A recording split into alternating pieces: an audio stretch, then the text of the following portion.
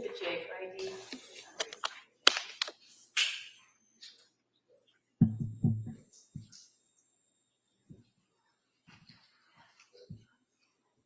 I'll say you wrote a thing. All right, thank you.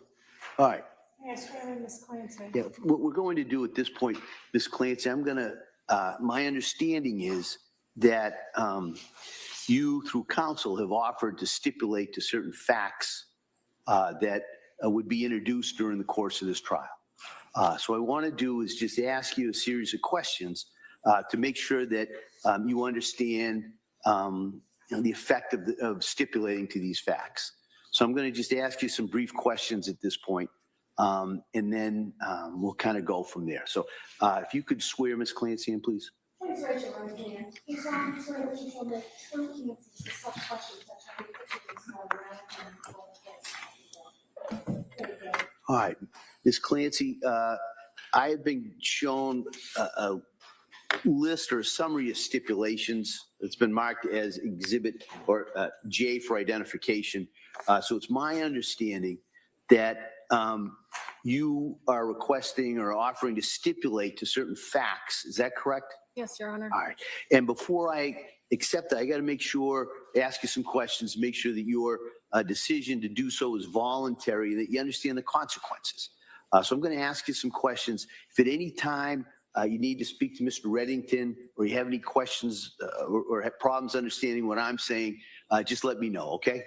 All right. Now, do you understand that the Commonwealth, in this case, is required to prove each and every element of the case against you beyond a reasonable doubt? Do you understand that? Yes, Your Honor. All right. You understand that there are certain facts that could be introduced during the course of the trial that would support, might support the Commonwealth's position regarding those elements. Do you understand that? Yes, Your Honor. All right. And you understand that by signing the stipulation, you're agreeing that the Commonwealth does not have to prove these certain facts that are contained in the stipulation. Do you understand that? Yes, Your Honor. All right. And do you understand by signing or going along with that stipulation, you are basically relieving the Commonwealth of its burden to prove those certain facts? Do you understand that? Yes, Your Honor. All right. Is that what you want to do at this point? Yes. All right. Have you gone over this stipulation or the summary of the stipulations with Attorney Reddington? Yes, I have. All right. Need any more time to do that? No, thank you. All right. No, by entering into this stipulation, you're giving up some important rights. So I kind of want to go over those with you at this time. Do you understand by law, you're presumed to be innocent of each charge against you, and you do not have to prove your innocence. All right. So instead, at trial, the Commonwealth, as I said to you before, has the burden of proving you are guilty of each element of the charges against you. And by entering into this stipulation, you're giving up your right to force the Commonwealth to prove the facts that are contained in these stipulations. Do you understand that? Yes, Your Honor. All right.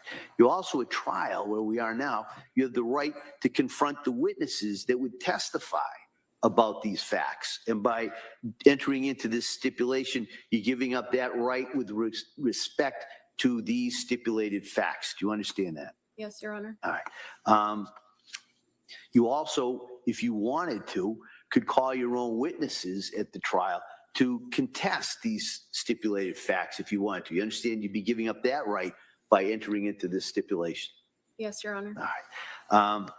You also, at trial, have the right to remain silent and cannot be forced to testify at this. You understand by entering into this stipulation, you're giving up in a limited way that right with respect to just those facts. Yes, Your Honor. All right. Are you doing this willingly and voluntarily? Yes, I am. All right. Has anyone forced you or threatened you to enter into this stipulation? No, Your Honor. Have you had enough time to talk to counsel about this? Yes, I have. All right. Are you? All right. I make the following findings. I find that Ms. Clancy has knowingly, intelligently, voluntarily, and willingly entered into the stipulation of the facts that are contained and summarized in Exhibit J for identification. I find that she is competent to enter into this stipulation. I find she understands the consequences of entering into this stipulation. So accordingly, I now accept the proposed stipulation of facts. Thank you. I just would like, Your Honor, for the record, to again reiterate the fact that we have not been contesting the government's case in chief, if you will, have been agreeing to evidence, and this stipulation basically relieves the government of having to bring in dozens, if not more, witnesses to prove chain of custody of blood, fluids, the bands, DNA, all of that. Rather than have days of testimony, this stipulation will avoid that. So that's why we're stipulating to it. All right. All right. Commonwealth, anything else you want to add? I got it. Okay.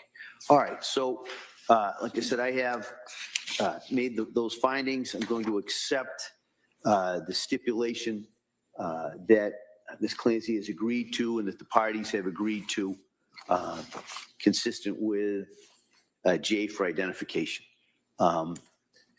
Counsel, are we ready for the jury then? Any further? Yes, Your Honor. All right. Yes. All right. Why don't we bring the jury in?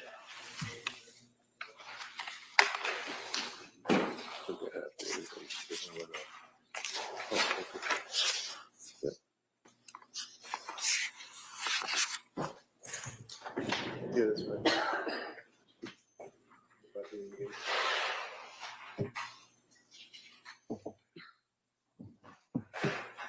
Counsel, I forgot to ask, while we're waiting for the jury, can I see very briefly?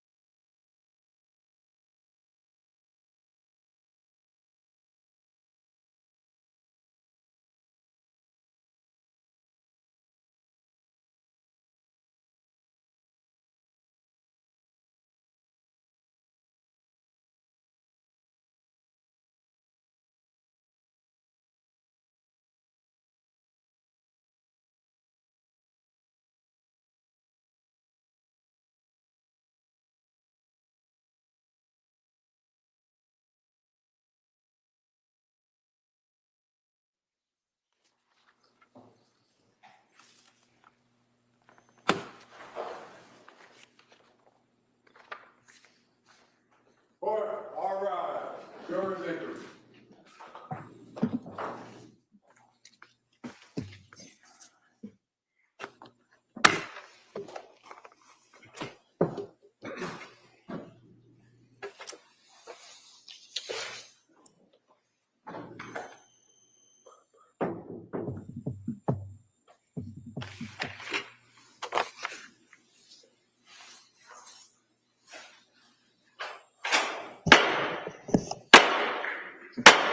Hear ye, hear ye, hear ye. All persons having anything to do before the Honorable William Sullivan, Justice of the Superior Court, now sitting in Plymouth, within for the Commonwealth. Draw near, give your attendance, and you shall be heard.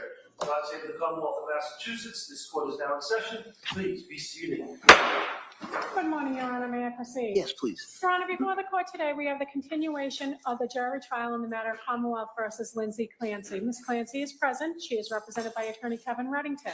The Commonwealth is represented by Assistant District Attorney Jennifer Sprague and Assistant District Attorney Shannon Buckingham. Well, good morning, everyone. Sun's out today, a little nicer weather for us. Hope it was nice for you coming in here today. So what I'm going to do is ask you those questions, as I always do, and then I'll go over a little bit the schedule, and then we'll return to the Commonwealth's case. All right. So the first question, everybody's probably got it memorized by now anyway, but let me ask it. Has any member of the jury read, seen, heard, or overheard anything from any source about any aspect of this case that would affect your ability to be fair and impartial? All right. Last question, is there any other serious matter or concern bearing on your service as a juror in this case that anybody needs to bring to my attention at this time? Again, thank you for following those instructions. Now, in regards to the schedule, if you remember, I said yesterday that sometimes we have to adjust on the fly, and that's going to be my call. Well, we may have to do that a little bit, all right? So today, we're going to go through some cases. Now, we may break a little bit early today, all right? And then tomorrow, there is a matter I'm going to have to talk to counsel pretty much in the afternoon. So the thought is tomorrow, the plan for you should be pretty much 9 to 1, all right? And then the afternoon, I'm going to deal with counsel in regards to some other issues that will, I believe, keep this case going well on track, and that's kind of where we are. So I just kind of wanted to give you that update. So that's, like I said, the best we could do. Give you as much notice in regards to that, but you will not, I say we, you will not be sitting here tomorrow afternoon. We may be. And so with that, what we're going to do is continue with the Commonwealth's case. We're going to go back. Commonwealth, call your next witness, please. Thank you. The Commonwealth would call Christina Carpio.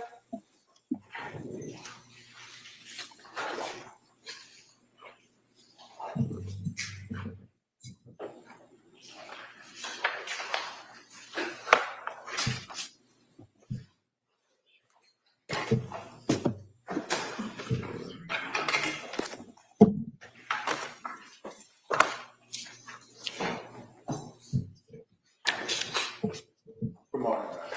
So you stop right there and raise your right hand to the front. It's almost better the testimony that is just the answer, that I'm not having to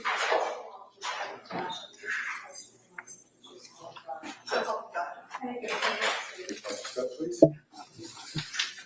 Good morning. Good morning, sir. All right.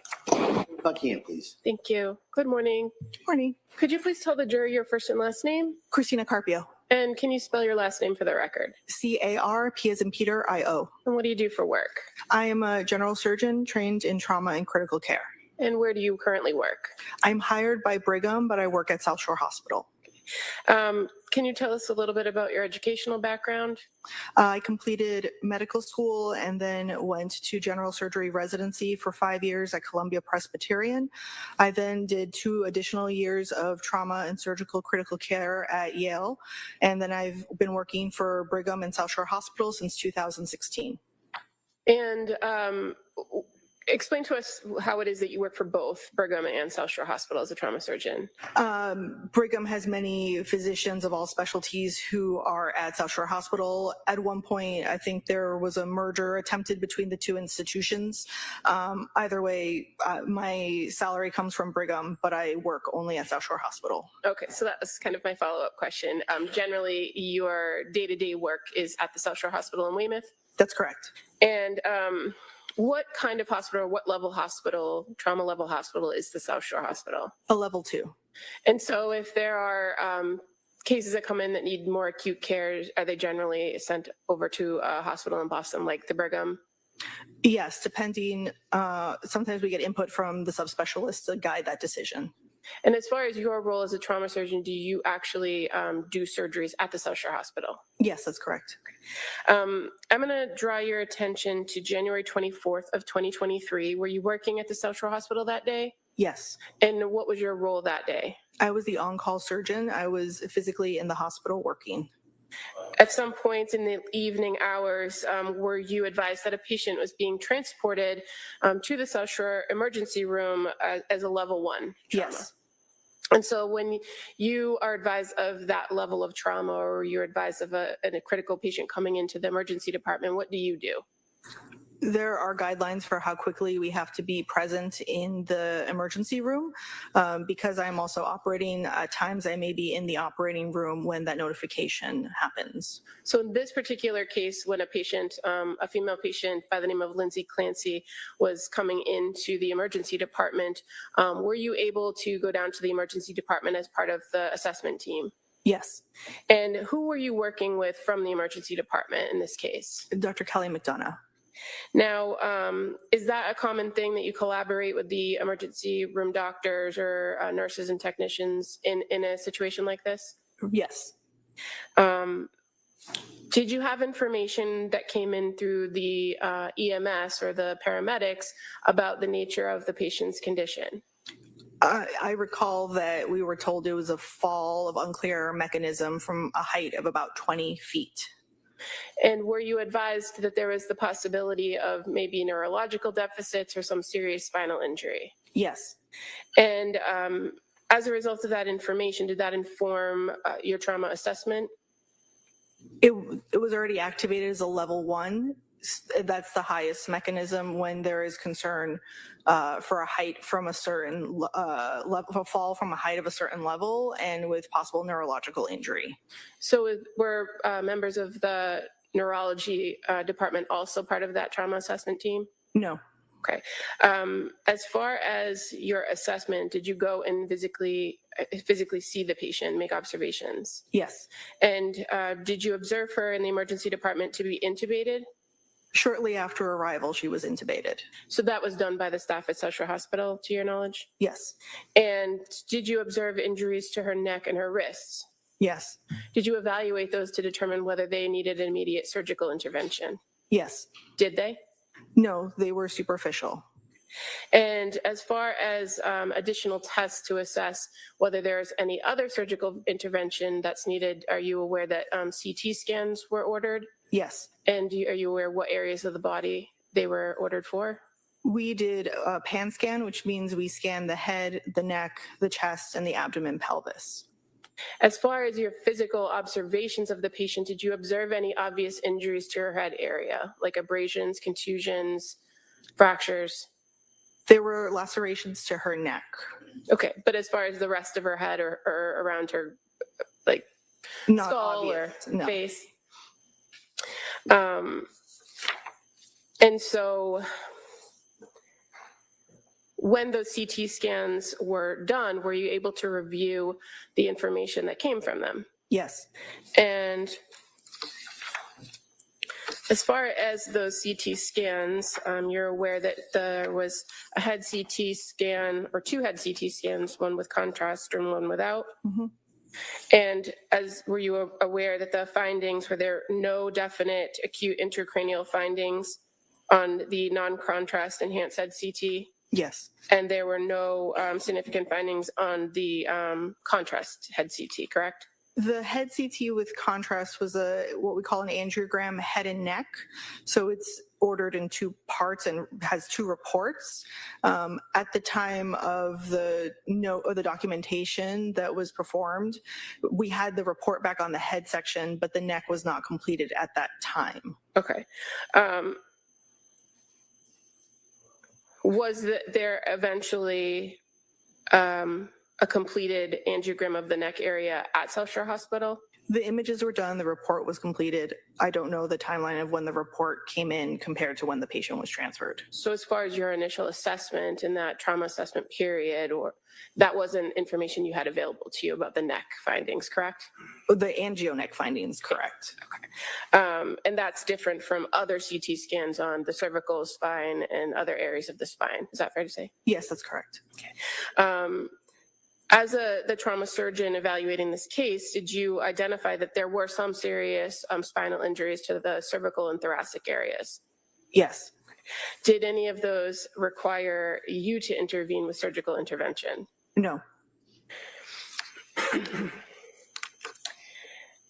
Do you recall making note that while in the emergency department, the patient became hypertensive and that she was identified as being hypothermic to 82.1 degrees?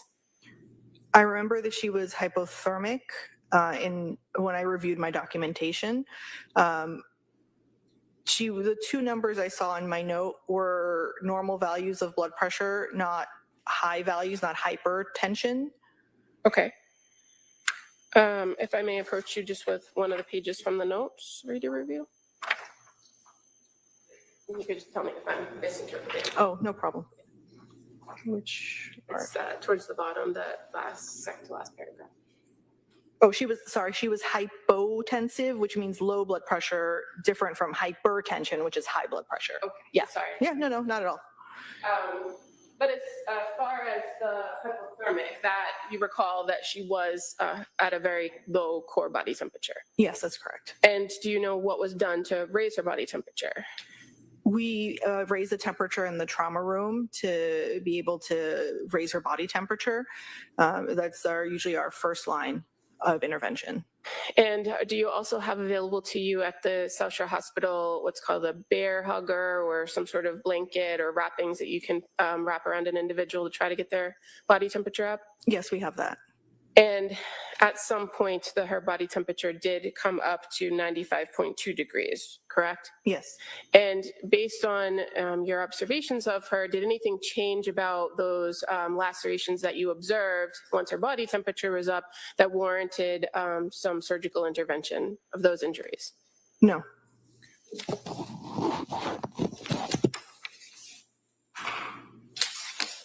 What was the ultimate recommendation for the care of this patient? She had complex fractures in her spine at the thoracic level. We conferred with our neurosurgery colleague who was on call, who recommended transfer to a tertiary hospital. And so where did this patient go? Brigham.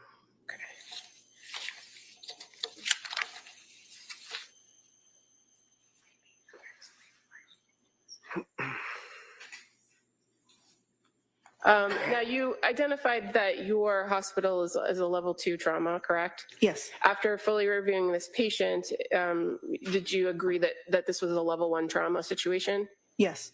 Are you able to do surgical intervention for these particular injuries that you observed on this patient at South Shore Hospital?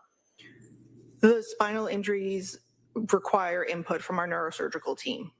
And there was none available to you at the South Shore Hospital? We did contact the on-call neurosurgeon. Because we are a level 2 trauma center, they are not required to be physically present in the hospital, but they were immediately available and they can remotely review images. So I guess my question is, why didn't you do any surgeries regarding those injuries at South Shore Hospital? Why did you recommend the care to a tertiary hospital? The complex level of spinal injuries was deemed necessary for transfer by our neurosurgery colleague. Okay, thank you. Attorney Reddington. Morning. Good morning. Just a few questions. So South Shore Hospital, and you made reference to as being a trauma hospital, and the injuries suffered by Lindsay were level 1. Is that what it was? Yes, that's correct. That would be the highest level. Is that right? Yes. As far as risk or concern of the person's safety and health and survival. Yes. What time, if you remember, what time approximately was she admitted to South Shore Hospital?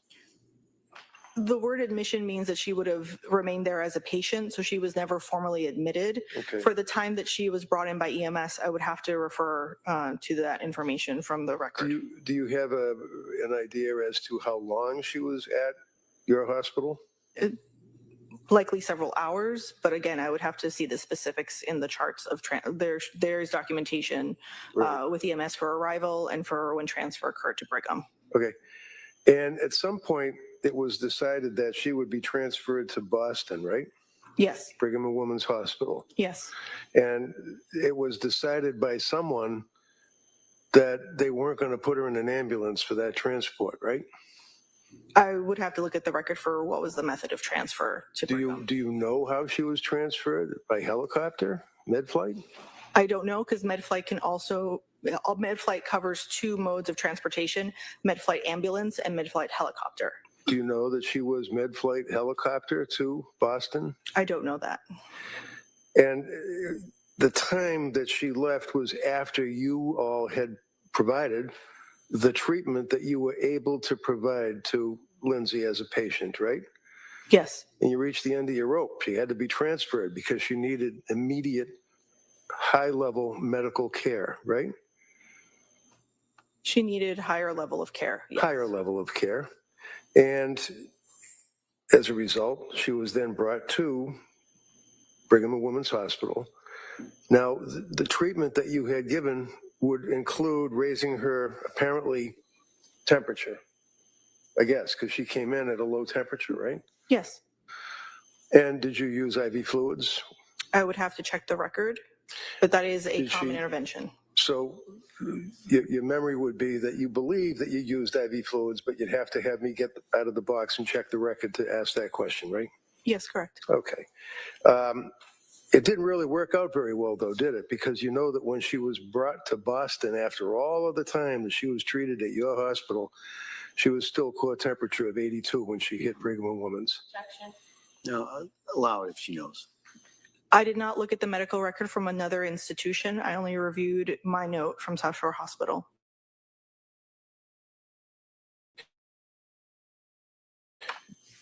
Did you know that being brought to Brigham and Women's Hospital? No. Did you know that she had to have massive transfusions right after being brought to the hospital in Boston? No. Did anybody in South Shore Hospital make a determination that she had lost a lot of blood? There was, the EMS report did not share that there was a large volume of blood at the scene. She was evaluated part of her CAT scans also help us evaluate for intra-abdominal blood loss. Okay, so when you raise the issue of the EMS, that would be the ambulance, right?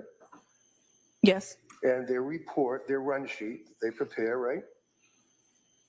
That's what you're talking about, right? there's verbal report from EMS when a patient is brought in and also the run sheet of the details. Okay. And when the people from the EMS came in, did they speak to you about the verbal report? They address the entire room, so all the staff in the room is available to hear the details. And you're able to look at the run sheet, correct? No, the run sheet is not always immediately available. So did the EMTs, to your knowledge, as a treating surgeon physician in the trauma center, tell you that there was blood loss? Not to my recollection. Did anyone tell you that at the scene where she was being treated after coming out of the window and striking the ground, that there was blood on the snow and on the leaves and in the grass? I cannot recall if they commented on that. Is that important for you to know if there's blood loss on a patient? If there is a large volume of blood loss, yes, the EMS will routinely comment on a patient being found. Yeah, but that's the EMS. You're the surgeon, right?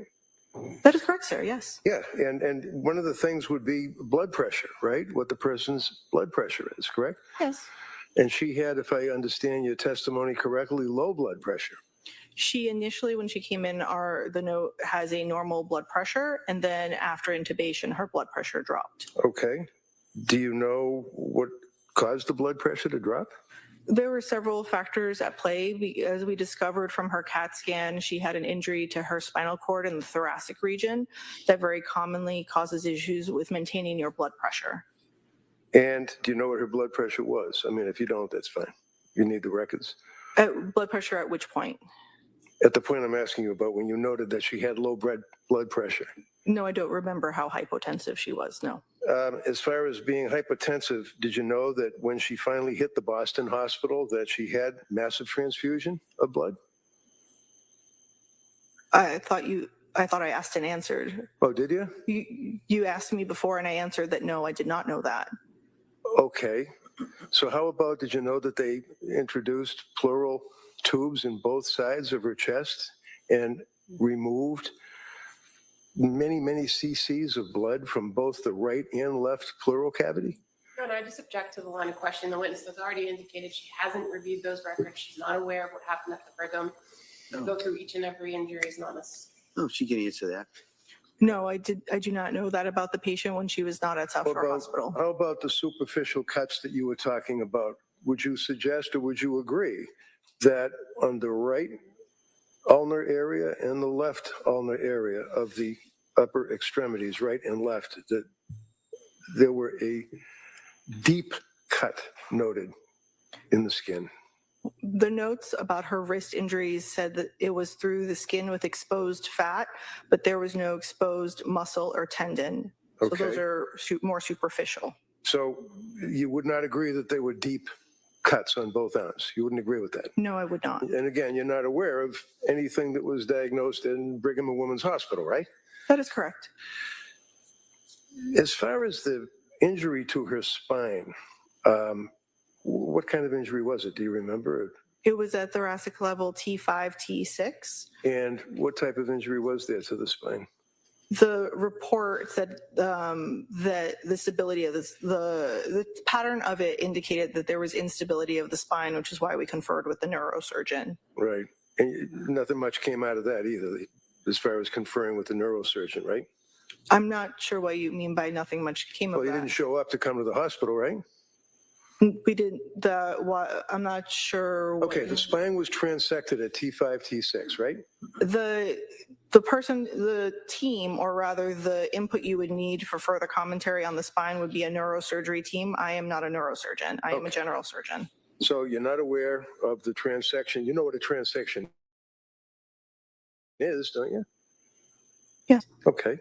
And on your CAT scans or on your pictures that you were describing for the jury with no problem for the DA, did you notice that the spine was transected at T5 and T6? There was compression of the bones. I would have to specifically look at the report to see if it used the word transection. Okay. How about a thyroid? Did you notice anything about a thyroid? It said that there was edema at the thyroid, concern for contusion or laceration. And that's the extent of your knowledge. You don't know whether or not the thyroid was destroyed or anything, do you? Correct. Okay. How about her ribs? You noticed that some of her ribs were broken.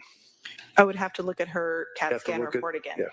So coming in here today, you're not aware whether or not she had broken ribs because you haven't been able to look at your records. Is that right? I did review my records. I would have to specifically state into the record what was the injuries. I would be happy to read from my note, which I know is part of So- the evidence. Yeah. So who is it that decides that a patient is going to be med flighted into Boston from South Shore Hospital? Some of it depends on the level of injury and the transport teams that are available at that moment. Sometimes a med flight ambulance is faster. Sometimes med flight is available. It all depends on the available resources at the time of the event. So what I asked you is who decides whether or not somebody's getting med flighted out of South Shore Hospital? Is collaborative between what resources are available for us to transport the patient. The decision to transfer the patient is made between the emergency room team and the trauma team, and So the you input as- from the Go ahead. subspecialist. Let her finish. Yeah, no, I didn't know if she was still talking. Go ahead. I finished, sir. All right. So you as the trauma surgeon, would you agree that you had a little bit to do with whether or not she was in dire straits and had to be med flighted to Boston? I would be part of the decision to transfer her. Do you remember that decision being made, and do you remember the meeting that you had to make that decision? I remember conferring with the emergency room team that neurosurgery had said she needed transfer. And it was by med flight, right? You Again, don't know whether it's an ambulance or a helicopter, but you know it was med flight. It should have been med flight, yes. Okay, that's all I had. Commonwealth, any redirect? Just very briefly, Doctor, it was very clear to you that this patient was suffering from multiple injuries. Yes, And is it the policy of the South Shore Hospital to make sure a patient is stable before they're transported? yes, that's correct. And so that's what the emergency team and the entire team that's collaborating on her did, right? Yes, correct. We would not put an unstable patient in any mode of transport to another facility. So in the review of all the CT scans, the abdominal scans, the head scans, the chest x-rays, all of the things that were reviewed, it was identified that she was stable enough to be transported. So to I'm going to another object because I think she's a Yes, hostile witness, and this is leading, which I haven't objected to yet, but at this point I am on this witness. I'll allow this question. Okay. I'm sorry, what was your answer? Could you repeat the question, please? So after reviewing all of the imaging, the CT scans, the chest x-rays, everything, you and your team were comfortable that she was stable enough to be transported to another hospital, correct? Yes, And I think your testimony was that a large contributor to the decision to transport was the information that you got from the neurosurgery team. yes. Thank you, nothing further. Anything on that, Ms. Brington? All right, thank you, Doctor. All right, thank you, sir.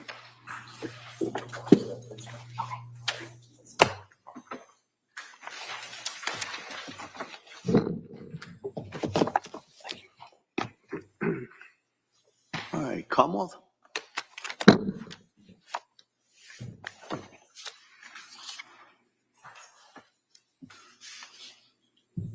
The Commonwealth would call Joseph Rabbit to the stand.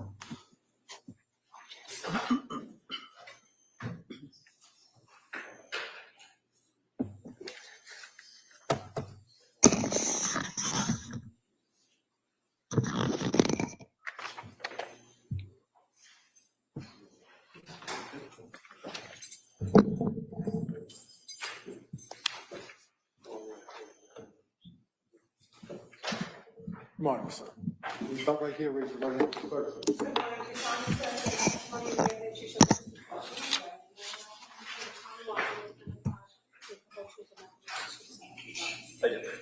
Have a seat. Come, please. All right, good morning, sir. Morning, Your Honor. Let me just have one moment. Sure. Sure.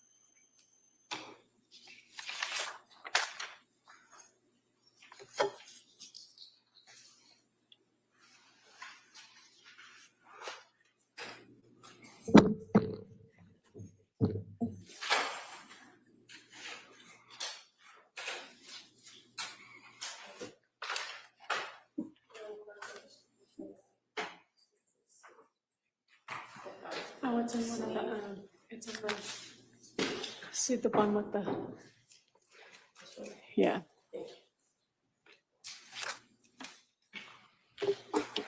Good morning, sir. Good morning. Can you please tell the jury your first and last name? Lieutenant Joseph Rabbit, R-A-B-B-I-T-T. And where do you work? The Massachusetts State Police, currently assigned to the cybercrime unit How long have you been with the state police? since March of 2012. And I'm going to draw your attention back to January of 2023. What was your assignment then? I was a trooper assigned to the State Police Detective Unit for Plymouth County. And do you recall how long you were a detective or trooper assigned to the detective unit in Plymouth County, approximately? From February of 2017 to September of 2024. I'm going to draw your attention to January 24th of 2023. Do you recall being involved in an investigation in the town of Duxbury that day? I do, yes. And do you recall where you went in Duxbury or where the investigation was unfolding out of? I first went to Jordan Hospital, or Beth Israel Deaconess, Plymouth. Okay, and so you didn't initially go to 47 Summer Street, correct? Correct. Fair to say you weren't the case officer in this case? That is correct. And your experience working with the detectives unit, fair to say when an investigation or a death investigation is ongoing, kind of it's all hands on deck and everyone's kind of directed to do different things, correct? That is correct. And so in this circumstance, you were asked to go to the Beth Israel Deaconess or the old Jordan Hospital here in Plymouth, correct? Correct. Why did you get asked to go there? Because 3 children have been transported there. And so were you assigned to just go and check in on the status of the kids and what was going on at that hospital? Checking on the status and have any potential victims documented by crime scene services. Okay. And so while you were at the hospital, you did have the occasion to speak with Patrick Clancy, correct? I did, yes. Okay. And after you left the hospital, did you go to 47 Summer Street in Duxbury? I did, yes. And are you aware that other members in your unit had obtained a search warrant for that home?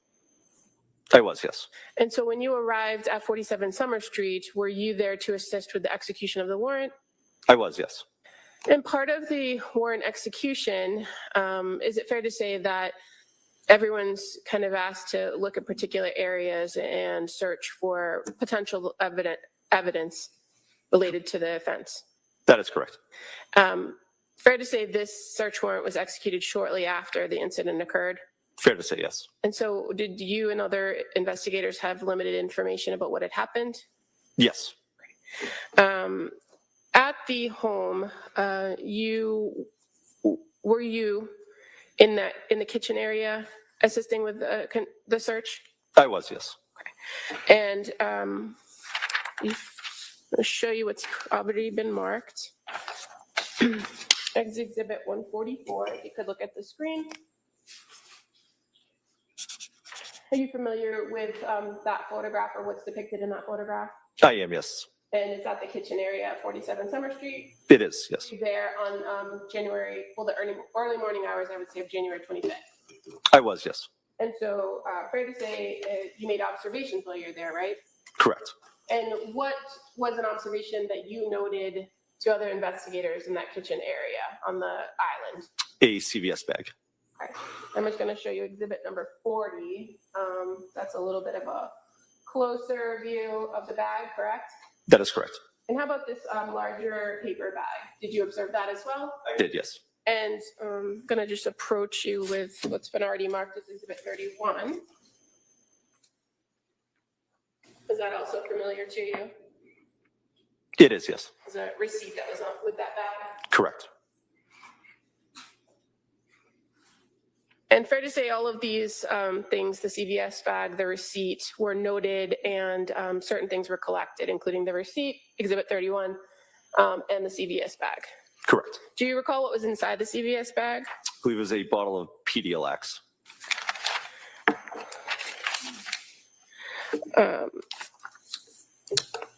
You also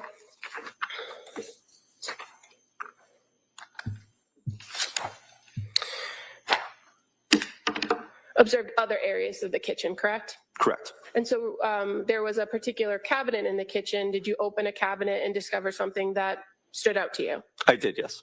And what was the cabinet and what stood out? An upper kitchen cabinet with medication bottles. Okay. And fair to say that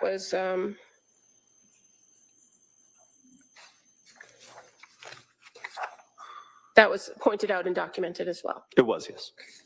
If I may approach. You may.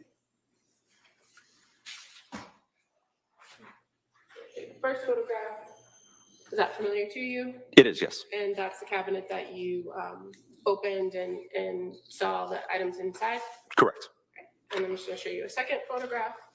Is that fair to say just a closer of those top shelves? It is, yes. And what particularly stood out to you about the medication in the cabinet? Was it the spices or the generic medications or something else? The prescription medications. I would move to admit these as the next two exhibits. All right. They may be admitted.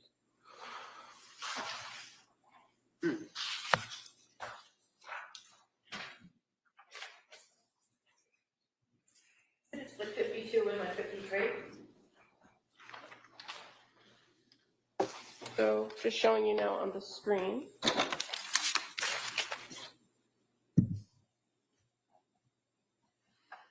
Exhibit 152, and that's just the cabinet open, and there's looks to be like an air fryer below it, correct? Correct. And now showing you 153, which has those top two shelves. And it's the very top shelf has the prescription bottles, correct? Correct.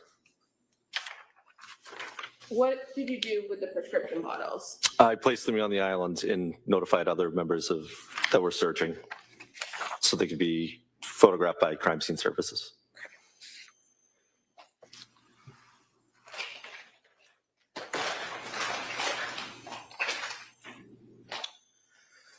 So I'm just going to show you another photograph. Is that fair as to placing those bottles on the island? It is, yes. I'm going to move to this as the next exhibit. All right, it may be admitted. Exhibit 154. And how many bottles were there? There were 4. Approach you with a bag. Take a look at what's in the bag.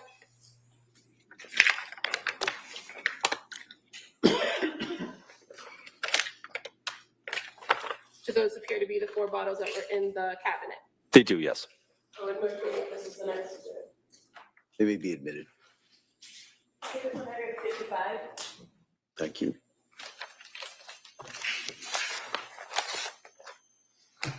Now, other than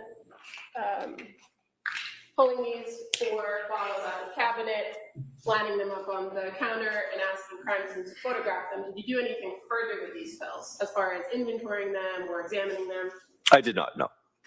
And when a search warrant is executed, fair to say there's usually an evidence officer who kind of documents everything and collects everything to take back either to the crime lab or to the state police office. That's correct.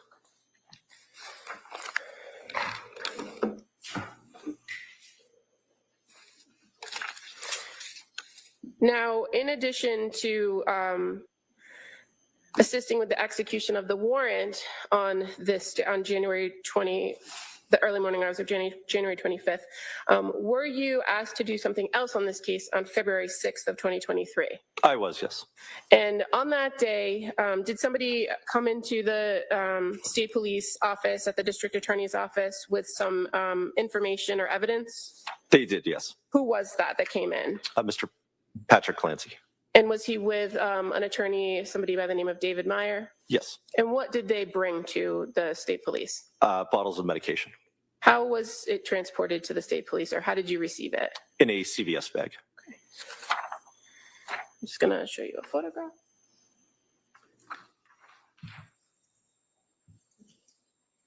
Is that familiar to you? It is, yes. And is this fair as to the bag that was provided to you on February 6th? Yes. It may be admitted.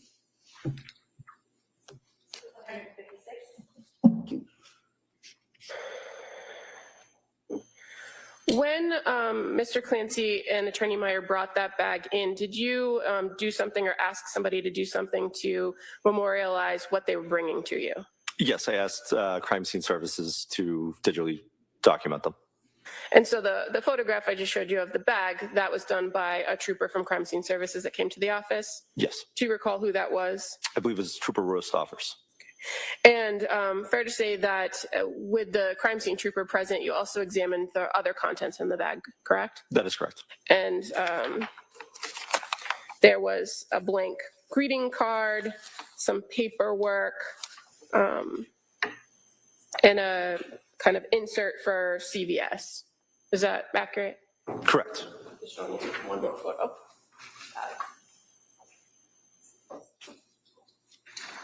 Is that the other items that were in the bag other than the medication bottles? That is correct.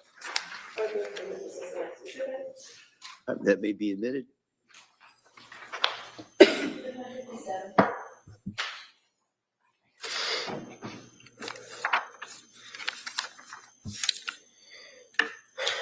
And again, as to the medications in that bag, when you saw that there were prescription bottles there, did you present them so that they could all be documented? Yes. And did you then inventory or examine each of the bottles? I did, yes. And is it fair to say that Patrick Clancy had indicated that the bag was in his truck and that he was bringing them to the state police as a result of everything that occurred on January 24th? I can't recall where he said he got them from, but that is why he was bringing them in. Okay.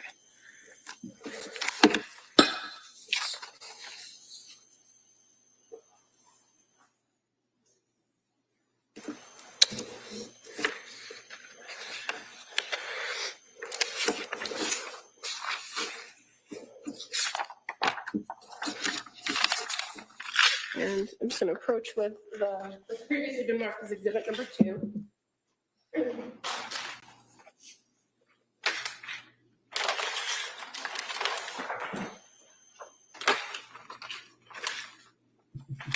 You want to take a look at that before we go through it. Does that appear to represent all the bottles that were provided to you on February 6th?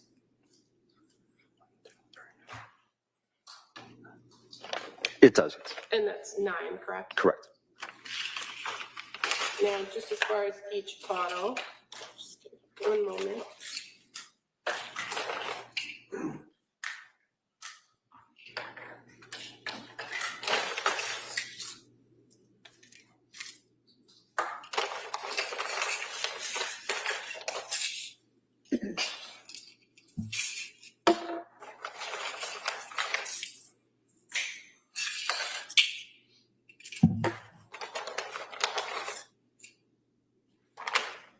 So when you are tasked with tracking or inventorying particular items like this that come in, what do you do? Count out how many capsules or tablets are in there, the date that it was filled, and the amount left in the bottle, and the amounts that it said should have been there when filled. Okay, and so referring first to this bottle that's labeled lorazepam, 1 milligram. Fair to say it says date filled 10/26/22, correct? Correct. And it says that originally it was filled with 30, quantity 30. Correct. And you counted what was left in this particular bottle, and there were only 14 pills left in that bottle, correct? Correct. And so the next one, the bottle labeled sertraline, brand name Zoloft, filled on 9/15/22, quantity 30. Did you count how many pills were left in this bottle? I did, yes. And fair to say there's 23 left. Correct. Now, buspirone, there were in fact 2 bottles labeled buspirone, correct? That is correct. And one of them with a date of 10/26/22, date filled, quantity 30. You counted how many pills are in this bottle, right? Correct. And there were 28 pills left in this bottle. That is correct.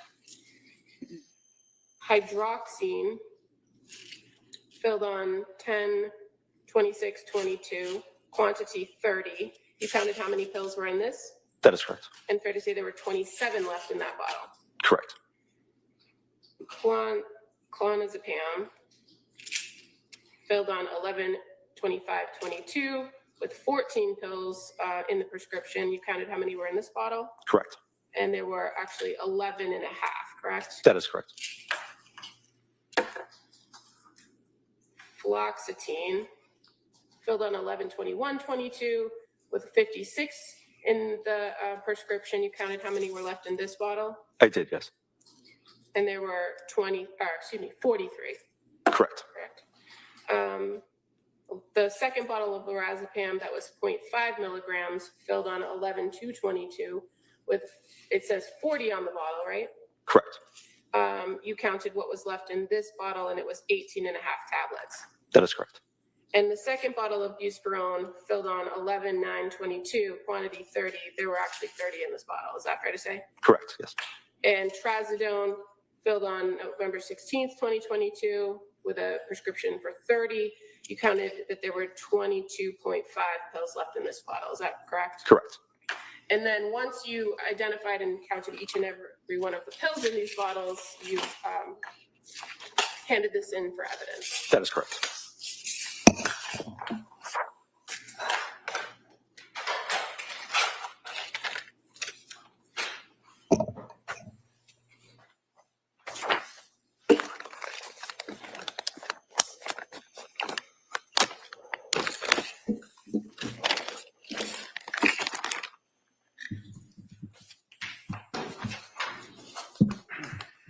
Thank you.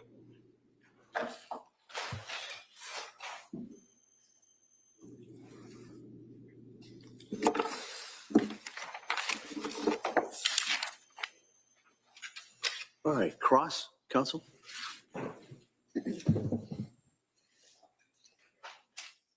On the pills that you just counted, or you went through the bottles that you seized, first of all, there's no doubt that you guys were executing a search warrant, right? That is correct. And to have a search warrant, you have to have a reason to seize something from their home, right? That is correct. If the probable cause is what it's called, right? Correct. And then you have to itemize what you want to have the authority to seize, right? Correct. So I take it that when people went in executing the search warrant, that you had authority to seize the medical pill bottles that we've just gone through. Correct. And that was set forth right in where it says you're therefore commanded. One of the things that you're entitled to seize would be prescription medication, right? Correct. And that would be on January 25 of 13 that this affidavit was submitted to the clerk in this court, right? Correct. At 3 o'clock in the morning, warrant was issued on January 25, right? I didn't write it, but that sounds about right. That sounds right. All right, but do you recall what time you went into the Clancy home to execute the warrant or serve the warrant? Is early morning hours, yes. All right. So early morning hours, you're in there to look for, among other things like computers and things, seize any medication bottles that you saw. Correct. So it's not that it's a random search that some police officer just happened to grab bottles that he or she saw. There was a specific intent to seize prescription medication, correct? It was on the affidavit, yes. And that's what you all did when you went in to try to execute the warrant and seize the items, right? I mean, for myself, what I found in the kitchen is what I seized, yes. So were you the officer in charge of the warrant execution? I was not, no. Okay. Did you leave the kitchen and go elsewhere? I did, yes. And where did you go? I believe I went to one of the children's bedrooms because somebody informed me there was a Nest camera in there. A camera? Yes. Okay. Did you go anywhere else, if you recall? Not that I can recall. Did you go in the master bedroom? I can't recall if I did. Do you recall whether or not anybody in your presence or anybody went into a drawer, a nightstand, and looked in the drawer and saw an Apple Watch, a bunch of pills, things to use to assist your sleeping, things of that nature? Do you remember anybody doing that? I don't know if anybody did or not. And there were 1, 2, 3, 4, 5 prescription bottles that were seized. Have you ever seen these? I have not, no. So you went through the pill count on the bottles for the district attorney, and you did that when you did inventory, apparently, of these pill bottles that you already talked about, right? For the DA, she asked you to look and tell us how many pills were missing, right? I did that for the ones that were turned in. Right. And nobody ever looked at these bottles, right? I don't know if they have or not.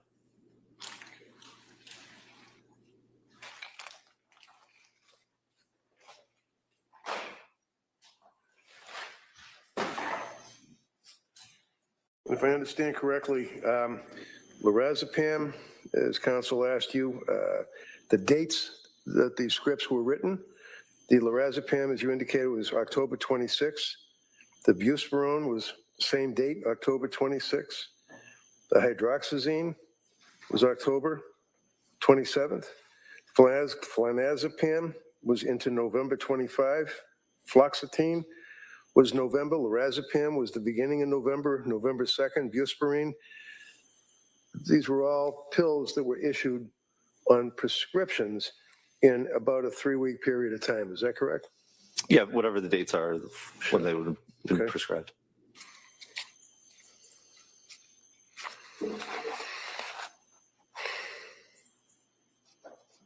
Would you say that Patrick Clancy was very cooperative with your investigation?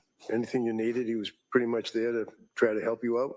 I think I only dealt with him at the hospital, but he was very forthcoming. Okay. Thank you. That's all I have, sir. Como? Nothing further, thank you. Thank you, sir. Your Honor.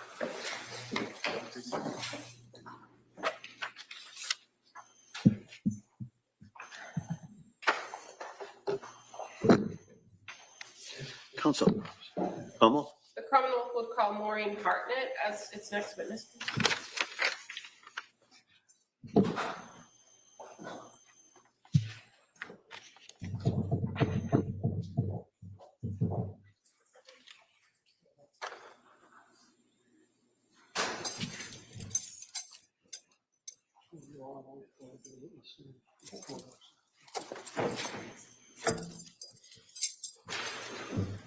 Morning. You stop right there and raise your right hand for the clerk.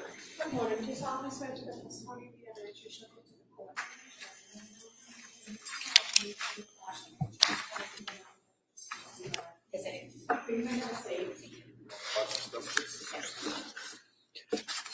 Good morning. Morning. All right, counsel. Thank you. Good morning. Could you please tell the jurors your first and last name? In Hartnett, And how are you employed? What do you do for work?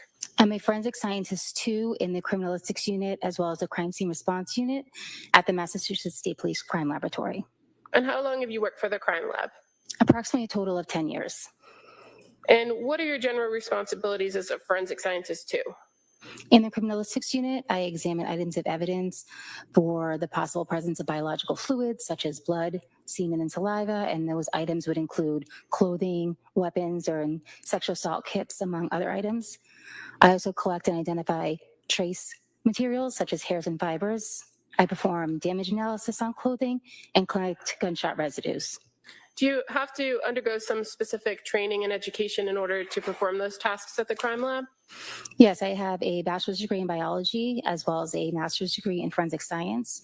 In addition, I received approximately 9 months of training in the crime laboratory as well.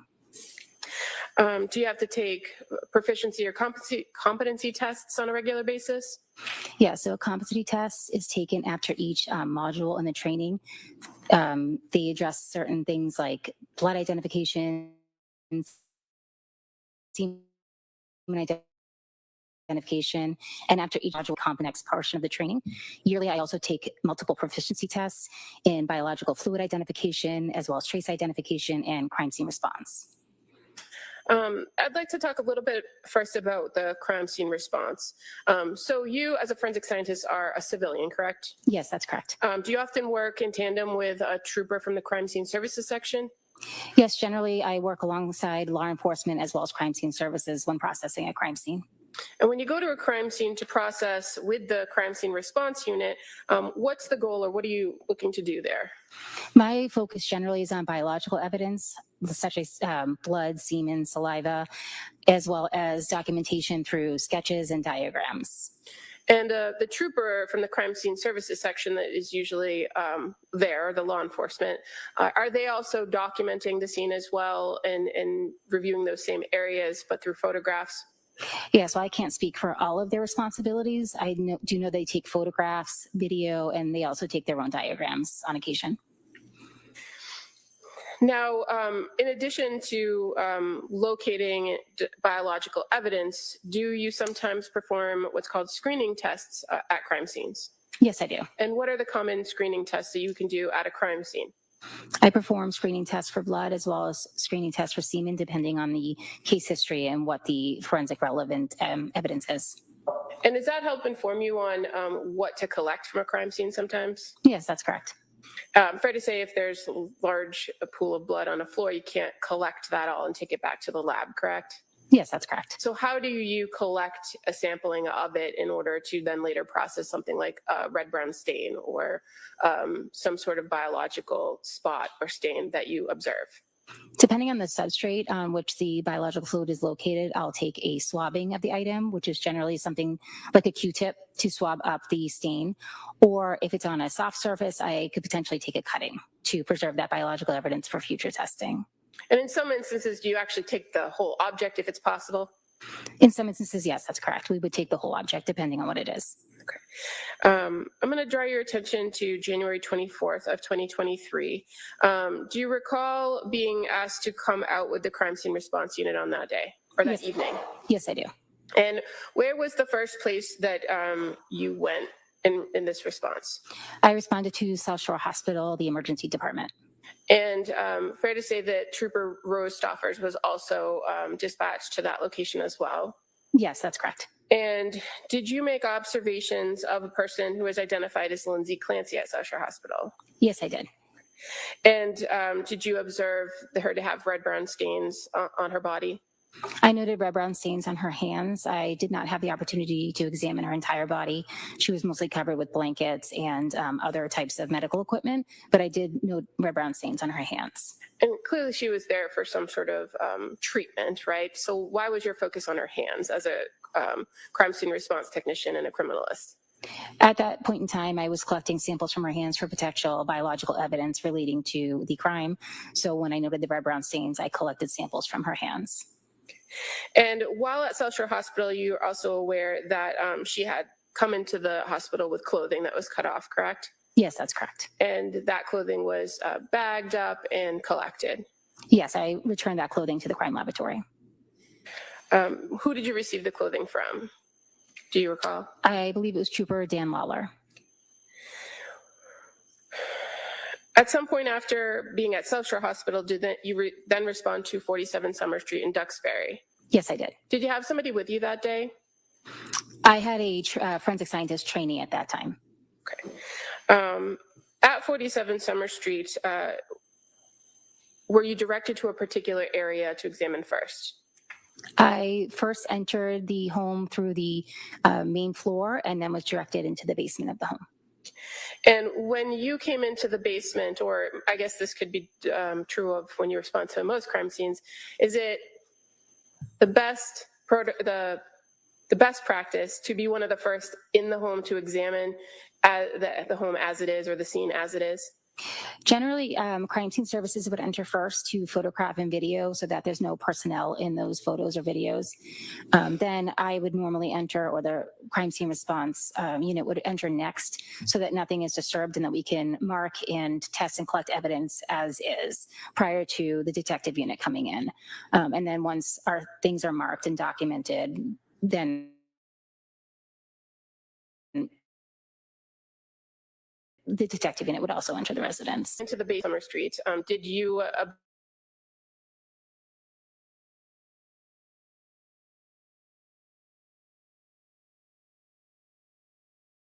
Yes, I did.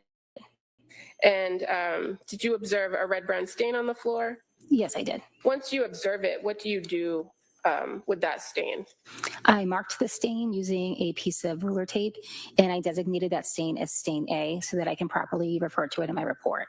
Okay, I'm going to approach and show you the photo. Is that familiar to you? Yes, it is. Is that stain A that you just told us about? Yes, that's correct.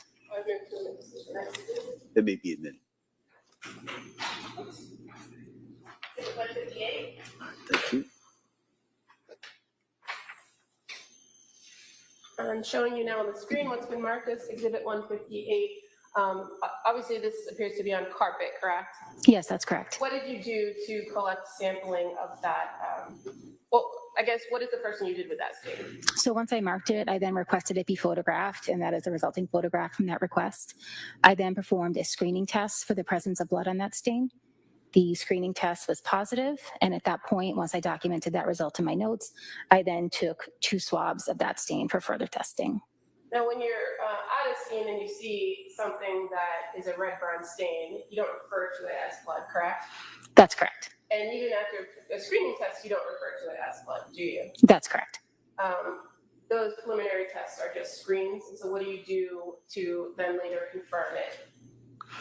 Once the swab is collected and then submitted to the lab, later when I'm assigned the case in the criminalistics unit in the lab, I'll then perform a confirmatory test on any swabs that they're interested in that need to be tested further. And so as it pertains to the stain A, how do you take the swab? What do you do?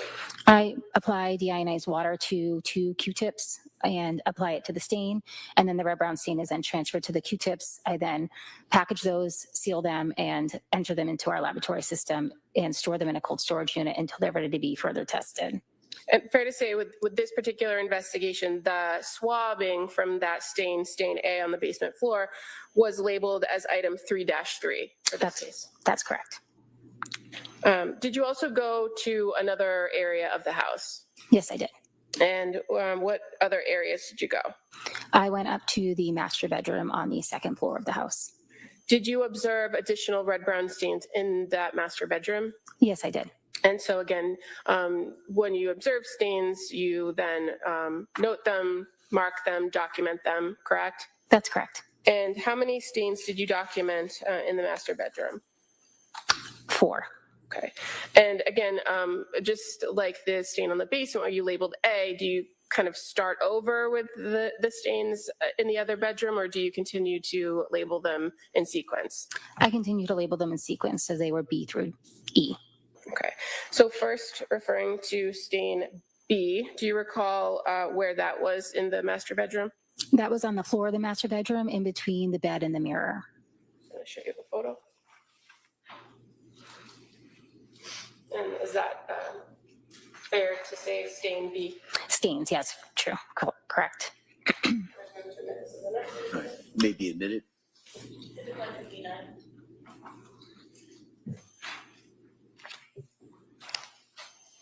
Ms. Harden, showing you 159 on the screen. Previously, that's not one stain that was observed, correct? That's correct. But what did you do to collect, if anything, or screen this particular area of red-brown stains? Sure. So in this particular case, based on the stains size and distribution, I consider them a related group of stains. So I tested one of the stains, performed a screening test for the presence of blood. That was positive. So then I collected 2 swabs from that stain, just like the other one as before. Just showing you kind of another photograph of that area. Is that familiar as well? Yes. Not sure if this is the next exhibit. All right, that may be admitted.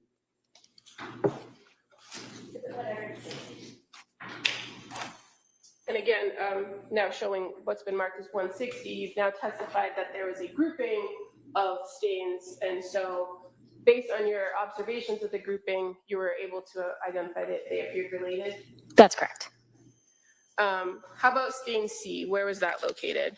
Stain C, I believe, was located on the mirror.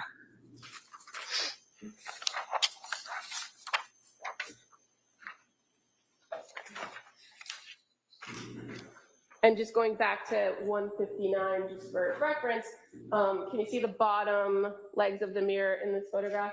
Yes, So it was close to that cluster of stains. that's correct. Showing you another photograph. And does that depict the stain C that you noted on the mirror? Yes, it does. That may be admitted.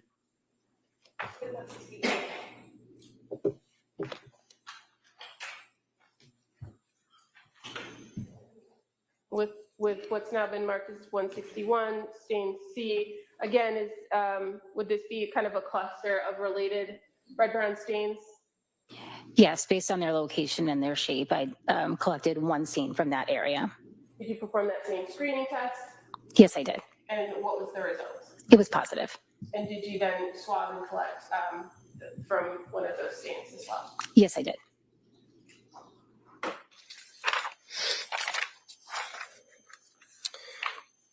Now, stain D, do you recall where that was in the bedroom? That was on the windowsill. Show you 2 more photos.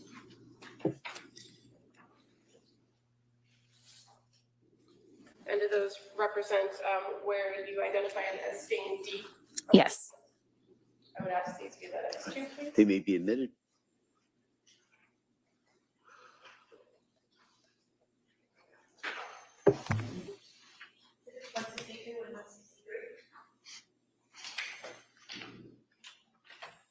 And showing you 162 first.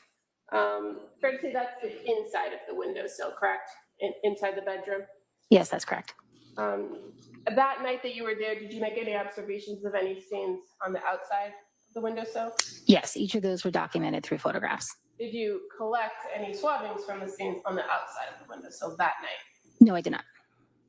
And just kind of showing you for the jury, 163, that's just a further close-up of some of the stains. And is that fair to represent the area that you tested for the screen and then later swabbed? Yes, that's correct.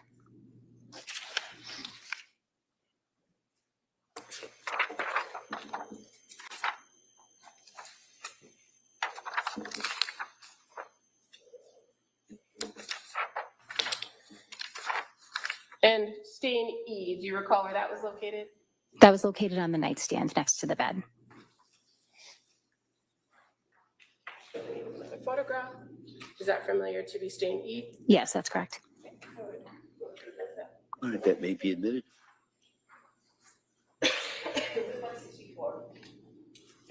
I'm just showing you another photograph of the outside of the house. Do you see staining that you observed that night on the outside? Yes, I do. And I would move to witnesses. All right, that may be admitted.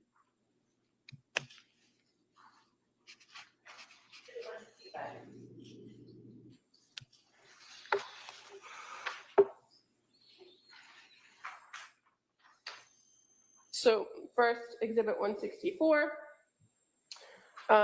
You observed several stains in that location. Yes, I did. And did you do the same thing as some of the other grouping of stains? Screen one area, collect a swab from one area? Yes, that's correct.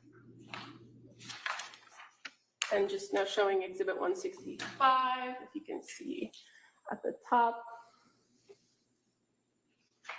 there's a stain on the outside of the windowsill. Did you observe that on January 24th? Yes, I did. But you did not swab or screen that stain, correct? That's correct. Why not? Generally, we don't collect every single stain from a scene. I organize the stains based on location, size, shape, distribution, and collect it from multiple areas. And in this particular case, I knew there was a single bleeder in that area, so I collected from numerous stains, just not that particular one. And in addition to that stain on the windowsill, fair to say you did observe some other staining on the outside of the house as well, further down the window and on top of the first floor window frame. Yes, I did. While you were out in the backyard, did you also observe staining or red-brown stains in the yard? Yes, I did. And did you do that same procedure of marking it, screening it, collecting a sample from it? Yes, I did. Just going to show you one more thing. Just going to show that to you. Is that familiar? Yes, it is. I'm afraid to say that was then documented as stain F. Correct. Removed to assistant. Right, that may be admitted. 166.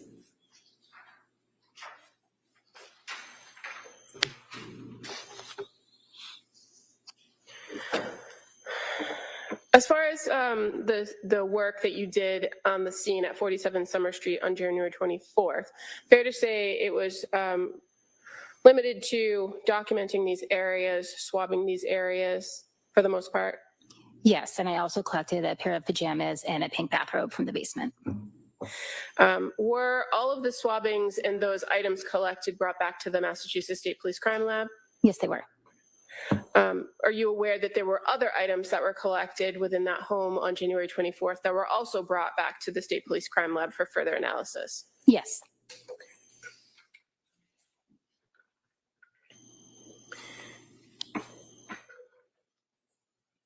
Moving to January 25th of 2023, did you go to the Brigham and Women's Hospital as part of the crime scene response, again, to see Lindsay Clancy, the defendant? Yes, I did.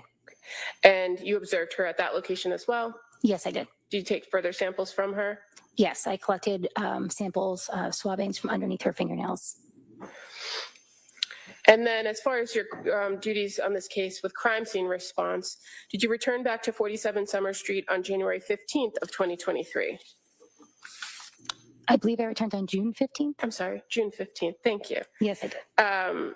And when you returned to the home on June 15th, did you go at the nighttime, the daytime? I went during the day. And again, with a crime scene response trooper or a crime scene services trooper? Yes, correct. What was the purpose of going back to 47 Summer Street on June 15th? I was informed that additional testing was being requested on some of the red-brown stains that were noted on the exterior of the house up on the shingles they had not previously collected from. So I went back to see if I could potentially collect samples from those. Is that something in your training and experience is possible to collect biological substances from something like a shingle months after the incident occurred? It's possible. So if it's requested, we'll certainly go out and attempt to do that. And in this particular incident, you went out and first made observations of the rear of the home, correct? Yes, that's correct. And then made closer observations of underneath that second floor window? Yes, correct. Did you observe any obvious staining in that area? There appeared to be a reddish brown stain underneath the windowsill. So what did you do once you observed those stains? I marked that stain as stain A, and then I also marked additional stains further down on the side of the house on the shingles. Where was stain A? That was right underneath the windowsill. The window that was farthest right would have been the master bedroom on the exterior. Okay.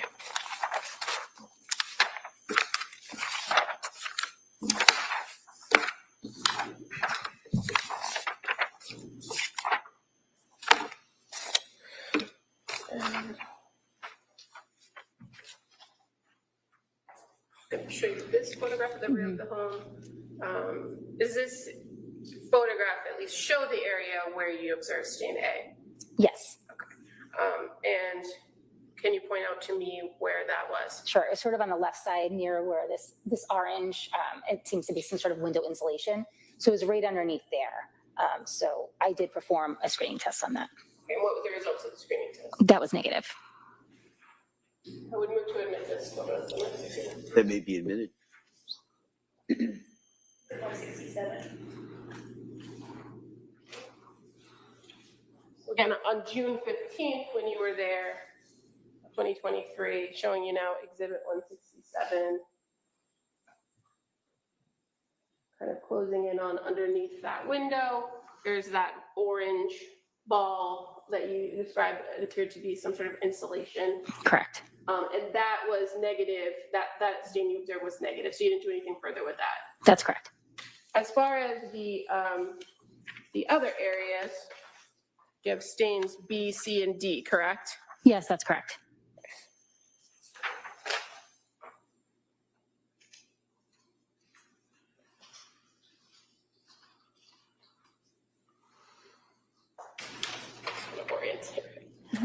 Is that a fair representation of stain B? Yes, that's correct. And while in here, stain C and D. Yes, that's correct. Okay. And again, stain B is kind of in between that top floor window and the first floor window. Correct. And stains C and D are just above the first floor window. Yes, that's correct. I would ask to admit this as the next one. All right, those may be admitted.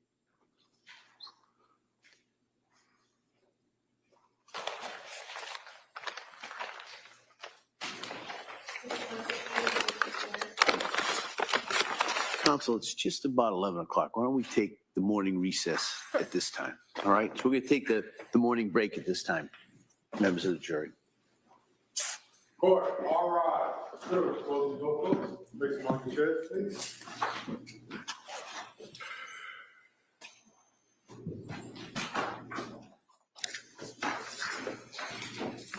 Person?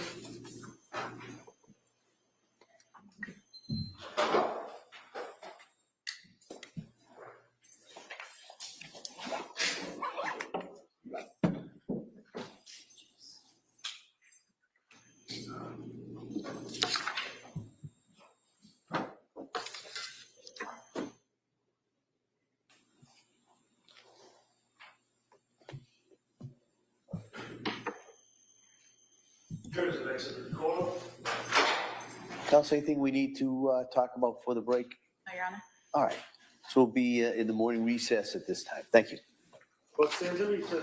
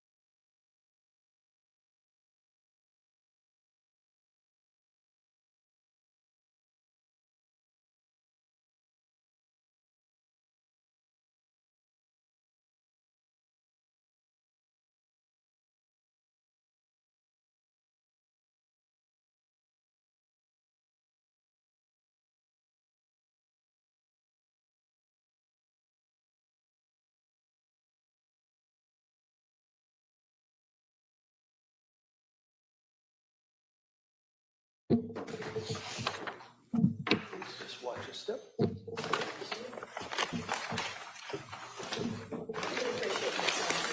Yes, thank you.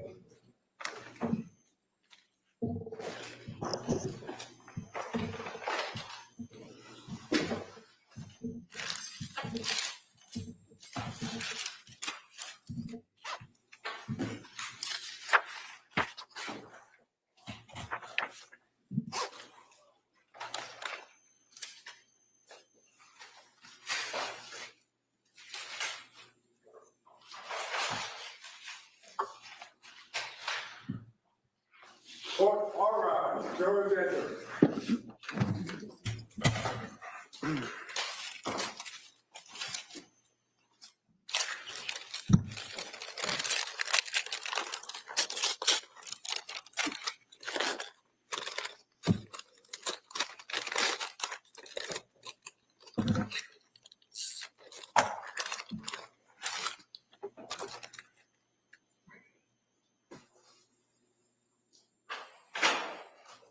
This court's now in session. Please be seated. Your Honor, for the purpose of the record, we return back to the trial of Commonwealth versus Lindsay Clancy. All parties are present, including the defendant and including the 18 jurors. All right, we will now return to the case on trial. Attorney Buckingham, please. Thank you. Ms. Hartnett, I just want to go back for 1 second to the night of January 24th at 47 Summer Street and show you one additional photograph. That's okay. Sure. Is this familiar to you? Yes, it is. And is this an area depicted in the bedroom of the home at 47 Summer Street, that area where you noted later with tape stain E? Correct. Okay. And you observed on that particular night the knife that was located on that nightstand? Yes, I did. All right, that may be admitted.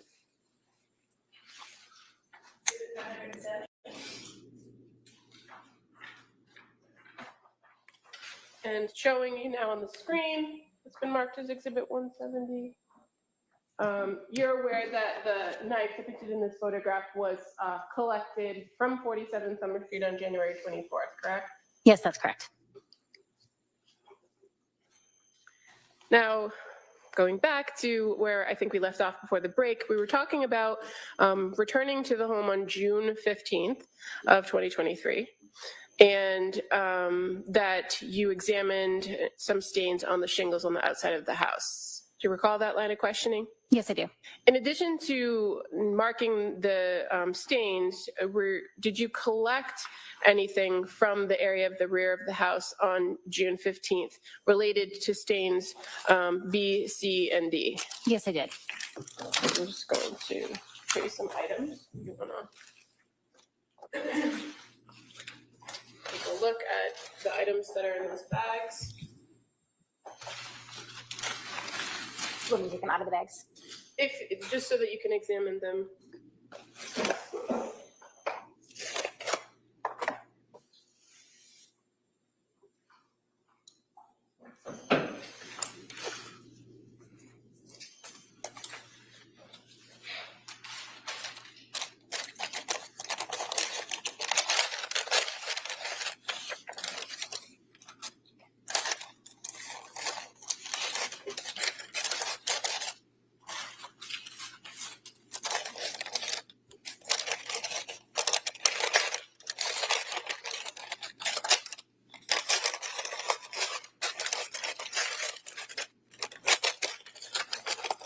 A little bit. Sorry.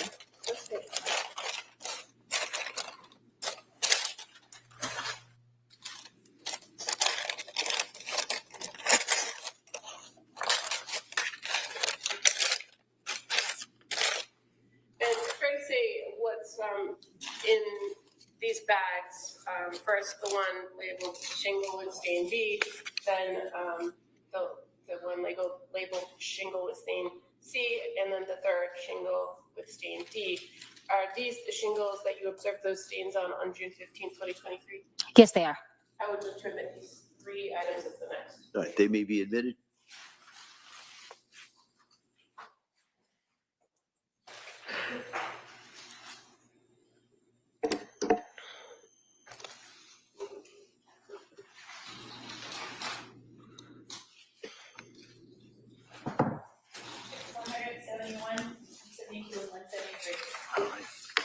And Ms. Hartnett, fair to say those shingles were then collected, brought back to the Massachusetts State Police Crime Lab for further analysis?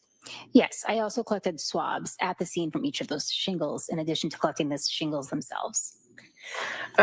Now, turning to your other role at the lab, working in the criminalistics unit, did you also perform criminalistics testing in relation to this case? Yes, I did. And fair to say, for items that were collected from the home at 47 Summer Street on January 24th, 2023, you did some confirmatory testing on several of those items. Yes, that's correct. And what items did you do confirmatory testing on? I performed confirmatory testing on some of the swabs that were collected from the home. I believe those swabs collected from stain A I would have to check my notes specifically for the stains. That's okay. Let's just kind of go through some of the areas of the house first. So as far as the stains that we discovered or that we talked about previously, stain A on the basement floor, that was item 3-3. Stain B on the bedroom floor, that cluster, that's items 3-4, correct? Correct.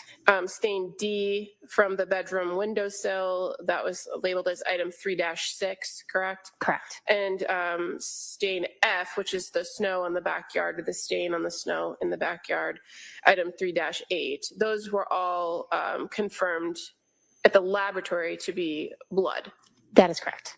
And again, we talked briefly earlier about the fact that there's always a screen, and then that you can't make a determination of the substance until a confirmatory test is done, correct? That's correct. And so that is a process that you do at the lab.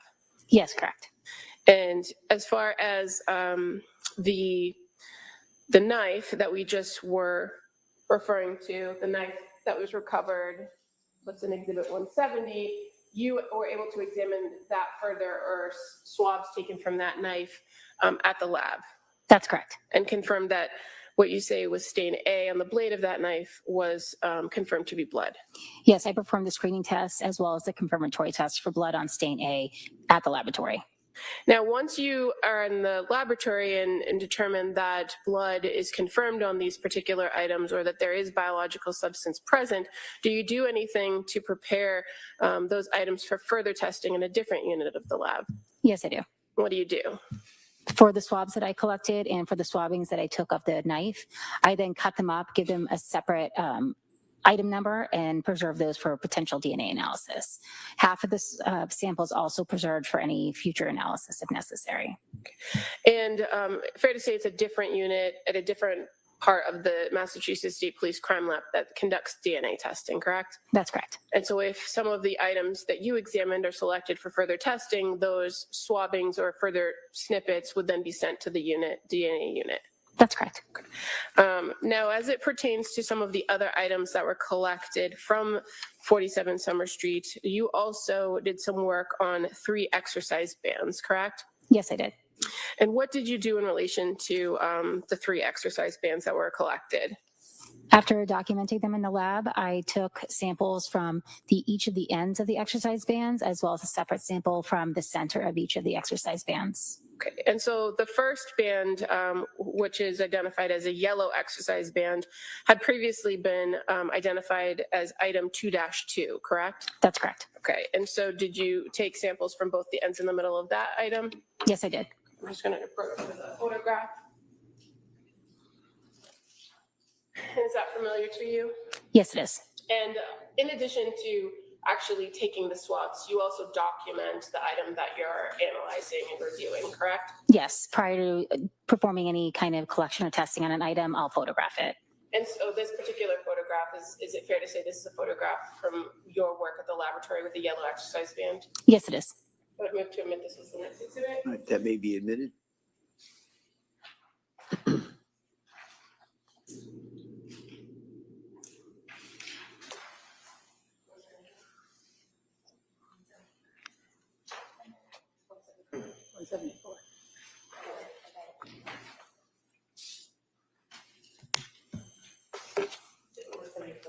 All right, thank you. Okay, so Ms. Hartnett, now showing you what's been marked as Exhibit 174, the yellow exercise band. You indicated that you took swabbings from around the handle areas, correct? Correct. And then the middle of the band. That's correct. Why didn't you swab the whole thing? The purpose of the collection was to potentially determine who was holding or had contact with the ends of the band and who potentially had contact with the center of the band, potentially those being 2 different individuals. So I collected samples separate from the ends as in addition to the center. And was your approach on each one of the bands the same? Yes, it was. Okay. So the second band, which is the black band that was identified as item 2-3, you took samples again from the ends and the middle? That's correct. And I'm just going to show you another photograph. And is that the black band you examined? Yes, it is. Now we're going to admit this as the next exhibit. That may be admitted. 175.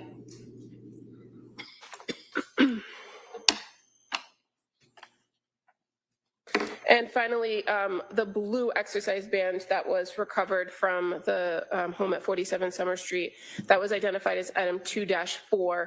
Did you examine it in the same fashion, swabbing the ends in the middle? Yes, I did.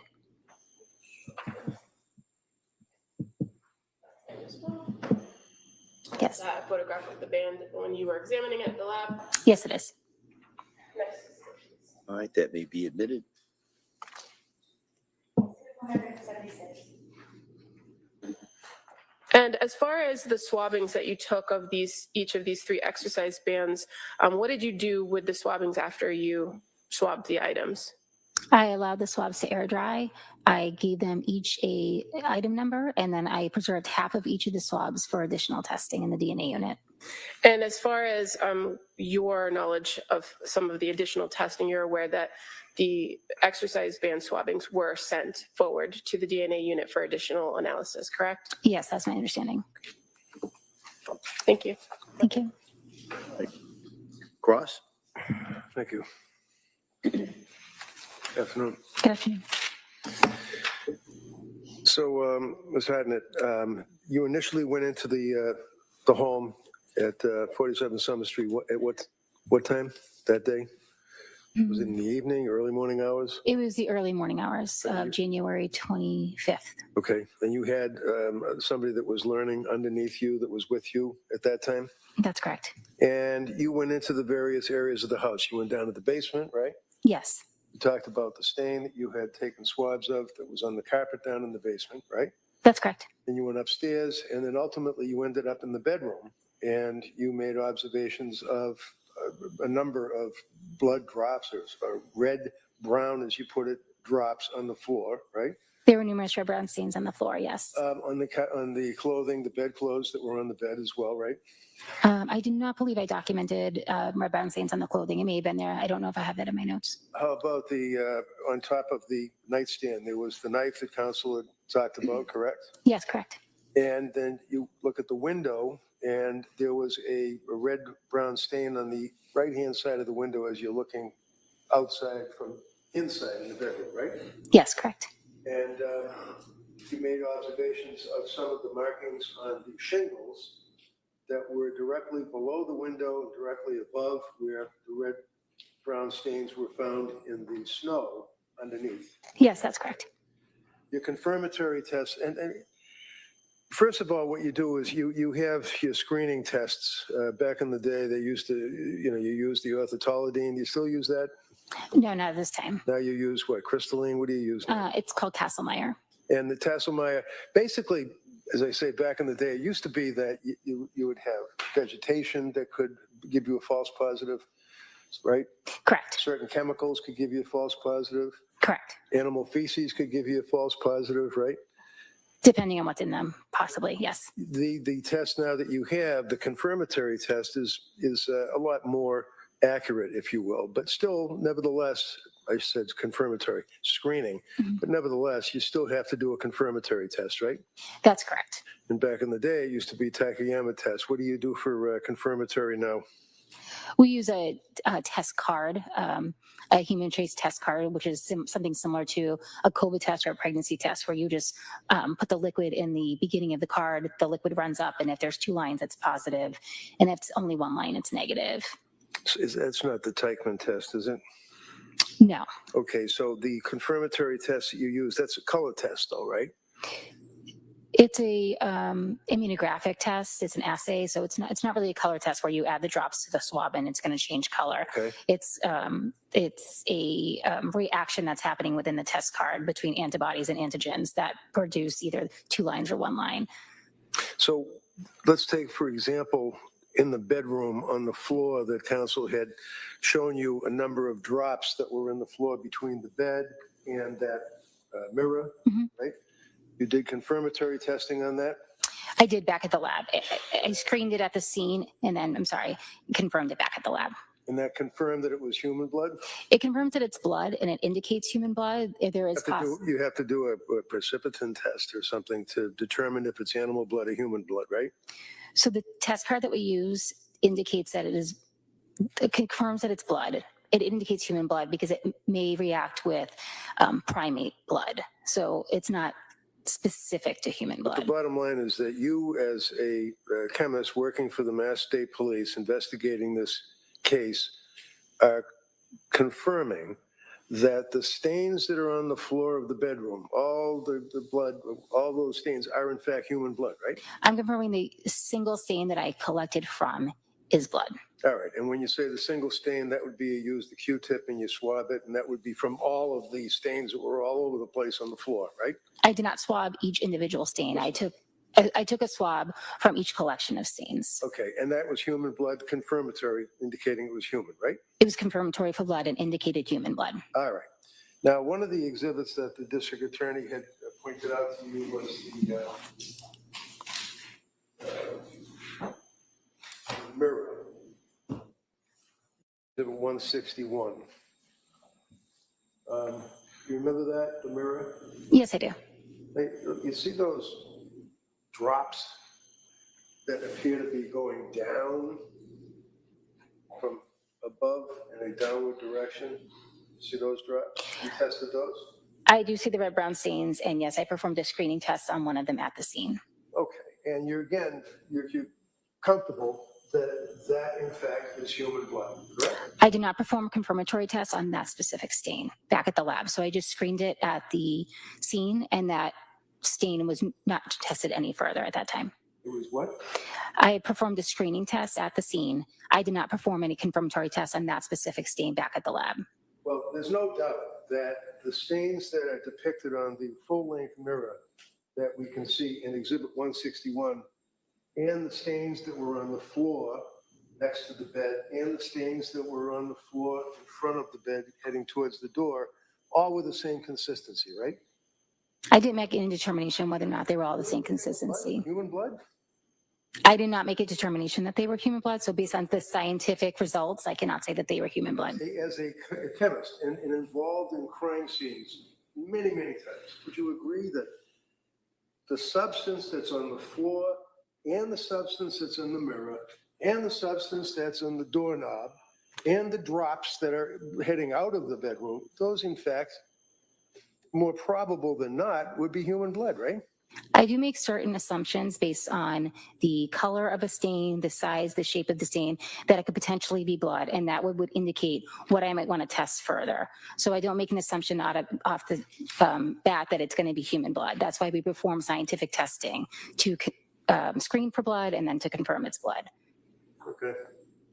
So this here, you indicated was some type of insulation? That's what it appeared to me. I mean, I'm not an expert, but it looked like some sort of foam insulation. And it's a little difficult to see with the, see that there? Above the little orange, looks like a little balloon, but let's say it's insulation or let's say it's something for bugs. You see the red substance on that object? I do. See the red substance, red-brown stain on that window ledge or windowsill? Yes, I do. You tested that? I did not test that specific stain, no. Yep. So do we know if that was blood? No, not at this time. Pretty obvious that it was, though, to you, right? It appears to be a red-brown stain on the exterior of the windowsill, but I did not do any testing on it. Okay. And did I hear you correctly that it was 5 months later that the state police investigators decided that you would get the shingles off the house? I don't know when that decision was made, but that was the day that I was requested to go out. And then the district attorney showed you the shingles and envelopes. You opened them up and looked at them. And you did a confirmatory test on those? I did not. I performed a screening test on each of those stains at the scene. I did not perform a confirmatory test on those stains due to the fact that the red-brown stain color was no longer visible. So potentially It was degraded because of the weather, right? at some point the red-brown stains appeared darker. They were no longer red-brown. So I thought that the material could be less. So I didn't want to use any additional material for confirmatory testing. School, as a chemist, you learn how to testify, don't you? Yes. One of the things they tell you is look at the jury. When the lawyer asks a question, you look at the jury and you answer the question, right? That's correct. Right. So can you just look at me when I ask you just a little bit, a question? Would you agree that weather affects, degrades blood if in fact it is on an object and allowed to stay outside? Absolutely. All right. And then, you can look at that. And then you'd agree with me that what you noted appeared to be dark. Yes. It would almost be like bat guano for that matter. We don't know what it is, right? No, I cannot make determination what it was. Like, I just performed a screening test, so I cannot confirm it was blood. They just screened positive for blood. Do you remember there was a red-brown stain on the doorknob of the bedroom from the inside of the bedroom going out? Did you notice that? Potentially, I noticed it. I don't believe I didn't collect from that. We don't know if that's blood either. Correct. And how about the drops, the red-brown drops that were by the door directly underneath the doorknob? Did you test those with your swabs? No, I did not.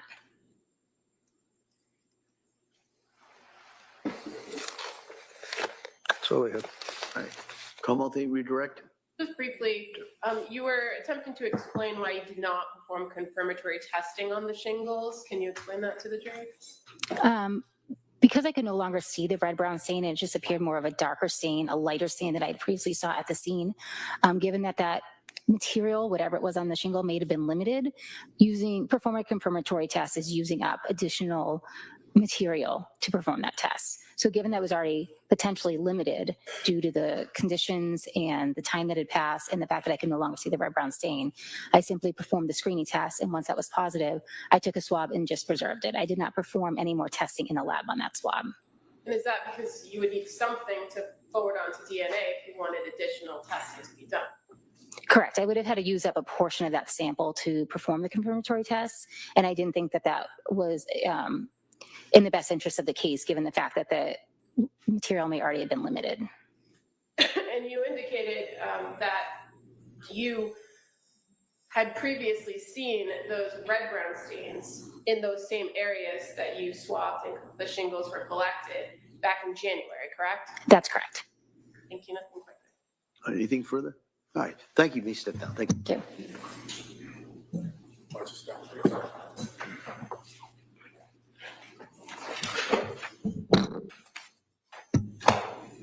All right. Ms. Buckingham? The Commonwealth would call Jonathan O'Loughlin.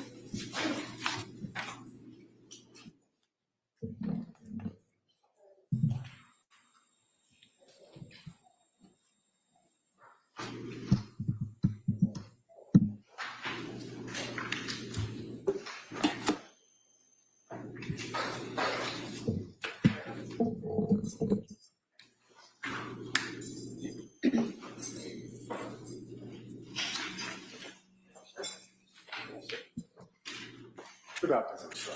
I'd like you to raise your right hand, please. Good afternoon. You solemnly swear that the testimony you give will be the truth report in the jury with no doubt on the law that the defendant should give us Thank you, sir. You can take a seat.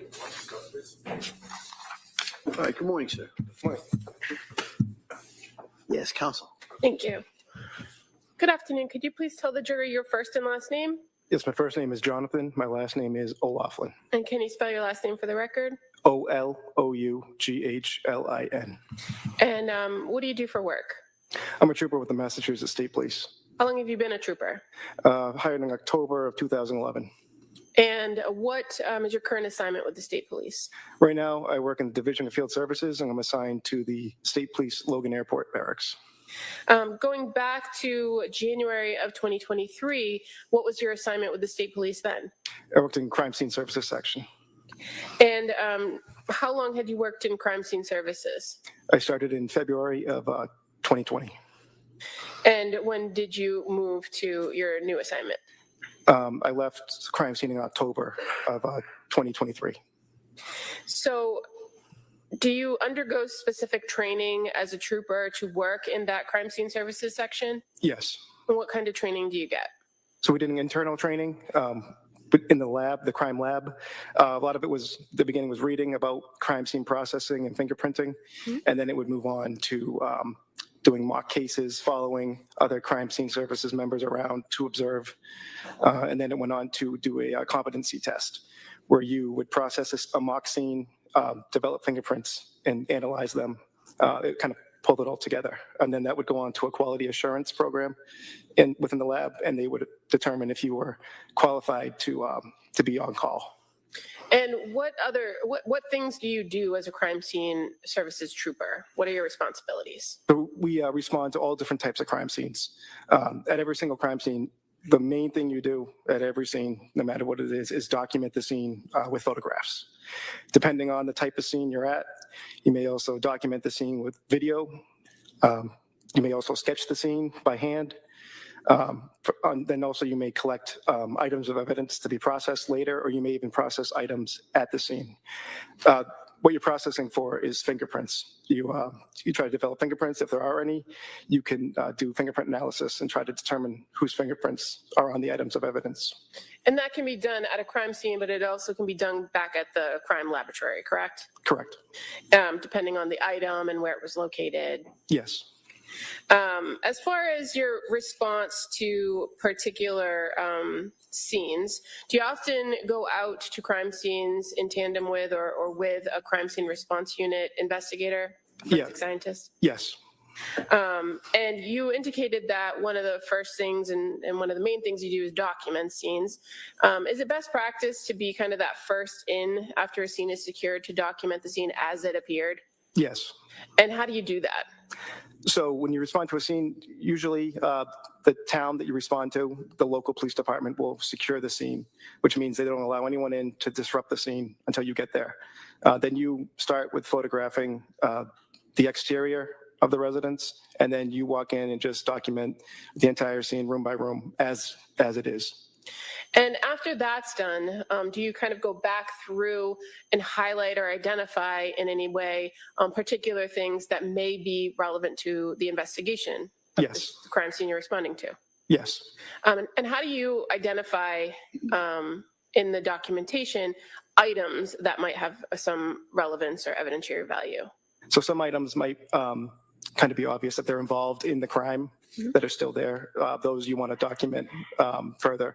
And sometimes a detective or detective unit or a member will ask you to document another piece of evidence that they would like collected or they would like further looked at. And you indicated that with crime scene services, you respond to all different kinds of scenes and all different types of law enforcement. So sometimes do you work with the local city or town departments? Yes.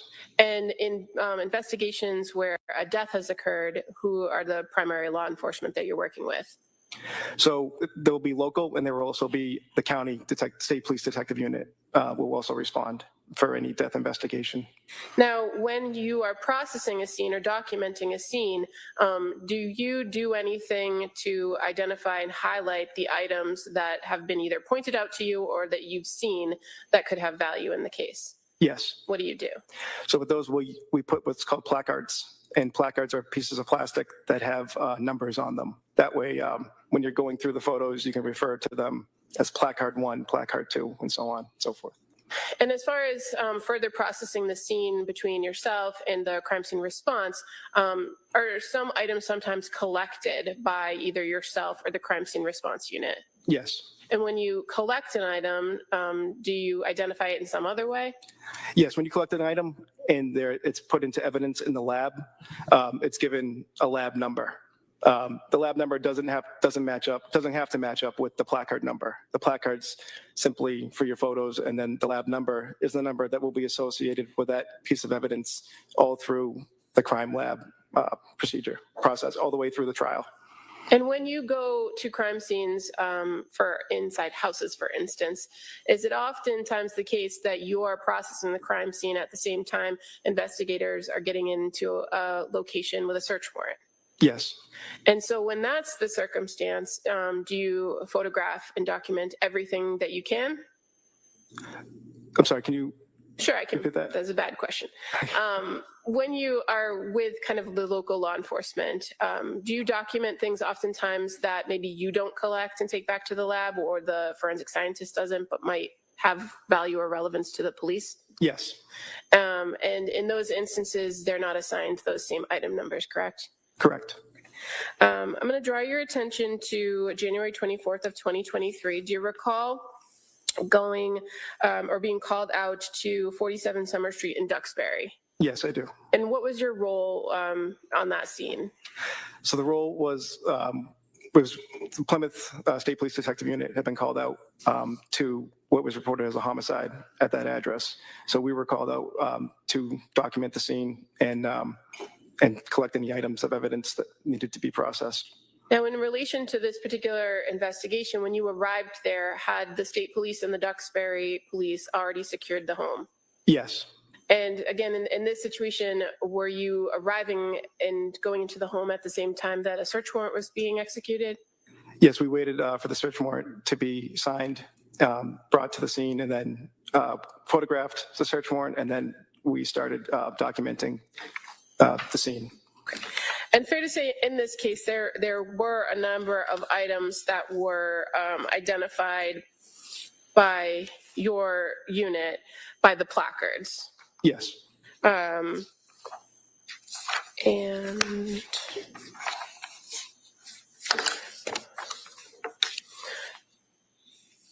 if I tell you that you documented 8 specific placards at the crime scene on that particular day, does that sound about right? yes, it does. Okay. Including a brown belt, some exercise bands, 3 in particular, a pair of red pajamas, a pink sweatshirt or a robe, a pink piece of clothing, a knife with a black handle, and a phone. Does Yes. those sound right? It does. And I won't go through each and every item because we've seen several of those items before, but just in particular, as it relates to placards 7 and 8, I'm just going to ask you to take a look at some photos, okay? Okay.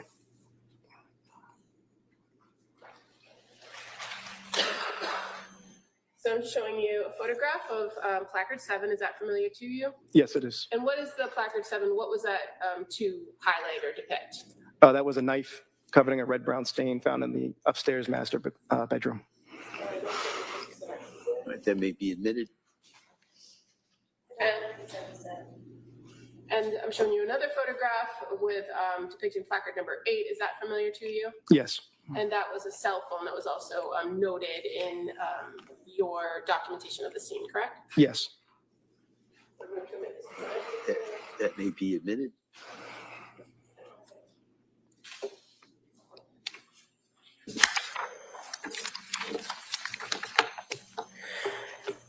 Now, as far as collecting of particular items on this scene, you're aware that there were several of the placarded items that were collected by crime scene services to take back to the lab.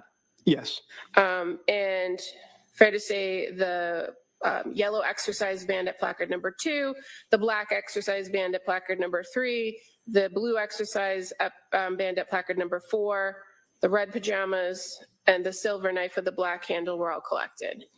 yes. I believe the red pajamas were collected by the crime scene response unit. Okay. Do you recall collecting the knife? Yes. Why would you collect the knife as part of the crime scene response? Or excuse me. There's no objection to any of this physical evidence being introduced. You just, that's all right. I'm going to allow this line of inquiry just to kind of put things in perspective. Go ahead. Thank you. Why would you collect the knife as part of the crime scene services as opposed to the crime scene response? So we would collect the knife because that would be an item that would be processed for fingerprints at the lab. And based on your training and experience, fingerprint analysis, is that something that should happen before any other biological testing? Yes. And why is that? So fingerprints are extremely fragile. Anything that the forensic scientist would do would destroy any fingerprints that may or may not be on a item of evidence. Okay. And so I'm just going to approach and show you an item.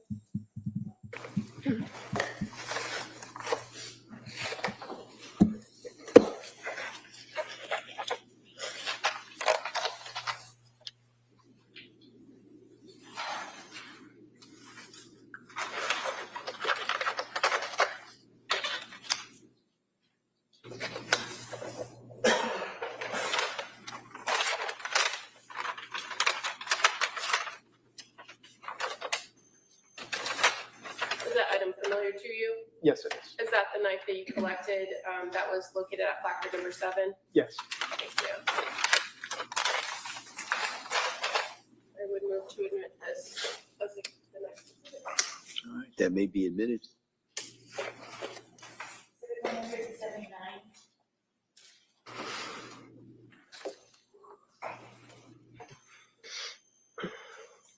Now, that knife was brought back to the crime lab, to your unit? Yes.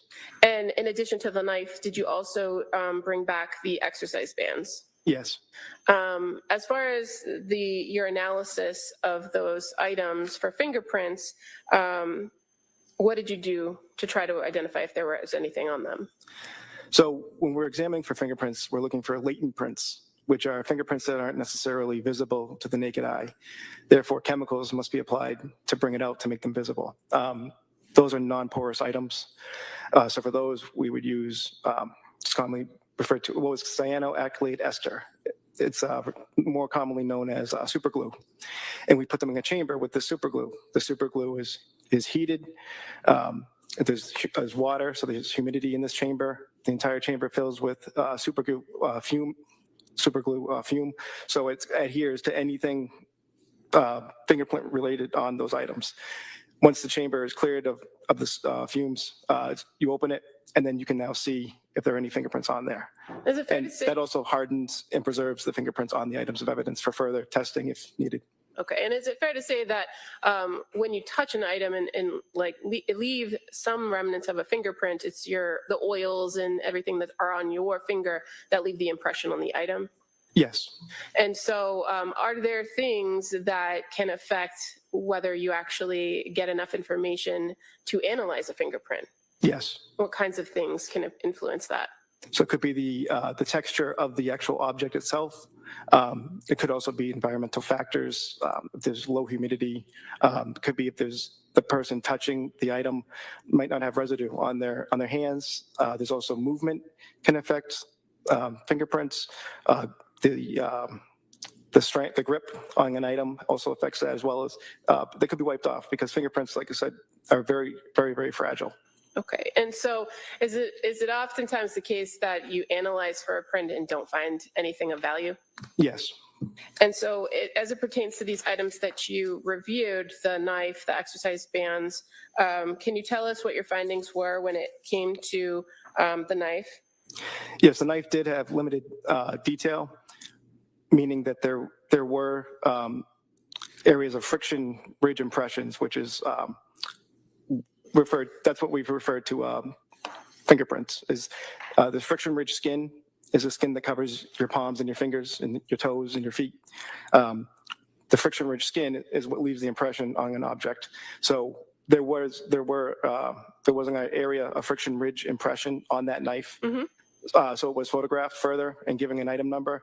Upon further analysis, there was not enough detail to do a comparison. So when you photograph it for further analysis, why do you do that? Do that in order to take a deeper look to see if there was enough characteristics or minutia to do a comparison to a known print. So with a photograph, you can enhance it and look at it closer, correct? Correct. But after doing that, were you able to make any sort of opinions about that area on the knife? Yes, there was not enough characteristics or minutia to do any comparison, so it was deemed no value. And as far as the exercise bands, fair to say you also did the same and examined those to try to identify if they had any friction ridge detail or anything of value that you could conduct a comparison on, right? Yes. And was there any on either the yellow band, the black band, or the blue band? No, there was not enough to do, no value. And after you're done looking for these delicate fingerprints, what do you do with the items next? So the items are repackaged and they moved on to the forensic scientists to do their testing. And usually that's the criminalistics unit first, correct? Yes. Now, in this particular case, as we discussed, you were also documenting as state police were executing a search warrant, correct? Yes. And you did that again with additional photographs? Yes. I'm just going to show you a couple photographs if that's okay.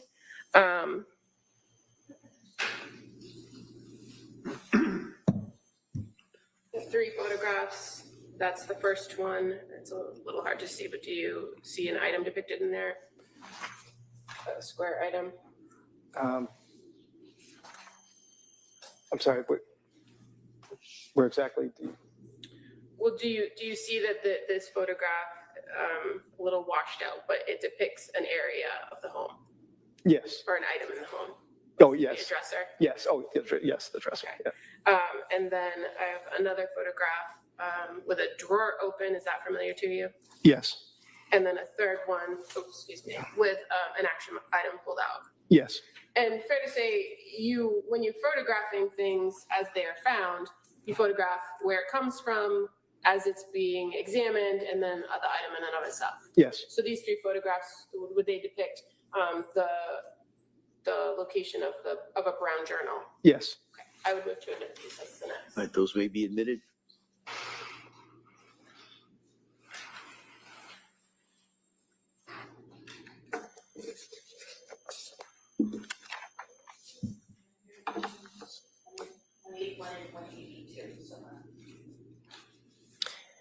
And so as far as the dresser, that was located in the basement of the home, correct? Yes, correct. And the item that was collected was not collected by you or the crime scene response trooper, but in fact by the state police detectives unit, to your knowledge. Yes.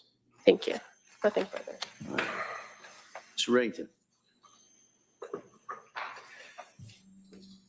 So basically, how long is your course that you take to become a crime scene technician for the state police? So before you're certified for fingerprints, it's usually about a year.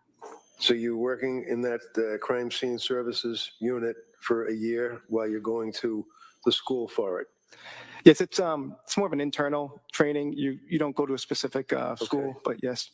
So you told us about your training, you told us about your experience, you told us about fingerprints, you told us how you seize items in the course of a search warrant, and then you told us about looking at the photographs and the items that would depict Friction Ridge, if any. But the bottom line is that you didn't get any fingerprints. Correct. And that, you could have just said that, right? Just come on the witness stand and say, we didn't get any fingerprints. Sustained. So then you're talking about, as the state police investigating this case, you guys walk around and you have cameras and you take pictures, right? Yes. That's what you told us about. But how about when you're executing a search warrant? Are you supposed to be thorough in the course of your search for items? I don't search for items, sir. Everything I do is, Pictures, right? yes, I document. So if I went into the bedroom and if I found a bunch of drugs, in addition to the drugs that were found in the kitchen, and I found these in a nightstand with blood on top of the nightstand and the knife that you talked about, you would have photographed that, right? Yes. You never saw that, did you? No.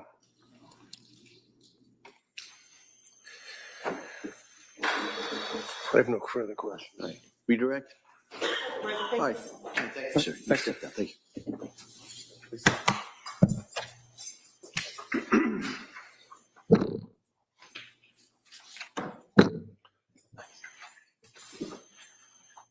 The Commonwealth would call Hillary Griffiths as its next witness, please.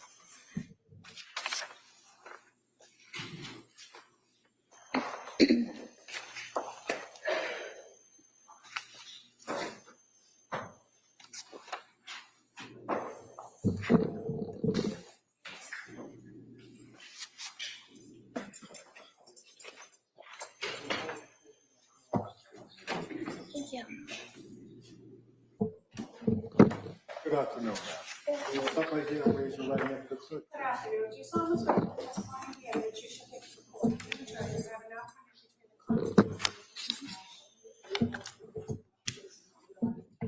Thank you. You may have a seat, please. Hi, good afternoon. Good afternoon. All right. Counsel. Thank you. Sorry, it's okay. Good afternoon. Can you tell the jurors your first and last name? Hillary Griffiths, And can you spell your last name for the record? Griffiths. And where do you work? I work at the Massachusetts State Police Crime Laboratory. What do you do there? I am a forensic scientist in the toxicology unit How long have you been with the state police? for 21 years. And have you spent your entire career in the toxicology unit, or have you worked in other units? Initially, I worked in the DNA unit and then in the Office of Alcohol Testing, but I have been in the toxicology unit since 2011. What does the toxicology unit do at the crime lab? We test biological specimens, primarily blood and urine and some other sample types for the presence of drugs, alcohol, and some poisons to aid in criminal and legal investigations. Where does the samples, the blood and urine, come from before it gets to your lab? They could come from often hospital collections of blood and urine. Occasionally, urine samples can be collected from a defendant at a police station. Also, we receive samples from the medical examiner's office. So normally it comes through some law enforcement channel, right? Yes. And sometimes through the medical examiner's office. Yes. You don't have any direct involvement in the collection of the blood or urine from an individual, correct? Correct. You're just looking at the blood itself. Yes. Or the urine. Yes. Okay, so what kinds of testing is done in the toxicology unit? You mentioned alcohol and drugs and poison. So how does the toxicology unit handle those things? We initially screen samples following a particular testing strategy depending on case type. And we will screen samples and then confirm whatever is found positive in the screening using a second methodology or repeating the initial methodology using a variety of different techniques. And when a sample comes to your unit, can you explain to us how the personnel in that unit divides up the work? Yes. Our samples are tested in a batch system.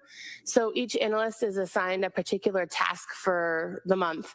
And then any case that requires that test during that month is performed by that individual. So often cases could need anywhere from 3 to 10 different tests to be done. And so different individuals will conduct each different test. And for any given case or any different lab number, is there an analyst that's kind of assigned at the end of it all to digest or analyze all of the data? Yes. When all of the testing is completed for a case, an analyst takes responsibility for that case, and they will review all of the raw data that's generated by the different analysts involved. They'll review the case specific information, like the police report, the documentation on the evidence itself. They'll assess the case as a whole, and they'll generate a report containing their findings. And do you receive some sort of specialized training to be part of the toxicology unit? Yes. And what training do you receive? When I began working in the toxicology unit, I participated in approximately a year-long training program where I conducted literature reviews, attended lectures to learn the theory behind the testing and the testing process itself, as well as the interpretation of the results. And then I practiced each of the techniques on mock cases and then took tests to ensure that I understood the logic and the background behind the testing. I understood the interpretation, and I was able to test these mock cases and get the correct results prior to performing those methods on casework samples.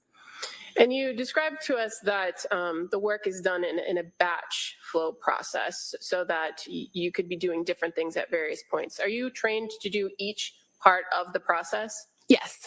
And so ultimately you could interpret, but you don't always interpret with every single case that you work on. Correct. Now, in the toxicology unit, you mentioned that there are screening tests and there are confirmatory tests, and those are usually assigned differently in this batch process, correct? They can be, yes. What are generally the screen tests that are done when a case comes into the toxicology unit? For the most part, all cases receive an ELISA screen, which is a very quick color screening test that looks for 8 different types of drugs. It's very sensitive but not very specific. So it basically says this type of drug might be present. Now go do follow-up testing to find out specifically what's present. They also all receive a general unknown screen, which looks for several hundred different prescription drugs, over-the-counter drugs, and drugs of abuse.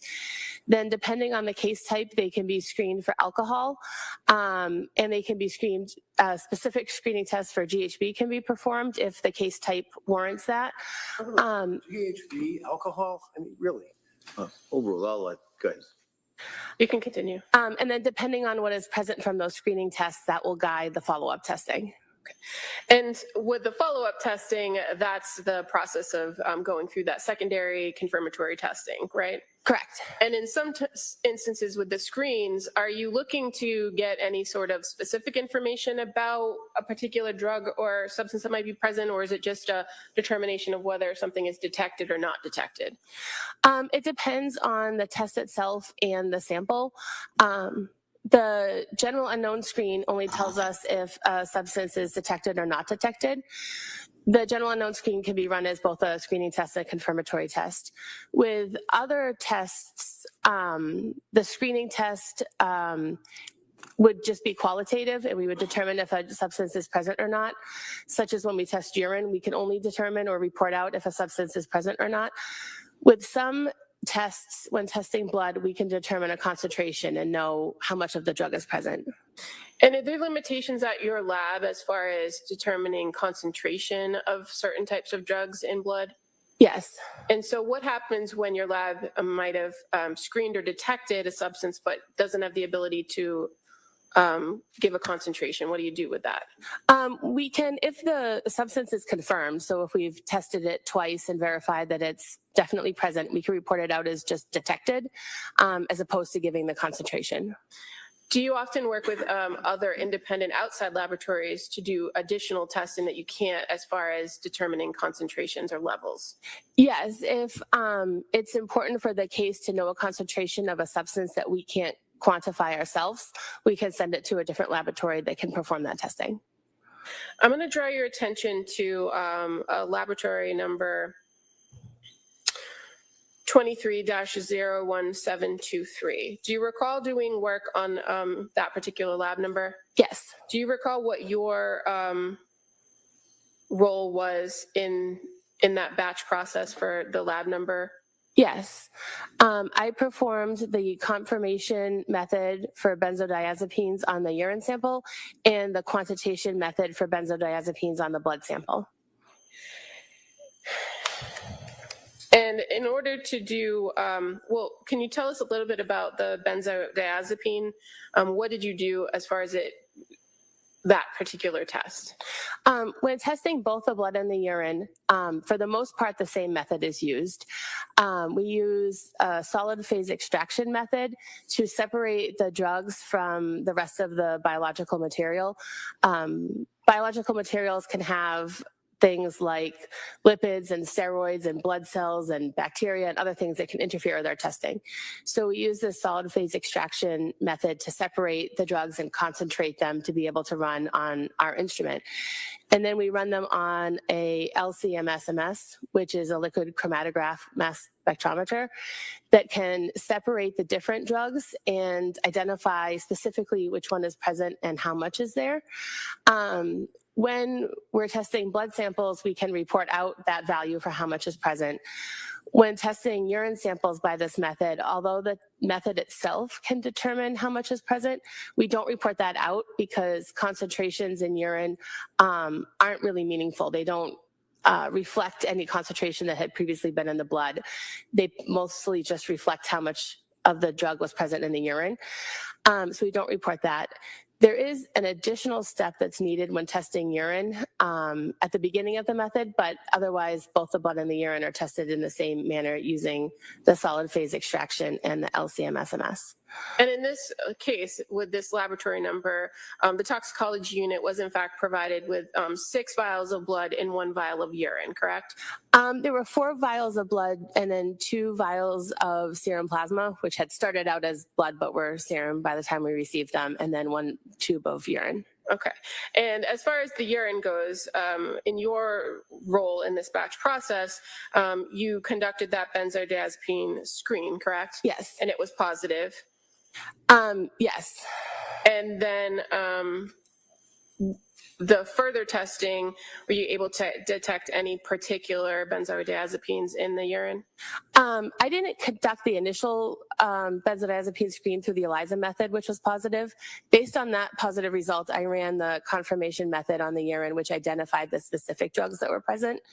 And that identified in urine nordiazepam, oxazepam, temazepam, and lorazepam. And based on your training experience when it comes to those substances, if it's detected in either blood or urine, does it mean that there are those 4 separate substances, or could they be derivatives of one particular drug? Yes, each of those substances is available as its own drug. You can get prescriptions for them, you can purchase them.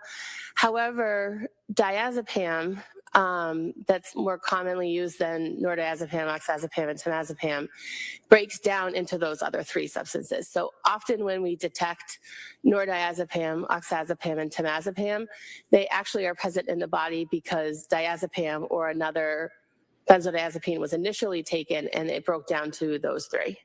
But as far as your testing is, when it comes to urine, you can't determine or quantify what it was or if it was one drug or multiple. Correct. Now, in this particular case, you indicated that there was also further testing done on the blood, correct? Yes. And was it as well for the benzodiazepines? Yes. And that was just because that was your role in the batch testing for this case? Yes. What were the results in the testing of the benzodiazepines in the blood?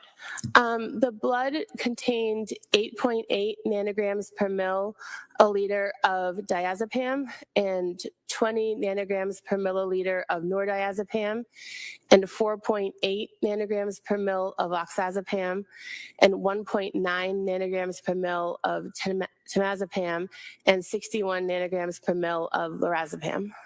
And in your role in this testing process, you're just running the equipment, running the tests, and getting the data, correct? There is some analysis of the data. I have to ensure that the controls performed appropriately, that the instrument was running properly, and make a decision based on the instrument data, what I consider to be positive or not. But then it's handed off to another analyst who generates the final report. And in this case, were all the controls appropriate, all the equipment running effectively, and everything done according to the policies and procedures of the lab? Ultimately, all of the relevant controls that were associated with the samples performed appropriately. And what did you do with the information or the data that you received as a result of these tests? What did you do with it? I put it together in a batch file that contained all the data for my analysis.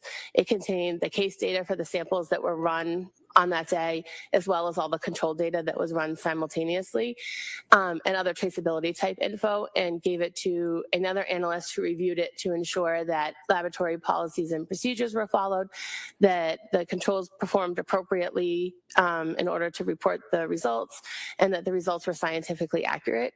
And then after that analyst agreed with my findings, the data was put into the individual case files. And in this case, the reporting analyst for the entire lab number of 23-01723 was in fact somebody by the name of Nicholas Roberts, correct? Yes. And you're aware that there were other forensic scientists who did other testing for other types of drugs in the same test, but it wasn't part of your role or your batch? Correct. Thank you. All right, Ms. Reddington. So the toxicology report you're familiar with was dated February 24th of 2023. Is that correct? Do you have it in front of you? I can refer to it. Yeah, great. Thank you.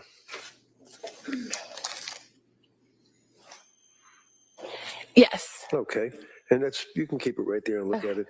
And then it makes reference to your lab number And then it talks about the specimens that you've indicated, which would be the toxicology blood times 4, serum plasma, you noted serum plasma, and then urine, right? Yes. And when you say serum plasma, what is that? Is that just a breakdown of the blood, or is it that was actual plasma that was submitted? How did that come about as opposed to the actual blood in items number 1, 2, and 3? We received samples that were taken for medical reasons, and the sample that was initially drawn would have been blood, but the hospital would have separated the blood cells from the liquid portion of the sample prior to it being submitted to our lab. So when I received it, it was serum plasma, but it would have initially been blood. Okay. And likewise with the urine, correct? Yes. And you received all of these items in indicating light blue top tube, potassium oxalate, sodium fluoride. That was just so prevent coagulation, right? Yes. And then looking down further, it says on the toxicology blood, you make reference to, as you indicated, the 8.8 diazepam, the nordiazepam, the oxazepam, temazepam, lorazepam, and you're putting down, would that be nanograms per milliliters, NG/ml? Yes. Okay. And it's kind of hard to follow through with that, so I'm going to approach you. This is a copy of the blood toxicology report that you're referring to, right? Sure, of course. Yes. And this is the tox report for Lindsay Clancy, right? Yes. And it's making reference to incident dated January 24th of 23, correct? Yes. I'd offer this, Your Honor. Any objection? No. All right, that may be admitted.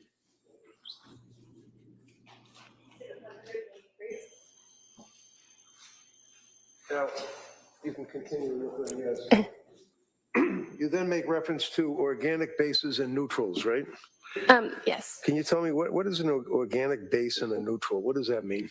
That refers to, so the line above that, the organic acids and neutrals and the organic bases and neutrals refer to the results from the general unknown screen, which is another screen that was performed by a different analyst. Okay, do you know who the analyst was? Lisa Yell. And would that be with the Department of the Massachusetts State Police? Yes. Okay. And as it relates to the tox report, it also notes that, what is an organic base and a neutral? What does that mean, though? I just don't know. This testing procedure separates the drugs present in the sample into drugs that are more basic in nature and drugs that are more acidic in nature. This test looks for several hundred types of drugs, and so in order to customize the extraction method to target certain drugs, the sample is divided into 2 fractions. So in other words, it gives you a broader spectrum, if you will, of the drugs that would be in the person's sample of their blood, right? Yes. And that detected mirtazapine, right? Yes. Lamotrigine, right? Yes. Probably mispronouncing this. Quetiapine? Quetiapine. Quetiapine. And quetiapine metabolite, right? Yes. As well as trazodone, right? Correct. And just tell me, what is a metabolite? What does that mean, quetiapine metabolite? When we consume drugs, our body will break down the drug often into another molecule before it's being excreted. And sometimes our testing can detect these breakdown molecules as well. So this test detected both quetiapine as well as its breakdown product. So there was, that would indicate that there was quetiapine that was in the blood as well as a quetiapine metabolite or a breakdown over a passage of time. Yes. Also, just you guys check for everything. There's no alcohol detected, right? Correct. No amphetamines detected, right? Correct. There was a benzo screen that was positive, which we've already talked about, correct? Yes. Buprenorphine screen, none detected, right? Yes. Cocaine and fentanyl, none, right? Yes.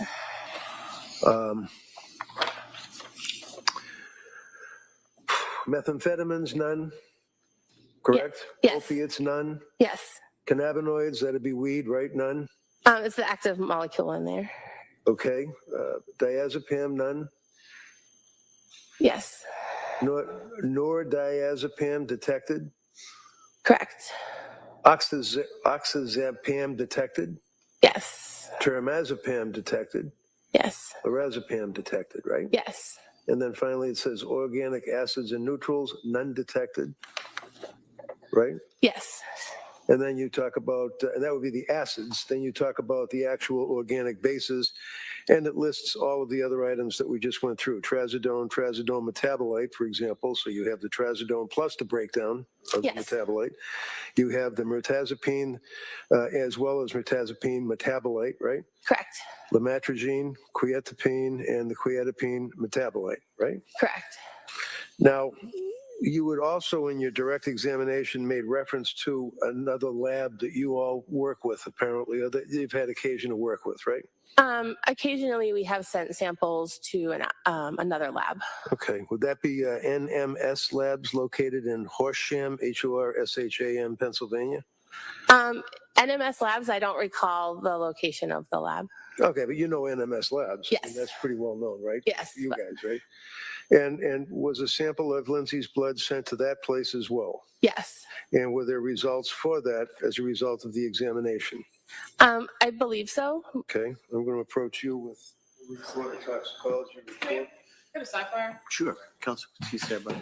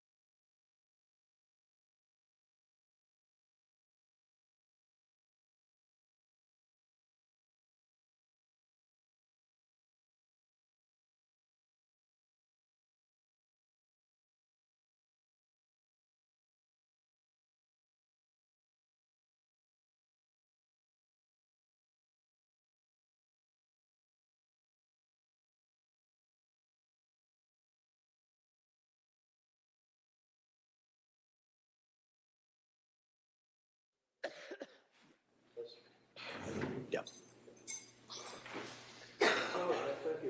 All right. Yeah, redirect. Nothing further. Okay. Thank you, ma'am. Let me step down. Thank you. Thank you.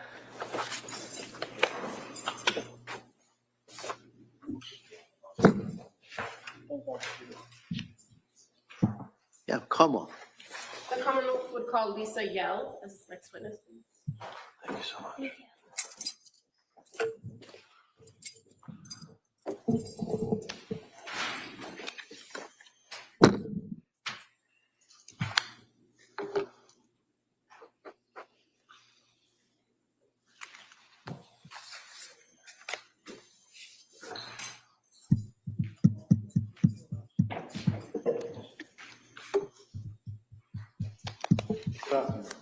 Can you stop right here and raise your right hand for the clerk, please? Good afternoon. Do you solemnly swear that the testimony you have mentioned should be court and adjourned with no flash will be the truth, the whole truth, and nothing but the truth, so help you God? Yes. Why don't you step right there, please? Hi, good afternoon. Good afternoon. Hi. Come on. Thank you. Good afternoon, ma'am. Can you please tell the jurors your first and last name? My name is Lisa Yell, spelled Yelle. And what do you do for work? I currently work at a biotech pharmacy company. Did you work for the Massachusetts State Police Crime Lab at some point? Yes, I did. And how long did you work for the crime lab? For 15 years. And in January of 2023, what unit were you working with at the crime lab? The toxicology unit. And more specifically, I guess, February of 2023, were you still in that unit? Yes. Now, I'm just going to draw your attention right to this particular case. We're talking about laboratory number 23-01723. Did you do any batch work on this particular case? Yes, I did. And what testing did you do in relation to the samples of this lab number? It was a test that was known as the general unknown screen. Can you tell the jury what the general unknown screen does, what it tests for? Sure, that's a screening test for drugs. It essentially would test for hundreds of different prescription medications or drugs of abuse. And in this particular test, the general unknown screen, is there a portion of testing in the lab for general unknowns that would allow you to quantify when certain substances are detected? The general unknown screen is not a quantifiable test. It's just an identification screen. So you wouldn't be able to attribute a specific level of the drug, but just the identification that it was present or not. So it would be a detected or non-detected situation? Correct. And in this particular case, items 10-101 involved a vial of blood that was submitted to the laboratory, correct? Yes. And you did the general unknown screen for the blood? Yes. And what were the substances that were detected in that sample of blood? Would I be able to reference? Sure. Just to ensure that I'm attributing everything? Yep. Any objections? No, of course not. Sure. I can actually show you what's been already exhibit 183.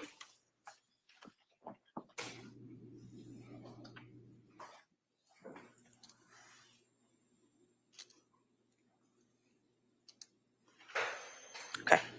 Does that refresh your memory as to the substances? Yes. Okay, so fair to say it's mirtazapine, lamotrigine, Trazodone, and quetiapine, and the quetiapine metabolite, correct? Yes. And in that particular screen of the blood, all you're able to tell is whether they're detected or not. Correct. In your work with testing for those items and running that general unknown screen, were there any issues with the controls in that test? No, there weren't. Were there any problems with the equipment in that test? There was a syringe issue, which means essentially if you consider a needle that has a plunger on the top, it would have essentially gotten stuck at some point within the batch run, which could run for 24 to 48 hours. It's a very lengthy run. So once the error is notified, it's a very simple switch. You just pull the syringe out, place it back, place a new one back into that same spot, and then you would restart your run from that point forward, including a control, just to ensure that the instrument is still functioning the way that it should. And so would that type of error that you observed in the equipment affect the results of the test? Not in any way. And in addition to the testing or running this general unknown screen on the blood, you also ran a general unknown screen on urine, which was identified as item 10-201, correct? That's correct. And were those same substances detected in the urine? Yes, they were. And again, as far as those particular substances in the general unknown screen or unknown screen test for urine, are you able to quantify it in any way? No. Is it fair to say that there are other laboratories across the country that potentially could quantify those substances? Yes. And so in this case, are you aware that there were samples of the blood and that were sent to another lab because of those positive tests for those substances? I am not aware. Okay. You weren't the reporting analyst in this case, correct? Correct. I was not. So after you did those general unknown screens in the blood and the urine, what did you do with the information? The testing every independent sample receives its own summary sheet where you document any possible drugs that were detected. All of the sheets are submitted to what's called a batch review. So a secondary person will independently review everything and ensure that they drew the same conclusions that I did. Once both people have agreed, all of the paperwork that is generated is filed within the respective case files, and then that's later submitted to an analyst at random to author the report and review the entirety of the case. And in this particular case for lab number 23-101723, you're aware that Nicholas Roberts was the reporting analyst, correct? Correct. And any decisions on any further testing were likely made through him, in your experience? Yes, it definitely would not have been part of the role for someone doing a portion of the testing within a case. And as far as the particular substances that were detected, when you are running these tests, it doesn't tell you that there were several different drugs that were necessarily consumed by the individual, correct? I don't know if I understand your question. Well, are there certain substances that come up in these screens that could be attributable to the same type of drug? There are certain, we would call them parent drugs and metabolites. Once you ingest a medication, your body will begin to metabolize or break that drug down. So there could be metabolites that are related to the parent compound of the medication that was taken. So where there were five positive or detected substances doesn't mean that there was 5 specific substances, especially where there was a metabolite detected, correct? I guess that. I'm not sure I follow your question again. That's okay. As far as these particular items or these particular substances that were detected in these screens, you weren't able to provide any further information for final review other than they were detected. Correct. Okay. Thank you. Nothing further. All right, Mr. Rankin. Basically, as the court knows, we agree to this. We stipulate to all of this. As far as the blood, the chain of custody, the testing, you didn't have any problems with the quality of the testing, right? It was good test. It was a good test, correct? Okay. So, and the results that have been described numerous times, there's the reference to metabolite, and there's 5 drugs. Doesn't mean there's 5 drugs. It could be 1 drug with a metabolite. All a metabolite means is that it's a breakdown of the same drug at some point, right? Correct. Like if you're smoking marijuana or something, you have carboxy-9 or whatever they call it. It can be some residue in your blood, right? Yes, the way that. From the breakdown. Yes. And the lab that counsel was referring to, again, would be is it the NMS lab? You familiar with that, NMS? I'm familiar with that lab does exist, yes. Yeah. And what does that mean? Do you know what NMS means? Is it like national something? I'm not familiar with the acronym. All right, thank you. That's all I have, thanks. All right, Como? Nothing further. All right, thank you, ma'am. You step down, thank you. Counsel, can I see you at sidebar?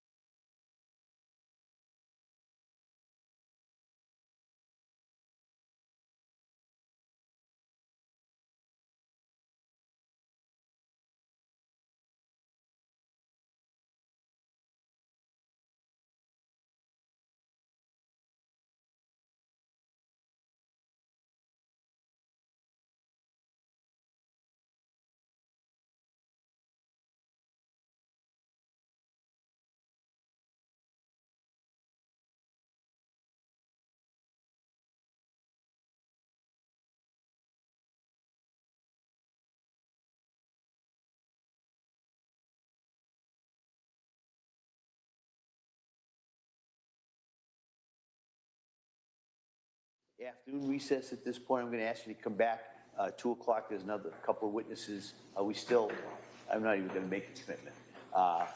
But we'll have a couple of witnesses this afternoon. We'll kind of see where we go. Okay? All right, thank you. Court, all rise. Jurors, with the notebooks placed on the chairs, please.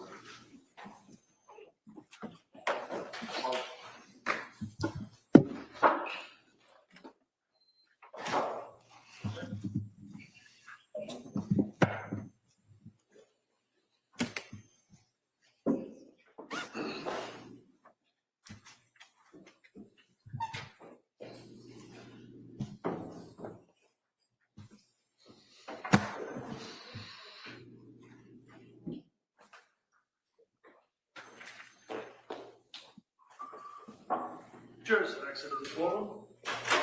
All right, so we'll be in recess on this matter till 2 o'clock. Okay, thank you. Court, all rise. You're not sure that this is the Brigham and Women's the same thing that you have over here?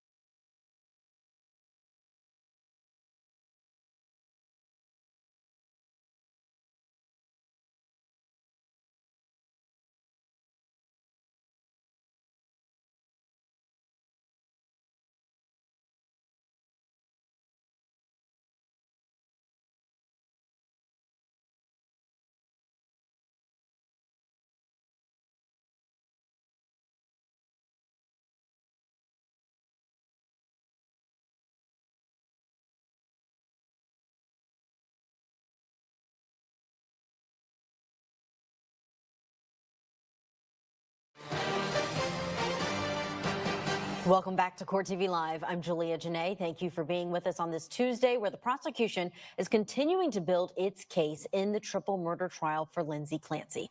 The jury has spent days now hearing about the events leading up to the deaths of Clancy's 3 children. And now the prosecution continues to argue that she was thinking clearly when these killings occurred. Her defense says she was dealing with a psychotic break and was over-medicated. Let's get you back into the courtroom now. More evidence is being explained in front of this jury, one of the troopers who went in to collect evidence from the Clancy home.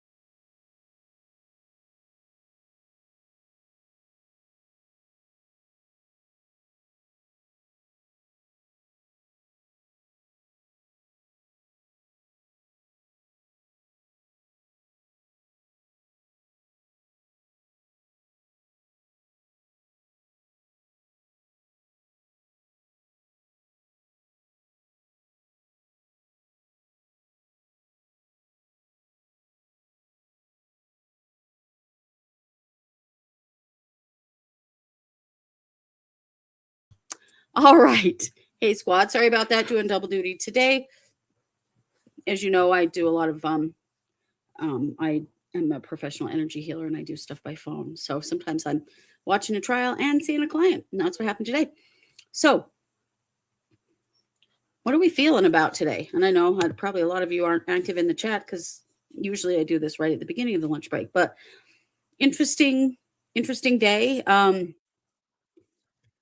The prosecution is definitely doing that thing that prosecutors do, which is to put the same information in front of the jury over and over and over again. And the reason they do that is because when we see or hear the same information over and over and over again as human beings, we tend to give it more weight. Oh, this means this is really important, like the superficial injuries, like somehow calling the cuts to Lindsay's wrists and neck superficial delegitimizes her suicide attempt. And even though she's ignoring the broken vertebrae and the transection of her spinal column, like, so it's a strategy that the prosecution uses to put that information in front of the jury over and over and over again. What happened this morning was very interesting because all along, the defense has been stipulating to the prosecution's evidence. They're like, it's okay. You don't have to show me chain of custody. You don't have to bring in chain of evidence and prove all of that. We're stipulating that we agree that this is all legitimate evidence. He's been doing that throughout this trial, which is unusual. But this trial is not a typical murder trial in any way. This is not a typical murder defendant. None of this is typical. But what the defense is doing is they're trying to get the prosecution to limit the number of witnesses that they are bringing on, because this is also very repetitive. And so they're trying to interfere with or interrupt that stream of, we're going to put the exact same information in front of the jury from multiple witnesses for multiple days by stipulating to all the evidence, like, hey, you don't have to bring in the guy that collected the evidence and then the tech that did the work, and then, like, it's all being validated from multiple directions, which is actually really normal in a murder trial usually. So the defense is trying to stop that train by saying, hey, you don't have to do all this. We stipulate to all of this evidence. So this morning, the judge wanted to hear from Lindsay Clancy herself that she is okay with stipulating to all of this evidence, because it is unusual in a murder trial. Usually the evidence is what gets hotly debated, motions in limine and fighting what can come in and can't and all that stuff. And this defense isn't doing any of that because their theory of the crime uses all the same evidence that the prosecution's does. It just comes to a different conclusion. So that's why we're seeing it happen as it is. And yeah, it's pretty funny that, and somebody called it clickbaiting. It definitely is. It's all over the internet that Lindsay Clancy spoke for the first time in her trial today. Yeah, she did. She said yes. That's what she said. She said yes. When the judge said, I want to make sure that you are comfortable with what's happening here. Do you understand? And are you in agreement with your attorney stipulating to all of the prosecution's evidence? And Lindsay said yes. That's all she said. So Lindsay Clancy did not really speak. I was like, when I saw that before I even went on live today, and I'm like, the prosecution is presenting their case. There would be no reason for Lindsay Clancy to speak on this case right now. If she does, that will be when the defense is preparing their case, or presenting their case. But I'm not convinced that she's going to go on the stand yet. I'm not sure, but that's what happened. She just said yes. And we're just seeing a lot of the prosecution bringing in the same information through different people and saying exactly the same things over and over. We're also still seeing a lot of things that the prosecution is doing that is confusing to the jury. And I do think that there's a strategy to that as well. All of the talk about the meds and which meds and how many were in each bottle, we've yet to see like a chart that explains it all or a graphic or something. How is anybody keeping track? Also, that prosecutor mispronounced every single one of those medications. Every one. I don't know if she did that intentionally. The defense attorney actually did a lot better with the pronunciation of those meds, but I found that pretty funny. If it's that she's trying to make it seem complicated, so the jury doesn't look too deeply into it, because if the jury looks deeply into the medication and medication compliance, they're going to see a different story than the picture that's being painted by the prosecution. And that is why the defense attorney keeps bringing out the nightstand drawer with the bottles of meds. That's why he continues to bring it up. Because at some point, we're going to see a much more official accounting of the medications, when they were prescribed, how many times they were changed, how many times the dosages were changed. And we're going to see a better explanation for the meds than what we're getting right now. Exactly, Cherish. Muddy the waters to make it look deep. That's entirely it. So we're seeing a lot of strategic decisions being made by the prosecution and by the defense. I'm really wondering how much longer the prosecution is going to be presenting. I mean, they're just dragging in absolutely everyone that had anything to do with this case. The one psychiatrist yesterday literally met with Lindsay Clancy one time for 20 minutes. That's not always somebody that you're going to get on the stand, but they're hammering in their narrow view of what happened in this case. I want to hear from doctors. I want to hear from doctors about things like those benzodiazepine levels in her blood. Okay, what did that mean? They just give the levels. Well, no one must know what that means. We need a lot more to go. Rosanna says they have a long way to prove malicious intent still for me. Me too. I'm not seeing malicious intent. And, you got to remember, Lindsay has never disputed that she is the person who took the lives of her children. And the choices here are first-degree murder or guilty of first-degree murder or not guilty by